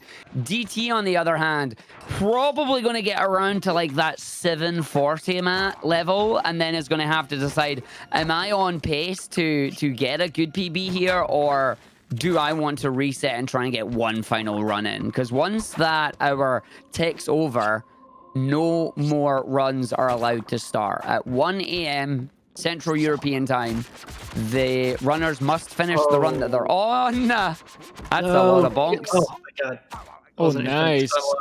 Yeah, I thought that was it. Like, those guys will kill you if you get. I mean, too and close. like with the curse coming after him right on the tail of it too, it was potentially a very bad situation. I hate those witch doctors. They're so dreadful. Like, they will curse you. They will like use the voodoo puppet to hit you. Like, it's so bad. So yeah, voodoo doll, and then get knocked into space and then die from fall damage. Ugh, so rough. But we still have the ink just in case. Oh, by the way, can we actually curse a player while commentating another one? Like, is it in it allowed? I mean, you just proved you did it. You did it all twice. Right. Did it died again? So wait, yeah. As soon as we mention anything remotely able to kill anyone, DT dies. All right, that's Twin. You have too much power. Control yourself, please. What just is going stop on? talking. Twice in a row. You mentioned DTing, and then unfortunately the run ends. However, we will see what run DT gets going here. I think that's clear now. He's going to go as fast as possible and just do as many attempts as possible until the time ticks. Like, he's not trying to pull punches at that point. Yeah, you talk about throwing away a run in 740 because you don't have the time you want. Oh man, I would find that mentally so difficult to do. Yeah, no, definitely. I mean, it's one of those things that I find super interesting about the Break the Record Live format. Like with any of the events that we have done previously, you look at the runners and you're always wondering, it's like, do you reset now and go for that one last run, or do you just continue with the run that you have? Like, does the run that you have the ability to get the time that you want? Yes or no? And having to make that split-second choice, well, it's not split second. Like, you have you basically at this point, if you're aware of the time, you have 45 minutes to decide. So it's like, it's not a choice I would want to make, you know? Yeah, 45 minutes, assuming you can get that perfect run off right away. It's not necessarily the best thing to do on Spelunky because you want to finish the runs and get PBs, but I feel like it's good practice in speedrunning in general to set yourself goals and only reset if you are not going to be able to reach that goal, but also reset if you're too far off, because that saves you a lot of it's kind of challenging to do because sometimes you just want to keep going, but it saves you a lot of time in the long run. Like, speedrunning can take a lot of time, and it's nice to have the time management element aspect. Like, the splits are a tool, and you should be able to use it effectively. In Spelunky, though, it's not that easy because, like, the splits. Gotta wake up. I think it's gonna be okay. It's gonna be okay. Please. Yes. Wow! Safe. Right. Safe. Can we clip that one? Like, that is a safe. No. The There was a infinite ruined, fall saved moment for sure. Yeah. with enough of an angle to wake up in time on that vine. Oh, come on, monkeys. Yeah, that was the steepest angle you can take on that fall and still wake up. But yeah, if there had been a wall there, that would have been it. Just got like that little bit of space, free space they needed. And No, but you make a good point about the kind of time management, that you're invested in a run, so it's nice to finish it, but also, time is such a big part of speedrunning in general, and you're looking for seeds, and you're looking to have a run that goes really well. So it does, when you put it that way, it makes sense to me that it's easier to throw away a run that, even when you've got really far and you've put a lot of time in. Yeah, but you never know when and where you're going to be able to save time in Spelunky.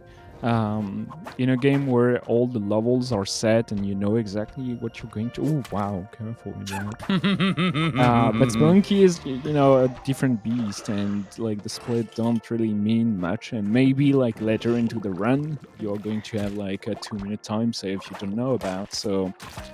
It's very, very difficult in that Break the Record Live setting, I feel. Like, usually the speedrunners for Spelunky 2 will manage their time based on their ability to run still. Like, do I feel like,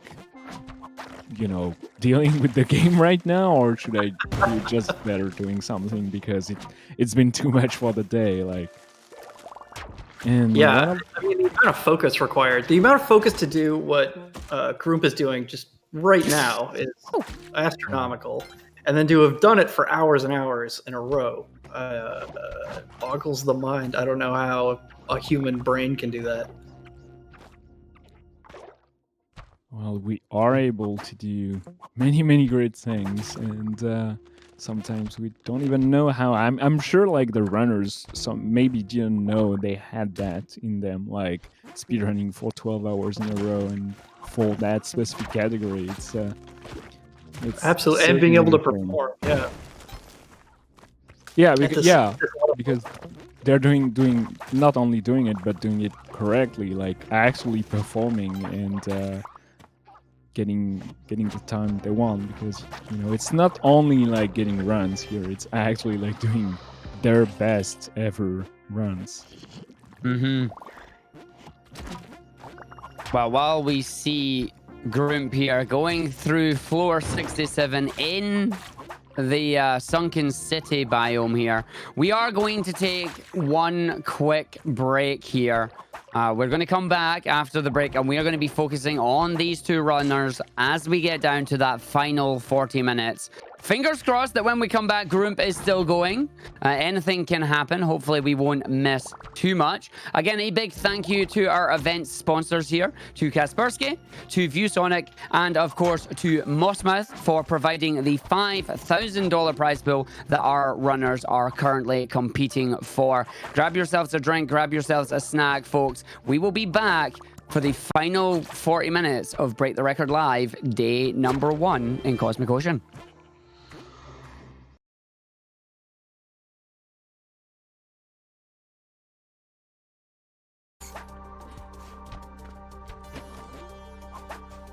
Good evening, everybody. Welcome back to Break the Record Live, featuring Spelunky 2.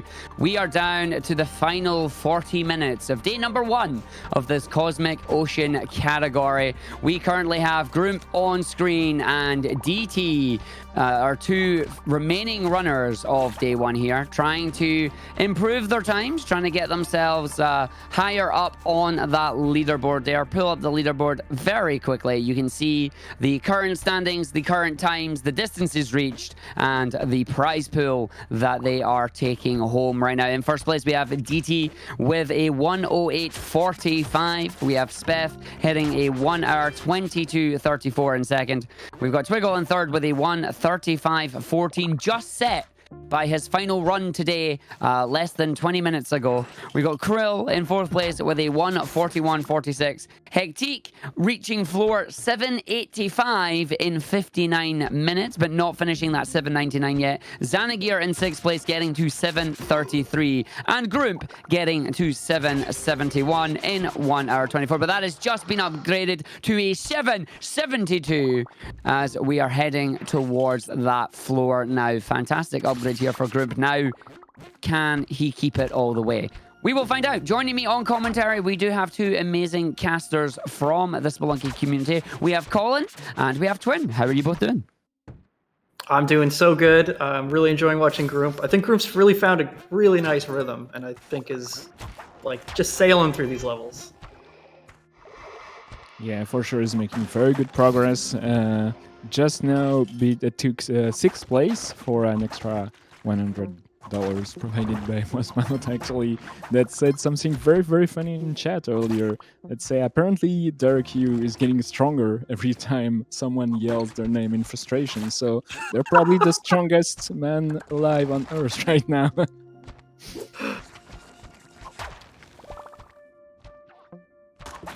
That Grump is just a few levels away from fifth place, held by Ectic, as he said. So it's really time to stay within that rhythm. And he took a break at 7:50, got themselves a snack, seems like, but they haven't stopped playing to take a single bite since then. So I hope, like, I'm sure they're super focused and just are trying to get all that energy they have, like, and just go through all those levels. So Cosmic Ocean is a category where you have to beat 99 levels, and we are about 3/4 all the way down here. So this is a very, very nice run. I feel like previously when we saw Grump in Cosmic Ocean and previously in the day, he was almost playing a little frantically, and I think a lot of that is gone in this run. Looks like much more together and calm. Yeah, just to let you know as well, we do now have that super fancy duo layout happening right now. So we have our two runners side by side. You get to see both of them going through all the reactions to everything that is happening. It's going to be amazing. Like it's nice when we get to these kind of last moments and we get to just dive into what they're thinking and see their reactions as they go through. DT, of course, as stoic as ever. And we'll see if Grump can hold that as well as we come through towards the last 24 levels I love how on DT Scam, his face is so stoic and all, but the chomp reveals his inside face. That's how he is inside, just yelling and you know, that's how I think he is at least. You know, it's just a play. Like, it's so hard to stay so much in focus and not yell at the game sometimes, just because it's so, you know, difficult and sometimes even unfair, as we see. Maybe a very difficult place here for Groom to be in. Oh wow, Felt that. So clutch. Nice cook, wow. Groom Yeah, actually had very few of those Neo-Babylon levels in the current Cosmic Ocean seed, so that's pretty good.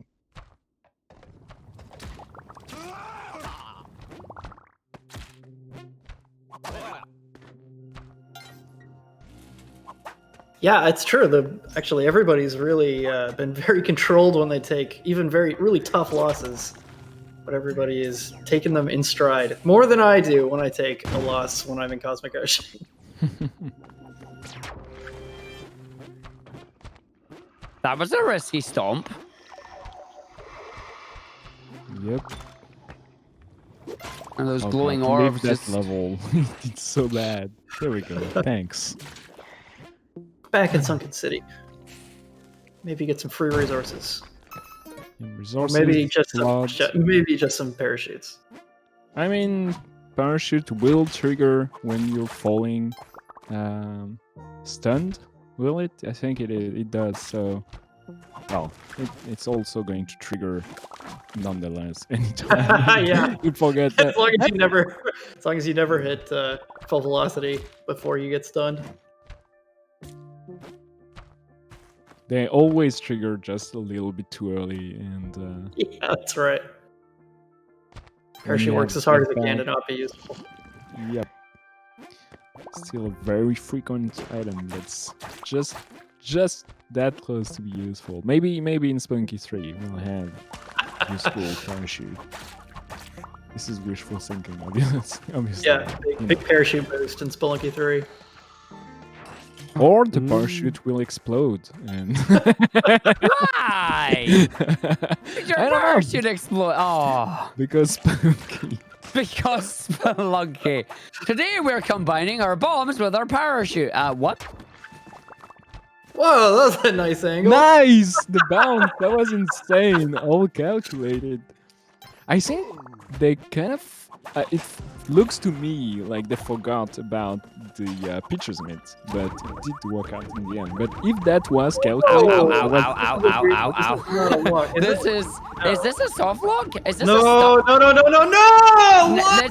Is this this? like that's it? No You way! can't get out. Are you kidding? What? me? Oh my god! Come on, Bubble, let us out. Has Let this us ever out. happened to anyone in the history of Spelunky? I don't know. This is the first I've ever seen this. Come on, Bubble, let us out. Oh, Groom. Oh, this is I'm- so deeply painful. Oh no! So Come on, yeah, unlucky.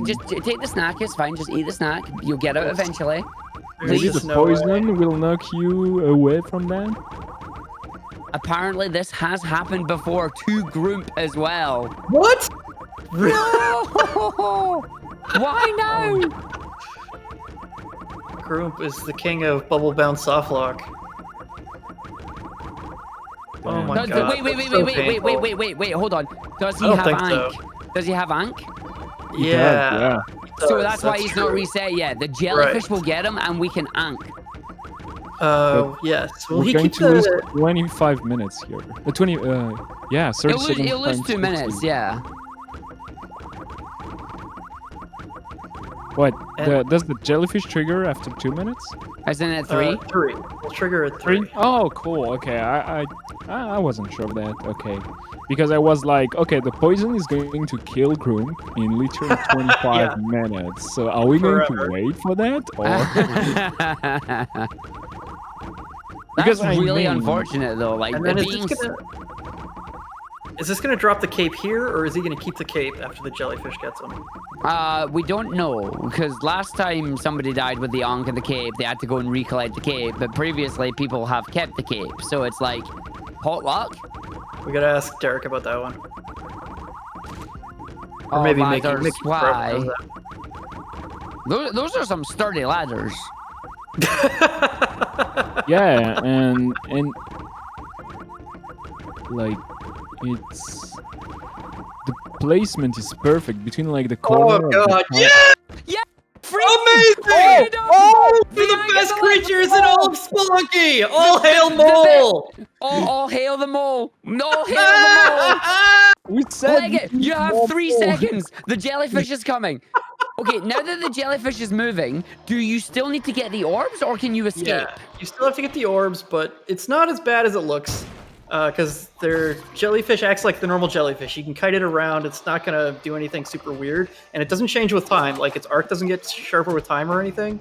So he's not in a bad position. He just has to kite the jellyfish around while also doing the orbs and finding the exit.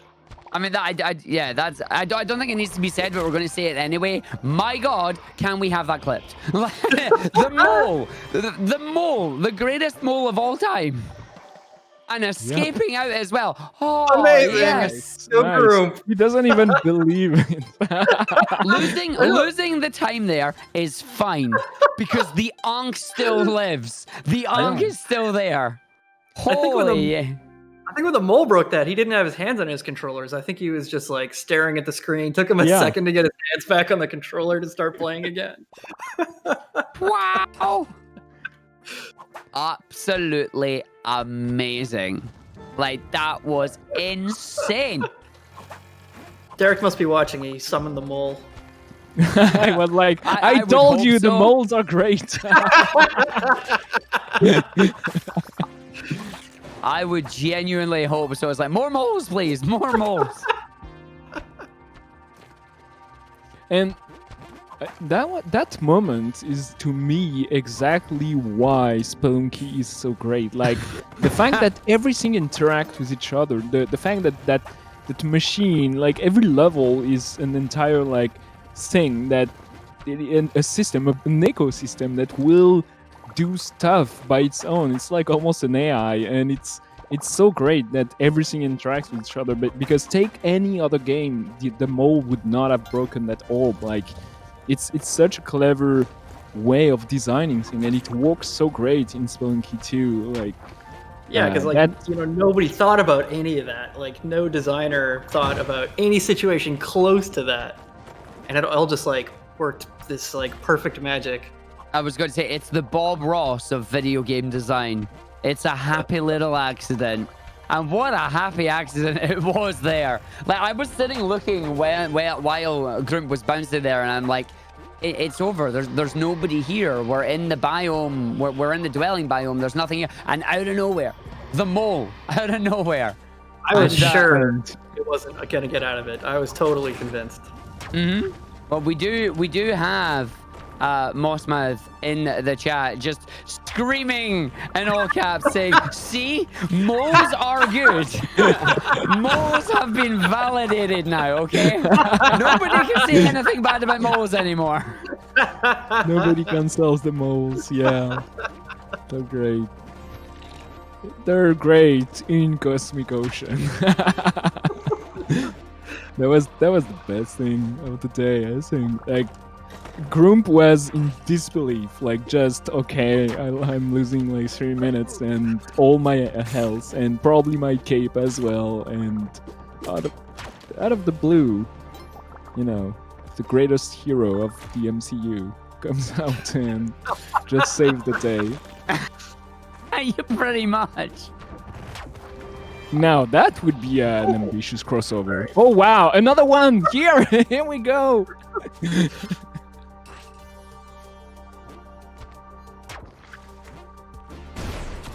Yeah, no, what? That's... Oh, no! No, wake up! Oh, Well, okay, there's the Ankh. There's the That's Ankh. what we use an Ankh for. That is a perfect use of an Ankh. Mm-hmm. Yeah, and you cannot do anything about that. We love the ice caves as a biome, but those exploding UFO will just get you sometime. Yeah. That should not happen again. It's well, that's a commentary curse in the making. I'm sorry. Twin, please. Yeah. I'm unjinxing myself by noticing that it's going to happen. Oh, Oop, hello. But we do not have that much health anymore, so we have Yeah, to this would be a great time to not get poisoned again. mm-hmm. That's another commentary curse in the making. Yep, it is. It's just like a factory at that point. Come on. Nicely spotted the bong bag in the wall. Yeah, 68 bombs. I mean, he can use bombs really aggressively from here.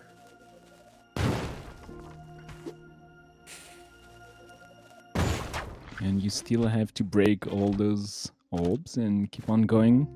He's keeping the camera, which instantly kills a lot of enemies. It can be pretty useful, but it's a little bit tricky to use. Like you get that. Oh, that was clever. Yeah, nice. Does it break the orbs? Does not break the orbs. Oh, that would have been so cool, great to Yeah, break the the orbs from afar. solid. Broke orbs. Oh, okay. Yeti did nothing wrong. That was just wrong place, wrong time. We're all on the sides of the Yeti. We're all pro Yeti. Mm-hmm.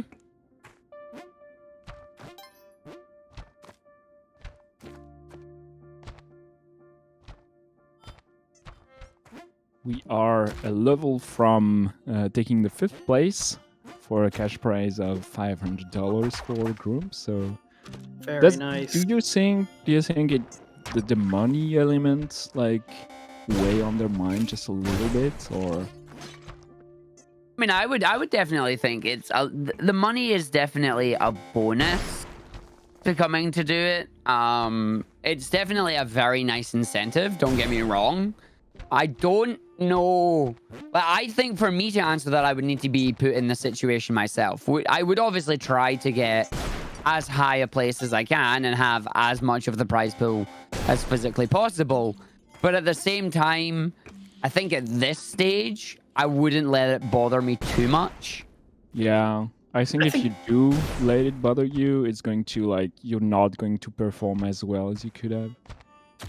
And I think just the level of competition and drive to play well on its own is probably so strong with these players already. Oh, yeah.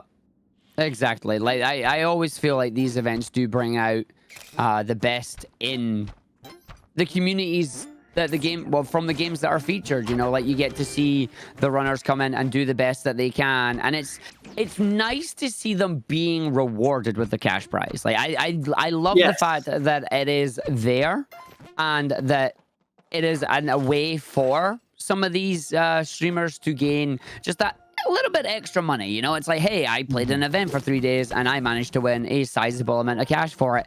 That's pretty damn good. Health up. Oh my god. No. Oh, sorcerers. Oh, never-ending sorcerers bolts. All right. That's scary. Forget that money. Forget that blood. Nobody needs that blood. Nope, not worth. We choose life. We choose life. Yeah. Man, that camera shot on the double bubble. That camera shot on the cat is surprisingly close to cursing him, because the cat has that rays of curse come out from it. The curse bubble. We need one more orb, but we don't know where it is. Oh, there's another chance for health. Health. Nom, nom, nom, nom, nom. All right.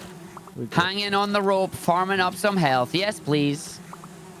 Oh, and there's the last bubble. So he knows exactly where the last bubble and the exit is. So he can sit here pretty comfortably. Yeah, and time doesn't matter too much now. So Krill finish time was 1 hour 41 minutes, and it's going to be impossible for Groom to beat that time. So they just need to finish and establish a complete run. at that point. So it's you can take as much time as you want at that point to Jesus. heal up. Oh wow! I saw that pause. Keep it. No, please, Good, please. good. Oh, Wow, that well, health. hooray for mummies. That was like a really Yep. good decision to get that health off that money. That's a run saver. He farmed just the right amount of health there. Exactly Coming the right down amount of for it. health. It's like, oh, thank God. Yes, please. And yeah, just to go back to what you were saying there, Twin, it's like, it is a case of that Grump cannot place any higher than 5th right now. Already past that 141, 46 mark. Not going to be able to finish before that time passes. There's 20 seconds or so, basically, coming up to that. But it would be our 5th completed run of Cosmic Ocean in day 1. And Yeah, that's I know insane. I definitely know that X wants to see that, because X's prediction is 6.5 runners are going to finish Cosmic Ocean today. Don't know where the half is coming from, but 6.5 runners. Don't think I've forgotten about that, X. I remember the conversations. We will see, though. This could be number 5, you know? I think Yeah. we will complete it twice, so that counts as 1.5. I think.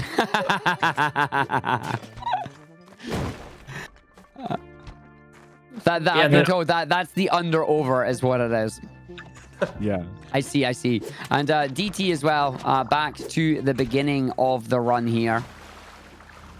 20 minutes to still get a run going. It will be Yeah. interesting to see if Grump at the end of this decides, yeah, I'm going to go again. That would be like the most confident and like insane thing to do after such a high octane run. Just being like, yep, I'm ready to go again immediately for another hour. Oh, no, come on. Oh, jeez. I And am- that is... Come on, back up. Thank you. Thank I'm you. not going to survive this run, man. Oh, Yeah, I'm gonna what's have happening to us? This is Oh, just that was this is like... the most insane series of events. And so, wait, he got hit by the tongue trap and then scraped off by a rock and then jumped on to throw him off the edge stunned. Like the ridiculous course of events that led to that danger. Yeah, and he was going to die from fall damage, but the bounce was just exactly right. So yeah, he landed on the side and went back the other direction and survived the fall. But that's why you need a cape or jetpack or hoverpack at least, because that's going to happen maybe multiple times in a run. Nicely handled. Nice. Oh, yes. Okay. And Guys, hover yeah, viable for Cosmic Ocean? I mean, at least they would save you in those situations. So Yeah. 8 to 8, 7, 8 to 8, 11 more floors, technically 10 more floors needed to complete here. The final 10 floors. I'm not even Can sure Grump- I'm going to survive. I don't think any of us are going to survive. No, we're already gone. We're watching this. We're watching this from up above now. It's like we just want to see this finish. Yeah, and obviously, even if he doesn't move up on time, the more levels he puts up, the harder it is for anyone to catch him. Yeah, putting the pressure on Hectic and Xanagir.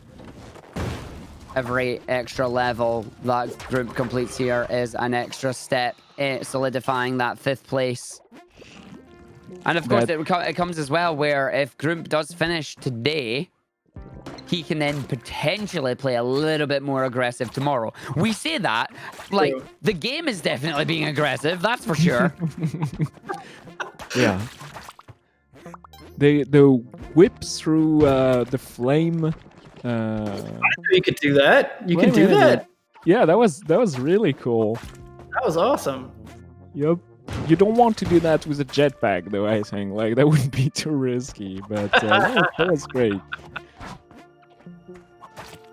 Oh, no. Oh, down the hole. And then the nice grenade. collection- Oh, all collection of 3. bubbles. Look at a lovely little collection of orbs there. And where's that exit? We're about to And find that's out. where the alien compass is so useful. Oh! It came from the one place you didn't want it to come from. It came from above. What a killer Yep. run, though. Oh, what an So amazing sad. run. What a phenomenal run that was, right? Oh, man, yeah. Oh. I mean, the stuff he had to deal with, the extreme yeah. level of challenge. Yeah, the amount of survival that came out in there. Not just talking about the Ankh survival, but the mole and then dodging through every trap. He had, what, like 3 death-defying falls in that run? Yeah. Absolutely phenomenal. The question is, does Groomp continue? Or is Groomp done? Oh, and Groomp is done. We are down to 1 runner to go. Well, amazing playing group. I'm not surprised. I'm not surprised he's gonna take a break after. Oh yeah, no. After that, it's like you need that. Like after that, you need it. You know. I mean, that was monstrous. That was the most intense run I've seen. Like, hands down, just finishing is insane. But that one was like something else. Yeah, Spelunky just really threw everything it had at group there. Oh, that sucks. So DT just caught the bodyguard at the back whip while he was trying to get that enemy, which aggroed the guard, who shot him in the face. And then there was one. DT coming through with the Ankh going away in 4-1. Very early Ankh there. Yeah, he's going to reset maybe like a couple more times, trying to find that jetpack at the start. But oh, a nice. Yep, he's just resetting in 1-2 as soon as he sees the shop, so he can get what's the minimum requirement you think for that shop? Just a jetpack? I mean, yeah, I assume he's just gonna go for a jetpack. If you want jetpack and paste or something, it seems like a bit much. It looks like he's happy with just paste and a ton of bombs. Yeah, that's a nice one. Lots of bombs gives you a ton of options later in the run, so to rob more shopkeepers and get something. Yeah, what are the odds? Careful for a couple levels though. What are the odds of a jetpack in 1-2? I think the odds of a jetpack by 1-3 are about 1 in 10. So depends. Do you want a jetpack or not? Because if you want a jetpack, definitely it's less than that. I mean, it's happened, like we have seen it, so it's definitely possible. The interesting moment here is that he has effectively now 13 minutes to get the items that he's looking for. And then we have until his run finishes, like that is it. It's like, do we have... I don't know. I can't predict anything at this point. It's Spelunky. You can't predict nothing. I do hope we see like one last nice full attempt, at least to let's say 7:30. very specific. Or more. I'll deal with a complete run, obviously, but I don't know, it's hard. Even when you reach Cosmic Ocean, which is already hard in itself, like it's very hard to complete the run, so... Oh, I see. So he's going to try to find a jetpack in Black Market.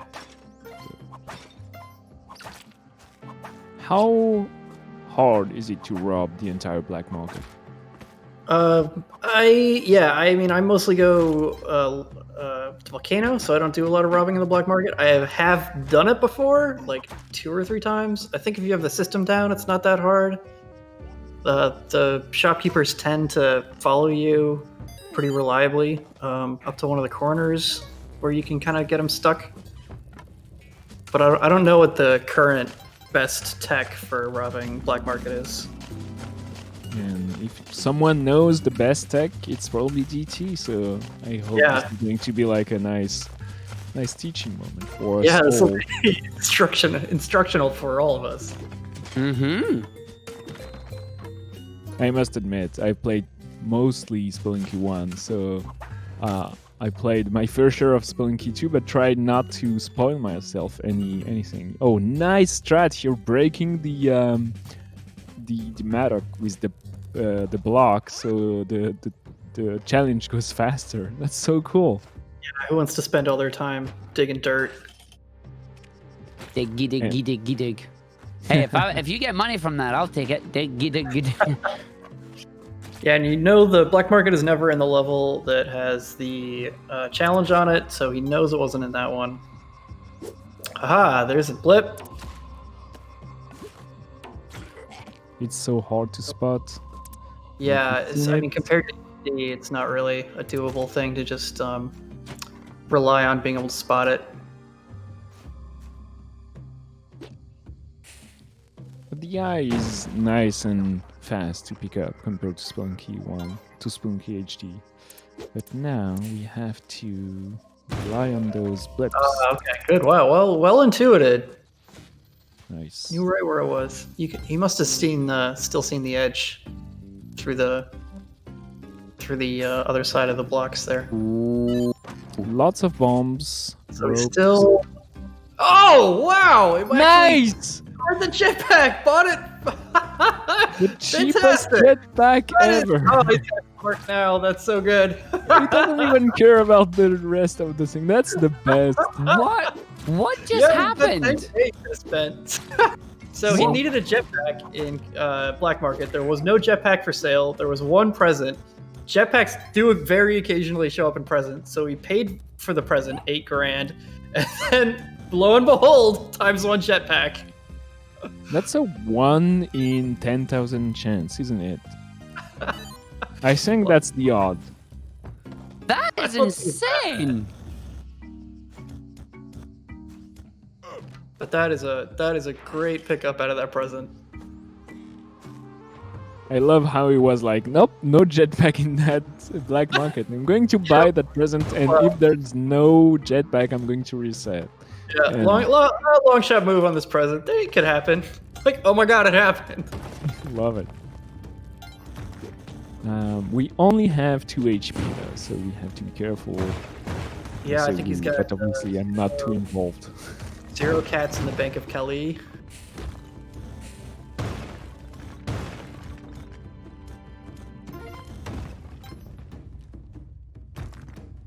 Ooh, all right, we good. So this is the intended exit. You are supposed to get Olmec to go all the way down to the lava, and it's on the bottom of the floor here. But obviously, with some nice manipulation, you can get a faster way of getting that. And you drop the bow here. The intent to get to Cosmic Ocean was to get a sword, to kill a boss, to get a tablet, to get a hint on what idol to pick up, and you had to pick up items on different levels, through different levels, like multiple items, the bow, the sword, and all that stuff. So being able to bring multiple items with Waddler allows you not to have to manipulate hide hands to do that for you. So that's a very, very cool thing. And then DT is triggered that one hired hand and is bringing him through the levels so that when he does find an altar, he could drop the hired hand in the altar, which is worth more than it's worth less than a cat, but more than a caveman. It's worth 6 points if it's alive, if I'm not mistaken. The cat is worth 8. And you need 16 points for one item, and 16 more for... No, 8 points, yeah, 8 points for one item, and 8 more for the Kapala. So 2 cats will bring you the Kapala. Or 2 dogs. But just not getting any of those altars. There was an altar in... I think this game there was an altar in 1-1, in 1-2, but maybe I'm wrong, maybe it was a previous run.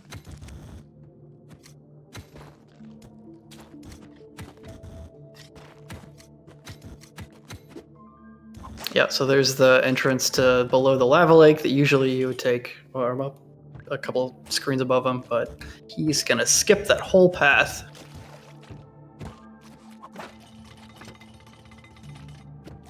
Yeah, it's just all about finding altars now. Yep, he's on the lookout. You need that altar. We've said it multiple times, but the Capella is one of the most desirable items. And you cannot get a Capella once you're in the Cosmic Ocean. There are never altars there, so it's kind of now or never. So there's a greater percent chance of altars showing up in ice caves, so there's a decent chance you can find an altar in here. It's not one up top, still could be one below. There's a guaranteed altar in the 3rd level of Neo Babylon. And then there's still a number of altars. Altars show up with pretty good regularity in Sunken City, so if he just tanks his way through this with 2 health, through the entire late game with 2 health, he's still got a number of chances to pick up altars. And he's not going to go out of his way to try to find an altar. He's just going to go as fast as possible, and if there's one, it's for the best. If not, let's hope to get one later into the run. And DT is actually, like, technically able to complete Cosmic Ocean with only 2 HP. Like, I don't know. Anything can happen. That would be a shocking accomplishment. Someone is going to do the low percent Cosmic Ocean through Cosmic Ocean. 799. 1 HP. That's really Well, I said unfathomable. 2. Well, at least he can pick up a bunch of health points here, and then he's got a guaranteed altar, as long as he can find a cat. There is 1 pet on every single level. So Yeah, there is, but sometimes it's in a weird background layer.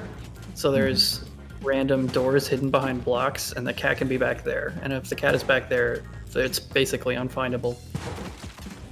Mm-hmm.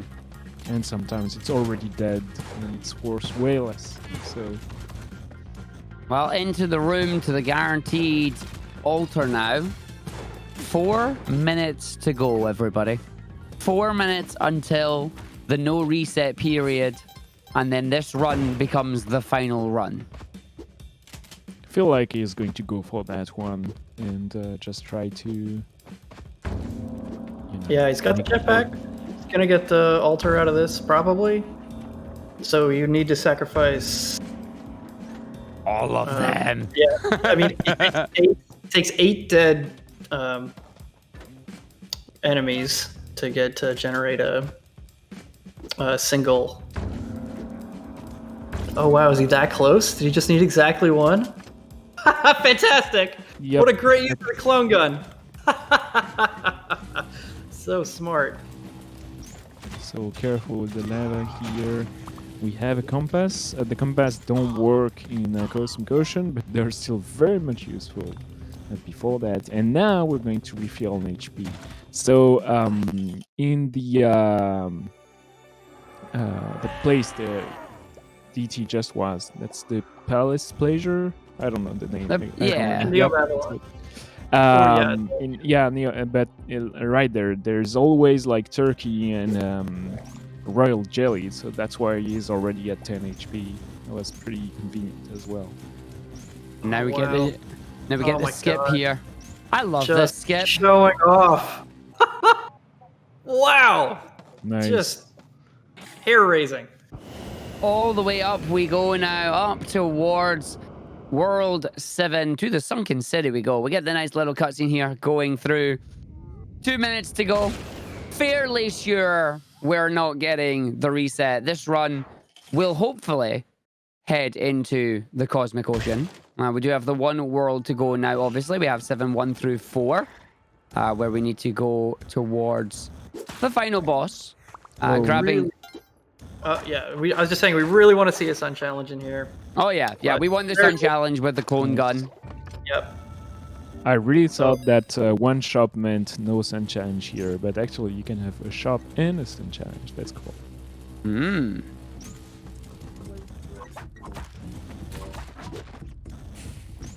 And I believe... Paste. Mm-hmm. So very little can threaten him now. Yeah. It's pretty much a 30-second rest stop at this point.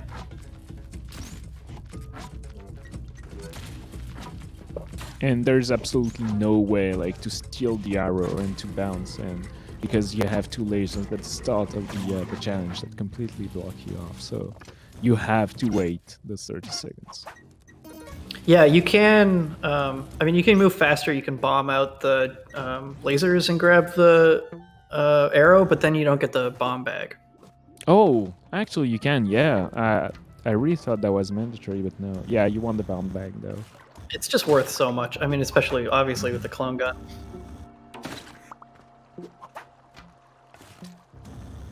Yeah, now DT is at 95 bombs and 75 ropes, so we're good regarding the resources.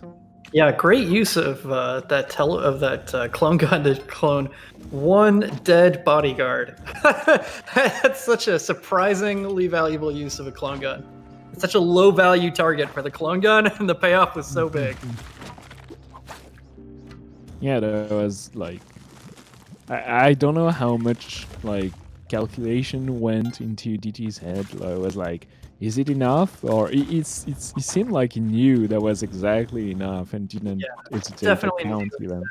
I'm sure he knew. Exactly, 1 more. I mean, if he had to use up the whole clone gun, if he was gonna have to do 3, then he might have hoped to find a temple later on. Like this level, he could have done the last couple to get the Kapala. So I'm sure he did the math, and he was like, yeah, 1 use of the clone gun, I can afford that, and then it removes all the risk of not RNGing into an altar.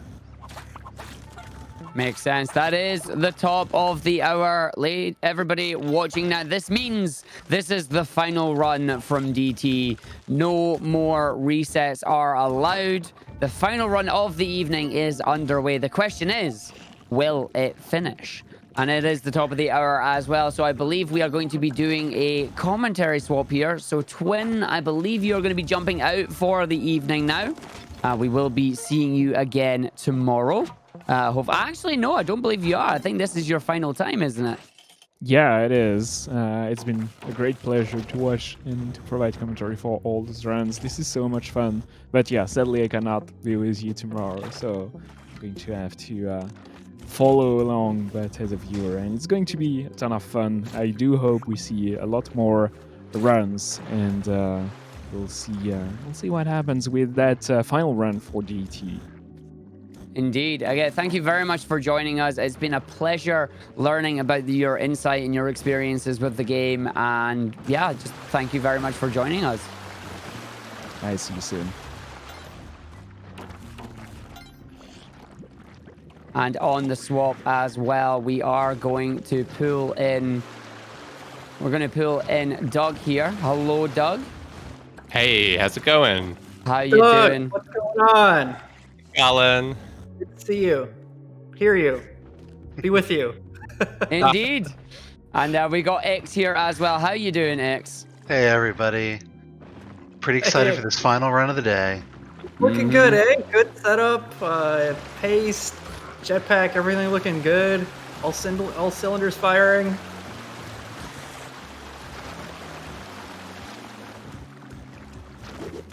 Got the Ankh, could maybe use, be nice to have more health, but I'm sure 17 is more than enough for DT.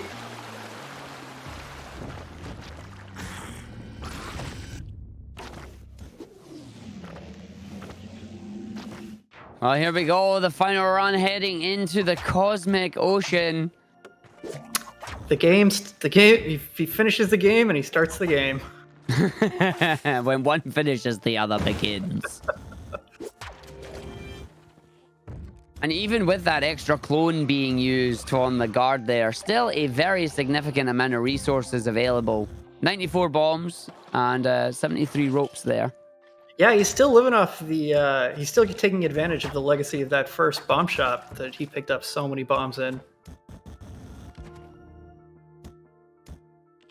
That first shop, it didn't have the jetpack he was looking for, but it had a ton of bombs, so he decided to steal the bombs and hope to find a jetpack, and he kind of Hail Married that, he kind of willed that jetpack into existing in the black market.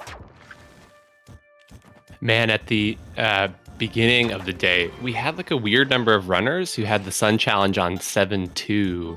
despite being the clone cut. Yeah, it was weird. So a lot of people missed out on all those bombs and ropes. I was really looking forward to seeing DT's black market strategies. And unfortunately, because of that great luck, we didn't get to see, was he going to lure the shopkeepers into the bottom left, or was he going to accept aggro and start shooting? But maybe tomorrow. Indeed, this is only day one. We've still got another day of Cosmic Ocean spelunking to go. And we'll have to see how our runners decide to cope tomorrow. It's going to be a lot of fun.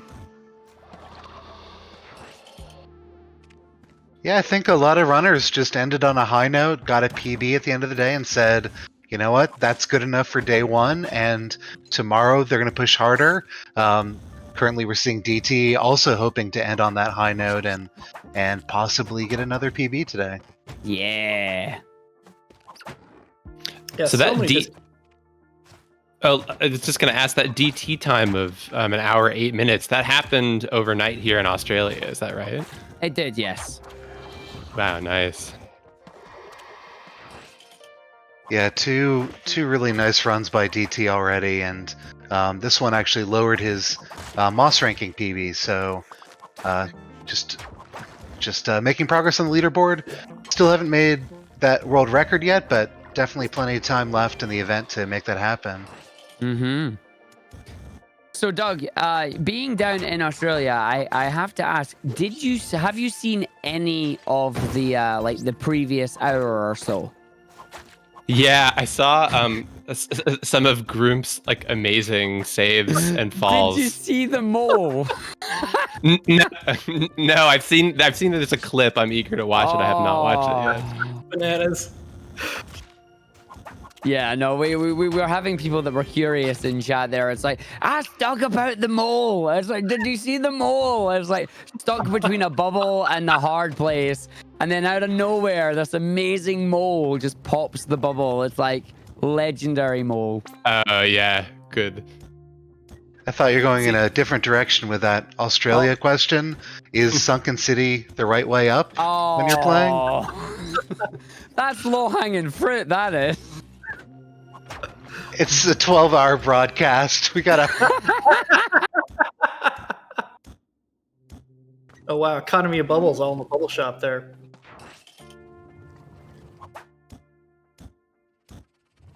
Oh, fantastic.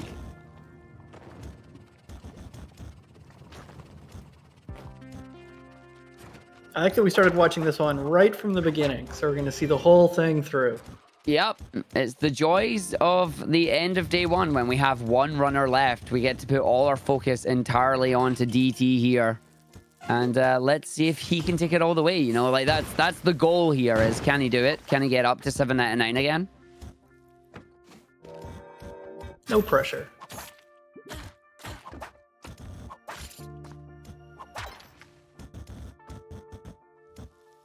Yeah, we've seen just a ton of consistency, and DT's taking some risks, and that's why we might not necessarily get there, but he's certainly putting in the skill and hoping for the best, and if it all works out, then the answer is going to be yes. Yeah, this is a rocket run through this temple level. Yeah. I love how he's just looking for the bubbles, not even worrying about seeing what that exit is, and then once the bubbles popped, listening for that jellyfish, and then starting his search for the exit there. Yeah, I cannot handle that strategically when I'm playing. There's no way. It's like I need to know where the exit is, what my planned path to the exit is. Always have your escape plan. That's it. Never enter a room you don't know how to leave. But DT is just past all that. DT, you know, he doesn't even see the numbers anymore. I love those bouncing Yetis that we just saw.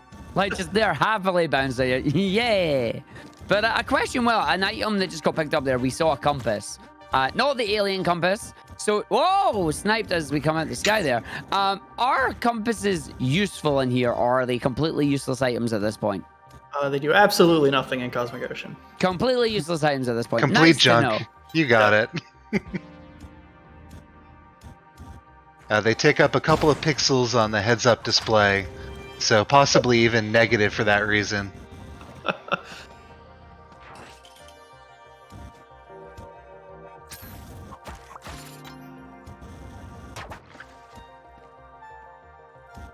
Wow, just like one too many Sorceresses, use the push block to get rid of the Sorceress. At the beginning of the day, it was really fun. I believe it was a group using the teleporter in Cosmic Ocean. That was a really fun watch. So, yeah, that was such a good run. Just watching Group just teleport around everywhere. It's like, I don't care. I'll go where I want. And it's like, he managed to get really... Oh.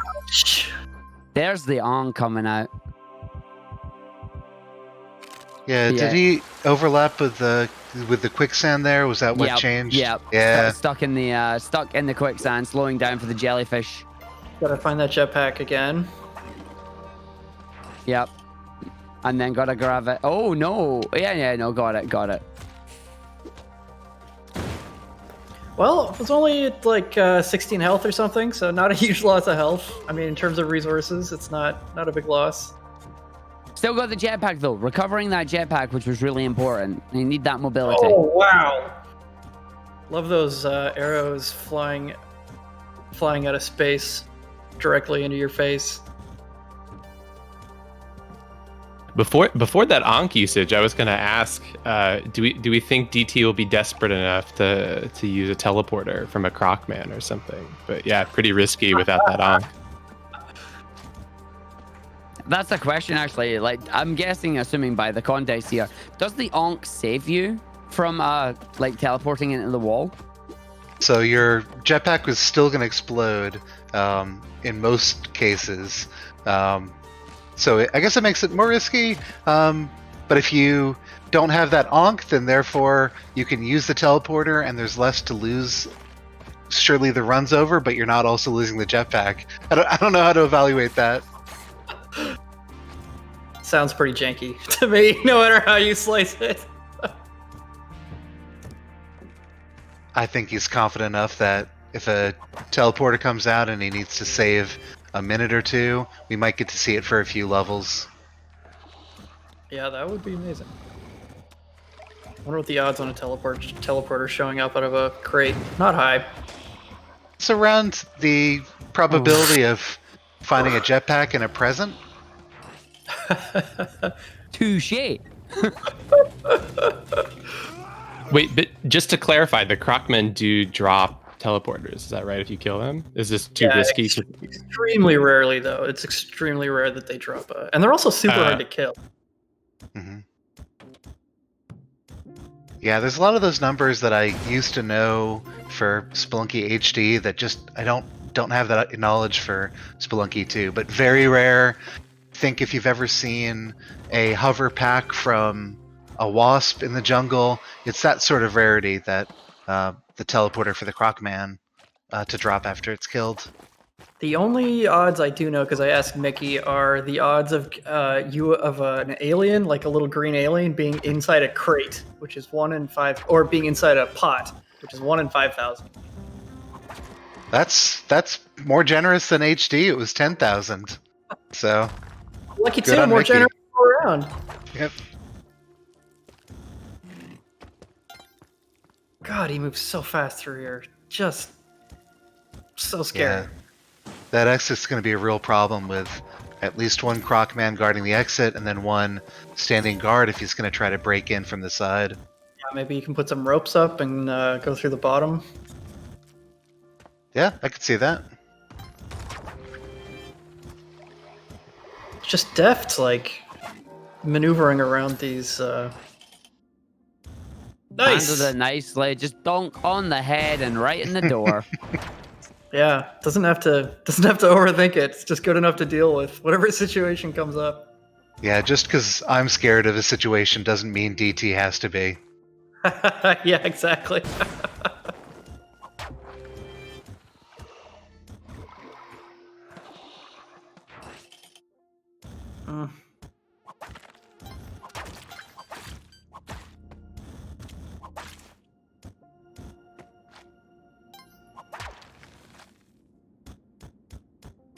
Yeah, I mean, after seeing his pace and a temple level, seeing him move super fast through this jungle just seems like... I mean, it's so fast, and there's so much that could still go wrong, but it's not... I guess I'm getting more used to this speed of life at DT speed. Yeah, it's something to behold, and I'm glad we're able to focus on him right now and see everything he's doing. We also have the benefit of some statistics here at the caster desk. So he's about a minute behind his previous PB pace, but it seems like he's moving through the levels just a second or two faster. So he is on pace eventually to get a PB if we continue at this rate. Yeah, I feel like a minute behind is extremely catchable. Yep. 1 second per level at this point. That was really the story of yesterday, where it was putting himself in a position where if the late game is strong enough and the luck is good enough, then he's going to get a personal best, and in that case, it was good enough for a world record. So can you review for us what kind of like micro adjustments would a player do to play Cosmic Ocean even a little bit more aggressively? Because over so many levels, shaving off is really going to add up. So the one we talked about before was whether or not you scout for the exit before you get rid of that last bubble. Another thing runners have done to be even safer than that would be to save the last bubble for one that's closest to the exit. Other things like clearing that exit beforehand. We saw that Crocman on that temple level. The jellyfish is going to be obstructing dangers on every level. And so some runners will not only visit that exit, but toss a bomb, clear it out, throw a landmine. Other than that, he could be changing his search pattern. How quickly is he falling down to the next level? Is he looking out for arrow traps? So there's a ton of small micro decisions, and frankly, I'm not going to know exactly what's going through DT's head, but we're seeing him move pretty quickly, and it's clear that he's looking for those second saves that he feels are safe enough to keep the run alive, but keep also the world record or a PB alive. Yeah, and using those space between spaces, the kind of dead area between levels is inherently dangerous because you never know really what's falling through there. It could be an arrow or some kind of enemy that can knock you, and then you can die really easily that way. Yeah, great point. So anything falling, you never know whether something else in the level has triggered an arrow trap to go across the abyss. On the other hand, I think, Colin, you brought this up as well. You should always have an exit when there's a jellyfish running around. You don't have to always know where to go, and so you can not scout for that exit right. Good lord. Oh my god. So yeah, there's a great example. He didn't know exactly that there was going to be open space there, but he popped the bubble, saw the jellyfish coming, and just found it in real time. Who needs an alien compass? That's right. Jellyfish will lead you right there anyway.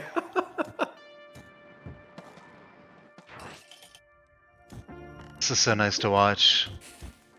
Only 7 health. I hope he finds that mummy. Yeah, especially for sure. Explosion will do. I mean, it's so nice to get over 10, because as soon as you're over 10, then if something explodes, you're not going to die right away.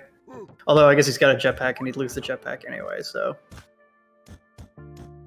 We saw on a previous run Groomp farm up to maybe 18 or 19 hit points, and then the very next level exploded himself with a bomb.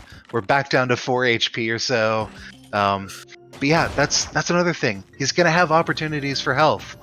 Does he spend a couple of seconds on a mummy, or does he trust that the 7 hit points is going to be enough moving forward? And we'll learn that as this run goes along. Man, it looks like DT is just like hell-bent for leather. I can't imagine stopping for anything at this pace. Yep. Oh god, this is so tight with the jellyfish after you. This is going to be tight. Yeah, it's so valuable having a really solid understanding of how the jellyfish moves and what kind of space you can kite it around in. Yeah, the jellyfish on any given level is going to feel very similar to the ghost that we had in Spelunky HD, where at some point it's not the ghost that's the scary thing, it's your willingness to be patient. And in this case, because we're speedrunning, we're very impatient, and that's what's getting runners killed. It's the desire to go fast, but also to play safe, and that trade-off. Yeah, because if you're playing casually, it's not even that bad to hit the 3-minute mark. If you hit 3 minutes, there's another jellyfish chases you instead of the ghost. You can kite around that jellyfish pretty easily. So, but I mean, the only thing is like in a race, you're just like not taking your time like that. You're like go, go, go all the time. So there's another one of these nasty exits. 2 punch traps there.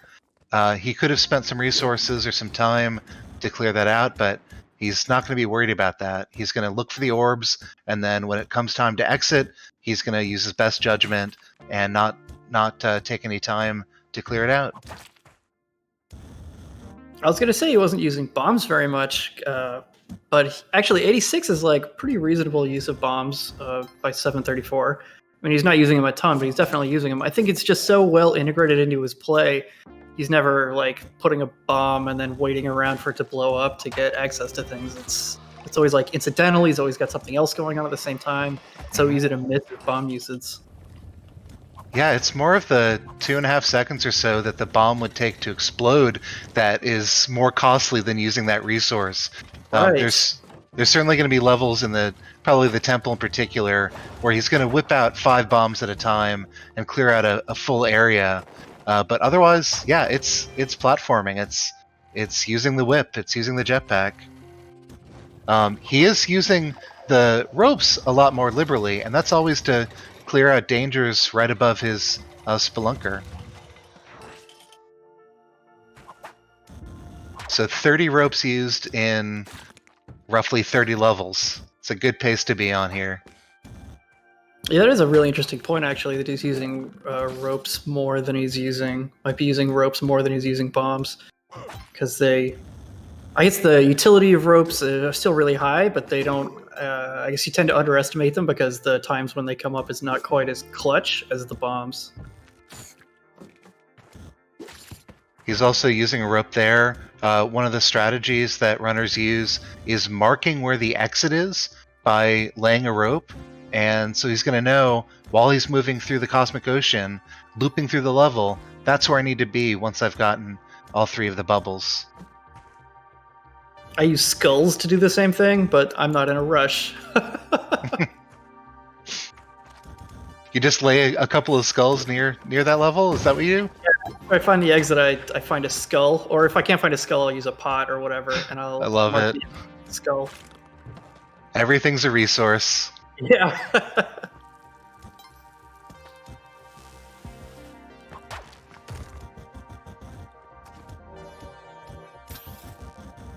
So I'll say that after watching All Shortcuts and just the amount of energy spent at all times on that, I felt pretty tired afterwards. I love the event. I'm feeling like I want to play Spelunky after watching Spelunky for 12 hours. I don't know what that says about me, but I've just learned so much from the runners today. Oh god, if that was just feels risky. Yep. Yeah, a couple of big things I've picked up are and I mean whatever, I should know these things, but that you can kill a monkey that's on your back with a rope. That's huge for me because I'll be running away from a jellyfish and then I'll get hit by a monkey. Monkey will stun me and the jellyfish will get me. There's been a couple things that have been like really big, important feeling things for me. Sure. That monkey rope was also from HD as well. So yeah, that's why I feel like I should have known that. Mm-hmm. I mean, you're not the only one, X, who feels like, I want to play Spelunky. It's like, I'm watching this, it's like, I'm going to want to start playing Spelunky. Like, I'll probably not get past 1-4 or anything, but it's like, I want to play the game. I want to play the game. You'll get past 1-4. Maybe it'll take you a couple days. But you'll get past 1-4. But yeah, like, it is just that moment, and these events do bring out that amazing feeling of, it's like, I want to try this. Mm-hmm. It is a different tempo though with Cosmic Ocean, you know, like, it is a bit more slower paced compared to the All Shortcuts in Tiamat. But it's still a good vibe. Too, or sorry, with the DT too. I mean, honestly, it's just he's so smooth about it, and everything goes to plan. I feel like another good Cosmic Ocean lesson is having a regular search pattern, search algorithm. Mm-hmm. Oh, nice. Twin. Got a bonus bubble. I just like how the enemy popped a bubble. Yep. Sometimes they help. Mole! Twin was saying during commentary earlier that he thought DT was heavily committed to a clockwise searching pattern and always wanted to start in the top left, and then the next level it was suddenly a counterclockwise strategy. And so it's I'm not sure if he has a pattern or not, but it seems to result in finding these orbs pretty quickly. Yeah, I mean, I just don't know how conducive the level layouts are to having a specific pattern. It's a lot of them are so tight and twisty, like especially dwelling levels. I mean, they're so blind dead ends and hard to get through. Mm-hmm. I think you could have a set search pattern in something like ice caves, but in ice caves you don't really need them that much. So, oh, got a falling arrow here. painful. So he has to. Oh, No. Oh! And just like that, we become a jelly sandwich. Unfortunately, that is the end of the run and the end of day number 1 of Cosmic Ocean. Give your GGs in the chat to DT there. Phenomenal gameplay from all our runners here today, setting up the standings for tomorrow. I believe we're going to get ourselves set up for our little closing segment now. Absolutely amazing there. We are going to say good night here to Colin and Doug. Thank you very much, both of you, for joining us and lending your wisdom to the commentary. Oh, thanks so much for having us. That was super fun. Great I'll run see by you tomorrow. We're going to see you both tomorrow again. It should be good fun. Looking forward to that final day. Maybe we'll see just a little bit more aggression coming out from our runners. Yeah, that was really exciting. It was great. It was fantastic. I loved every second of it there. I was hoping to spend another 30 minutes with Colin and Doug, but arrow traps are not going to let that happen. Cosmic Ocean decides it's like, I am coming through and I am taking you with me. And that was it. Wow.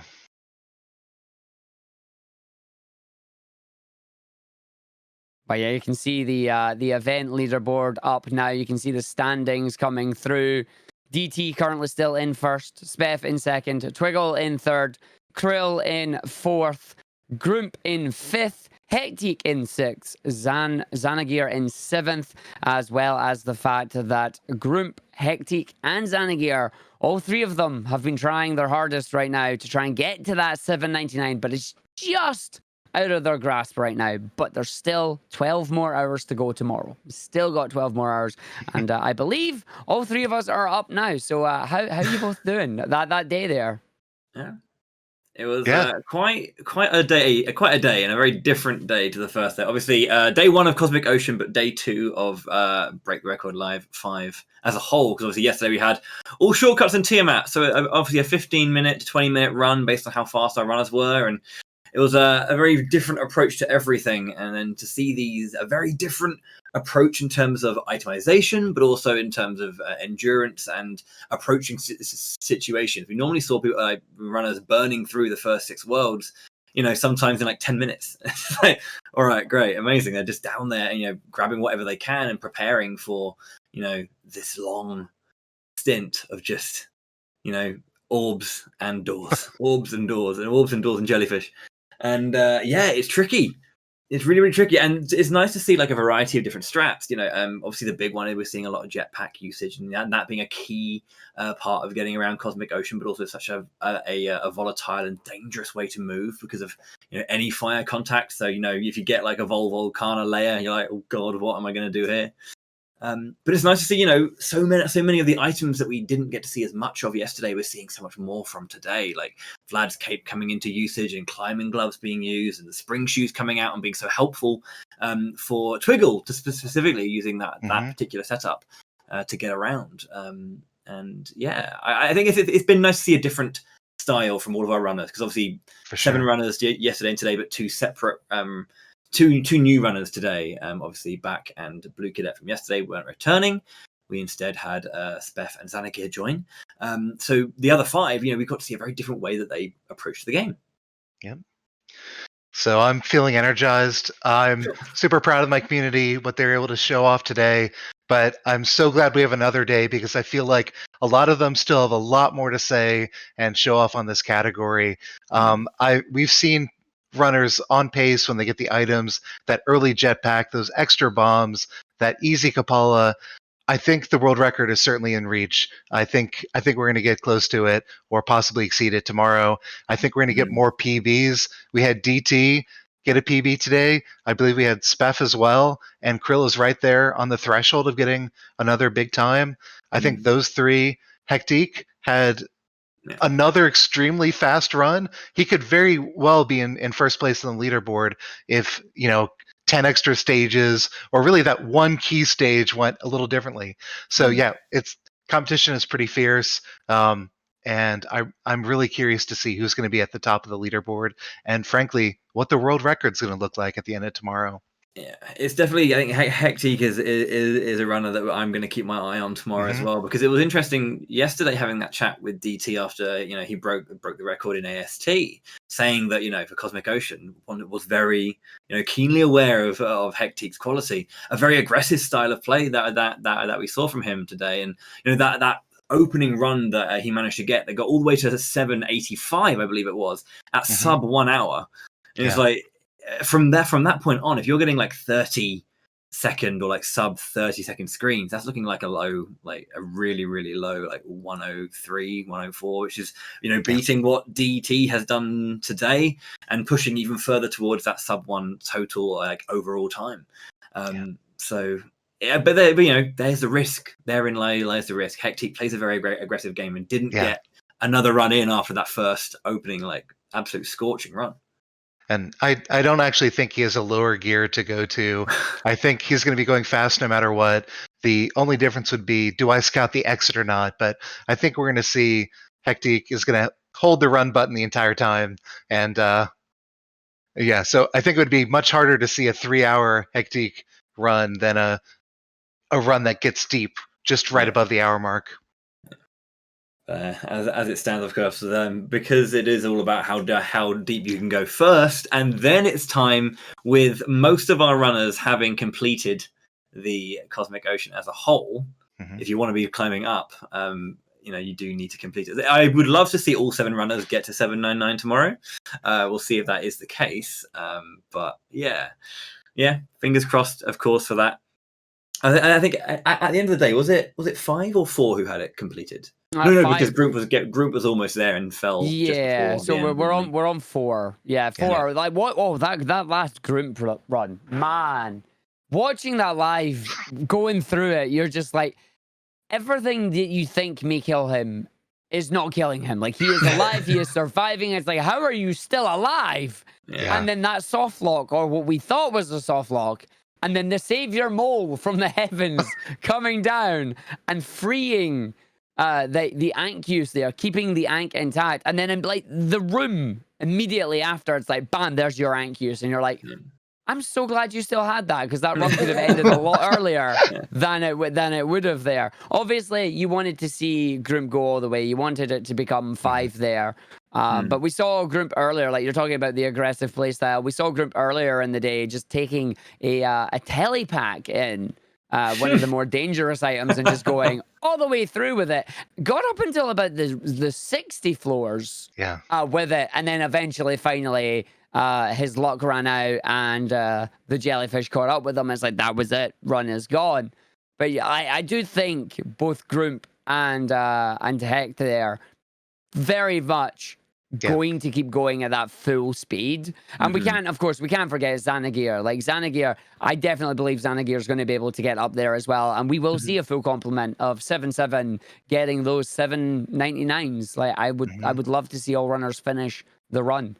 Yeah, agreed. I think, I mean, you're talking about the fun that we've seen as well. I mean, like, I think Cosmic Ocean, outside of the main six maps, there's something about the simplicity of what Cosmic Ocean is, in terms of it's just this hanging square or rectangle world which you wrap around up and down, left and right, grab 3 orbs and go through the door. It's not kind of the simplicity of it allows it to really highlight the hijinks that can occur in a game like this.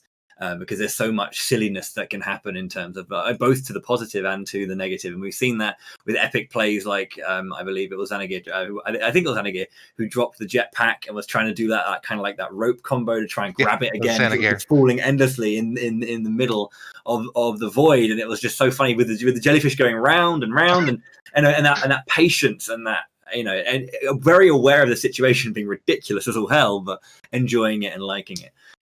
So yeah, I think those kinds of things are really fun. What we're going to be looking at is our final day, 12 more hours. That's all they have. So with a day in, great times, but of course a lot more to do. And I think a little bit more experience, having had a day running AST, really getting their feet wet and warming up to the approach of Cosmic Ocean has been a fun part of that. So with that, we're probably going to have to close out for the night. Again, we're going to be starting once again at 1 p.m. CET. That's 12 p.m. GMT. That's 7 a.m. EST and 4 a.m. PST. Other time zones, I'm pretty sure you can either Google it if you don't already know, or you can work it out from there.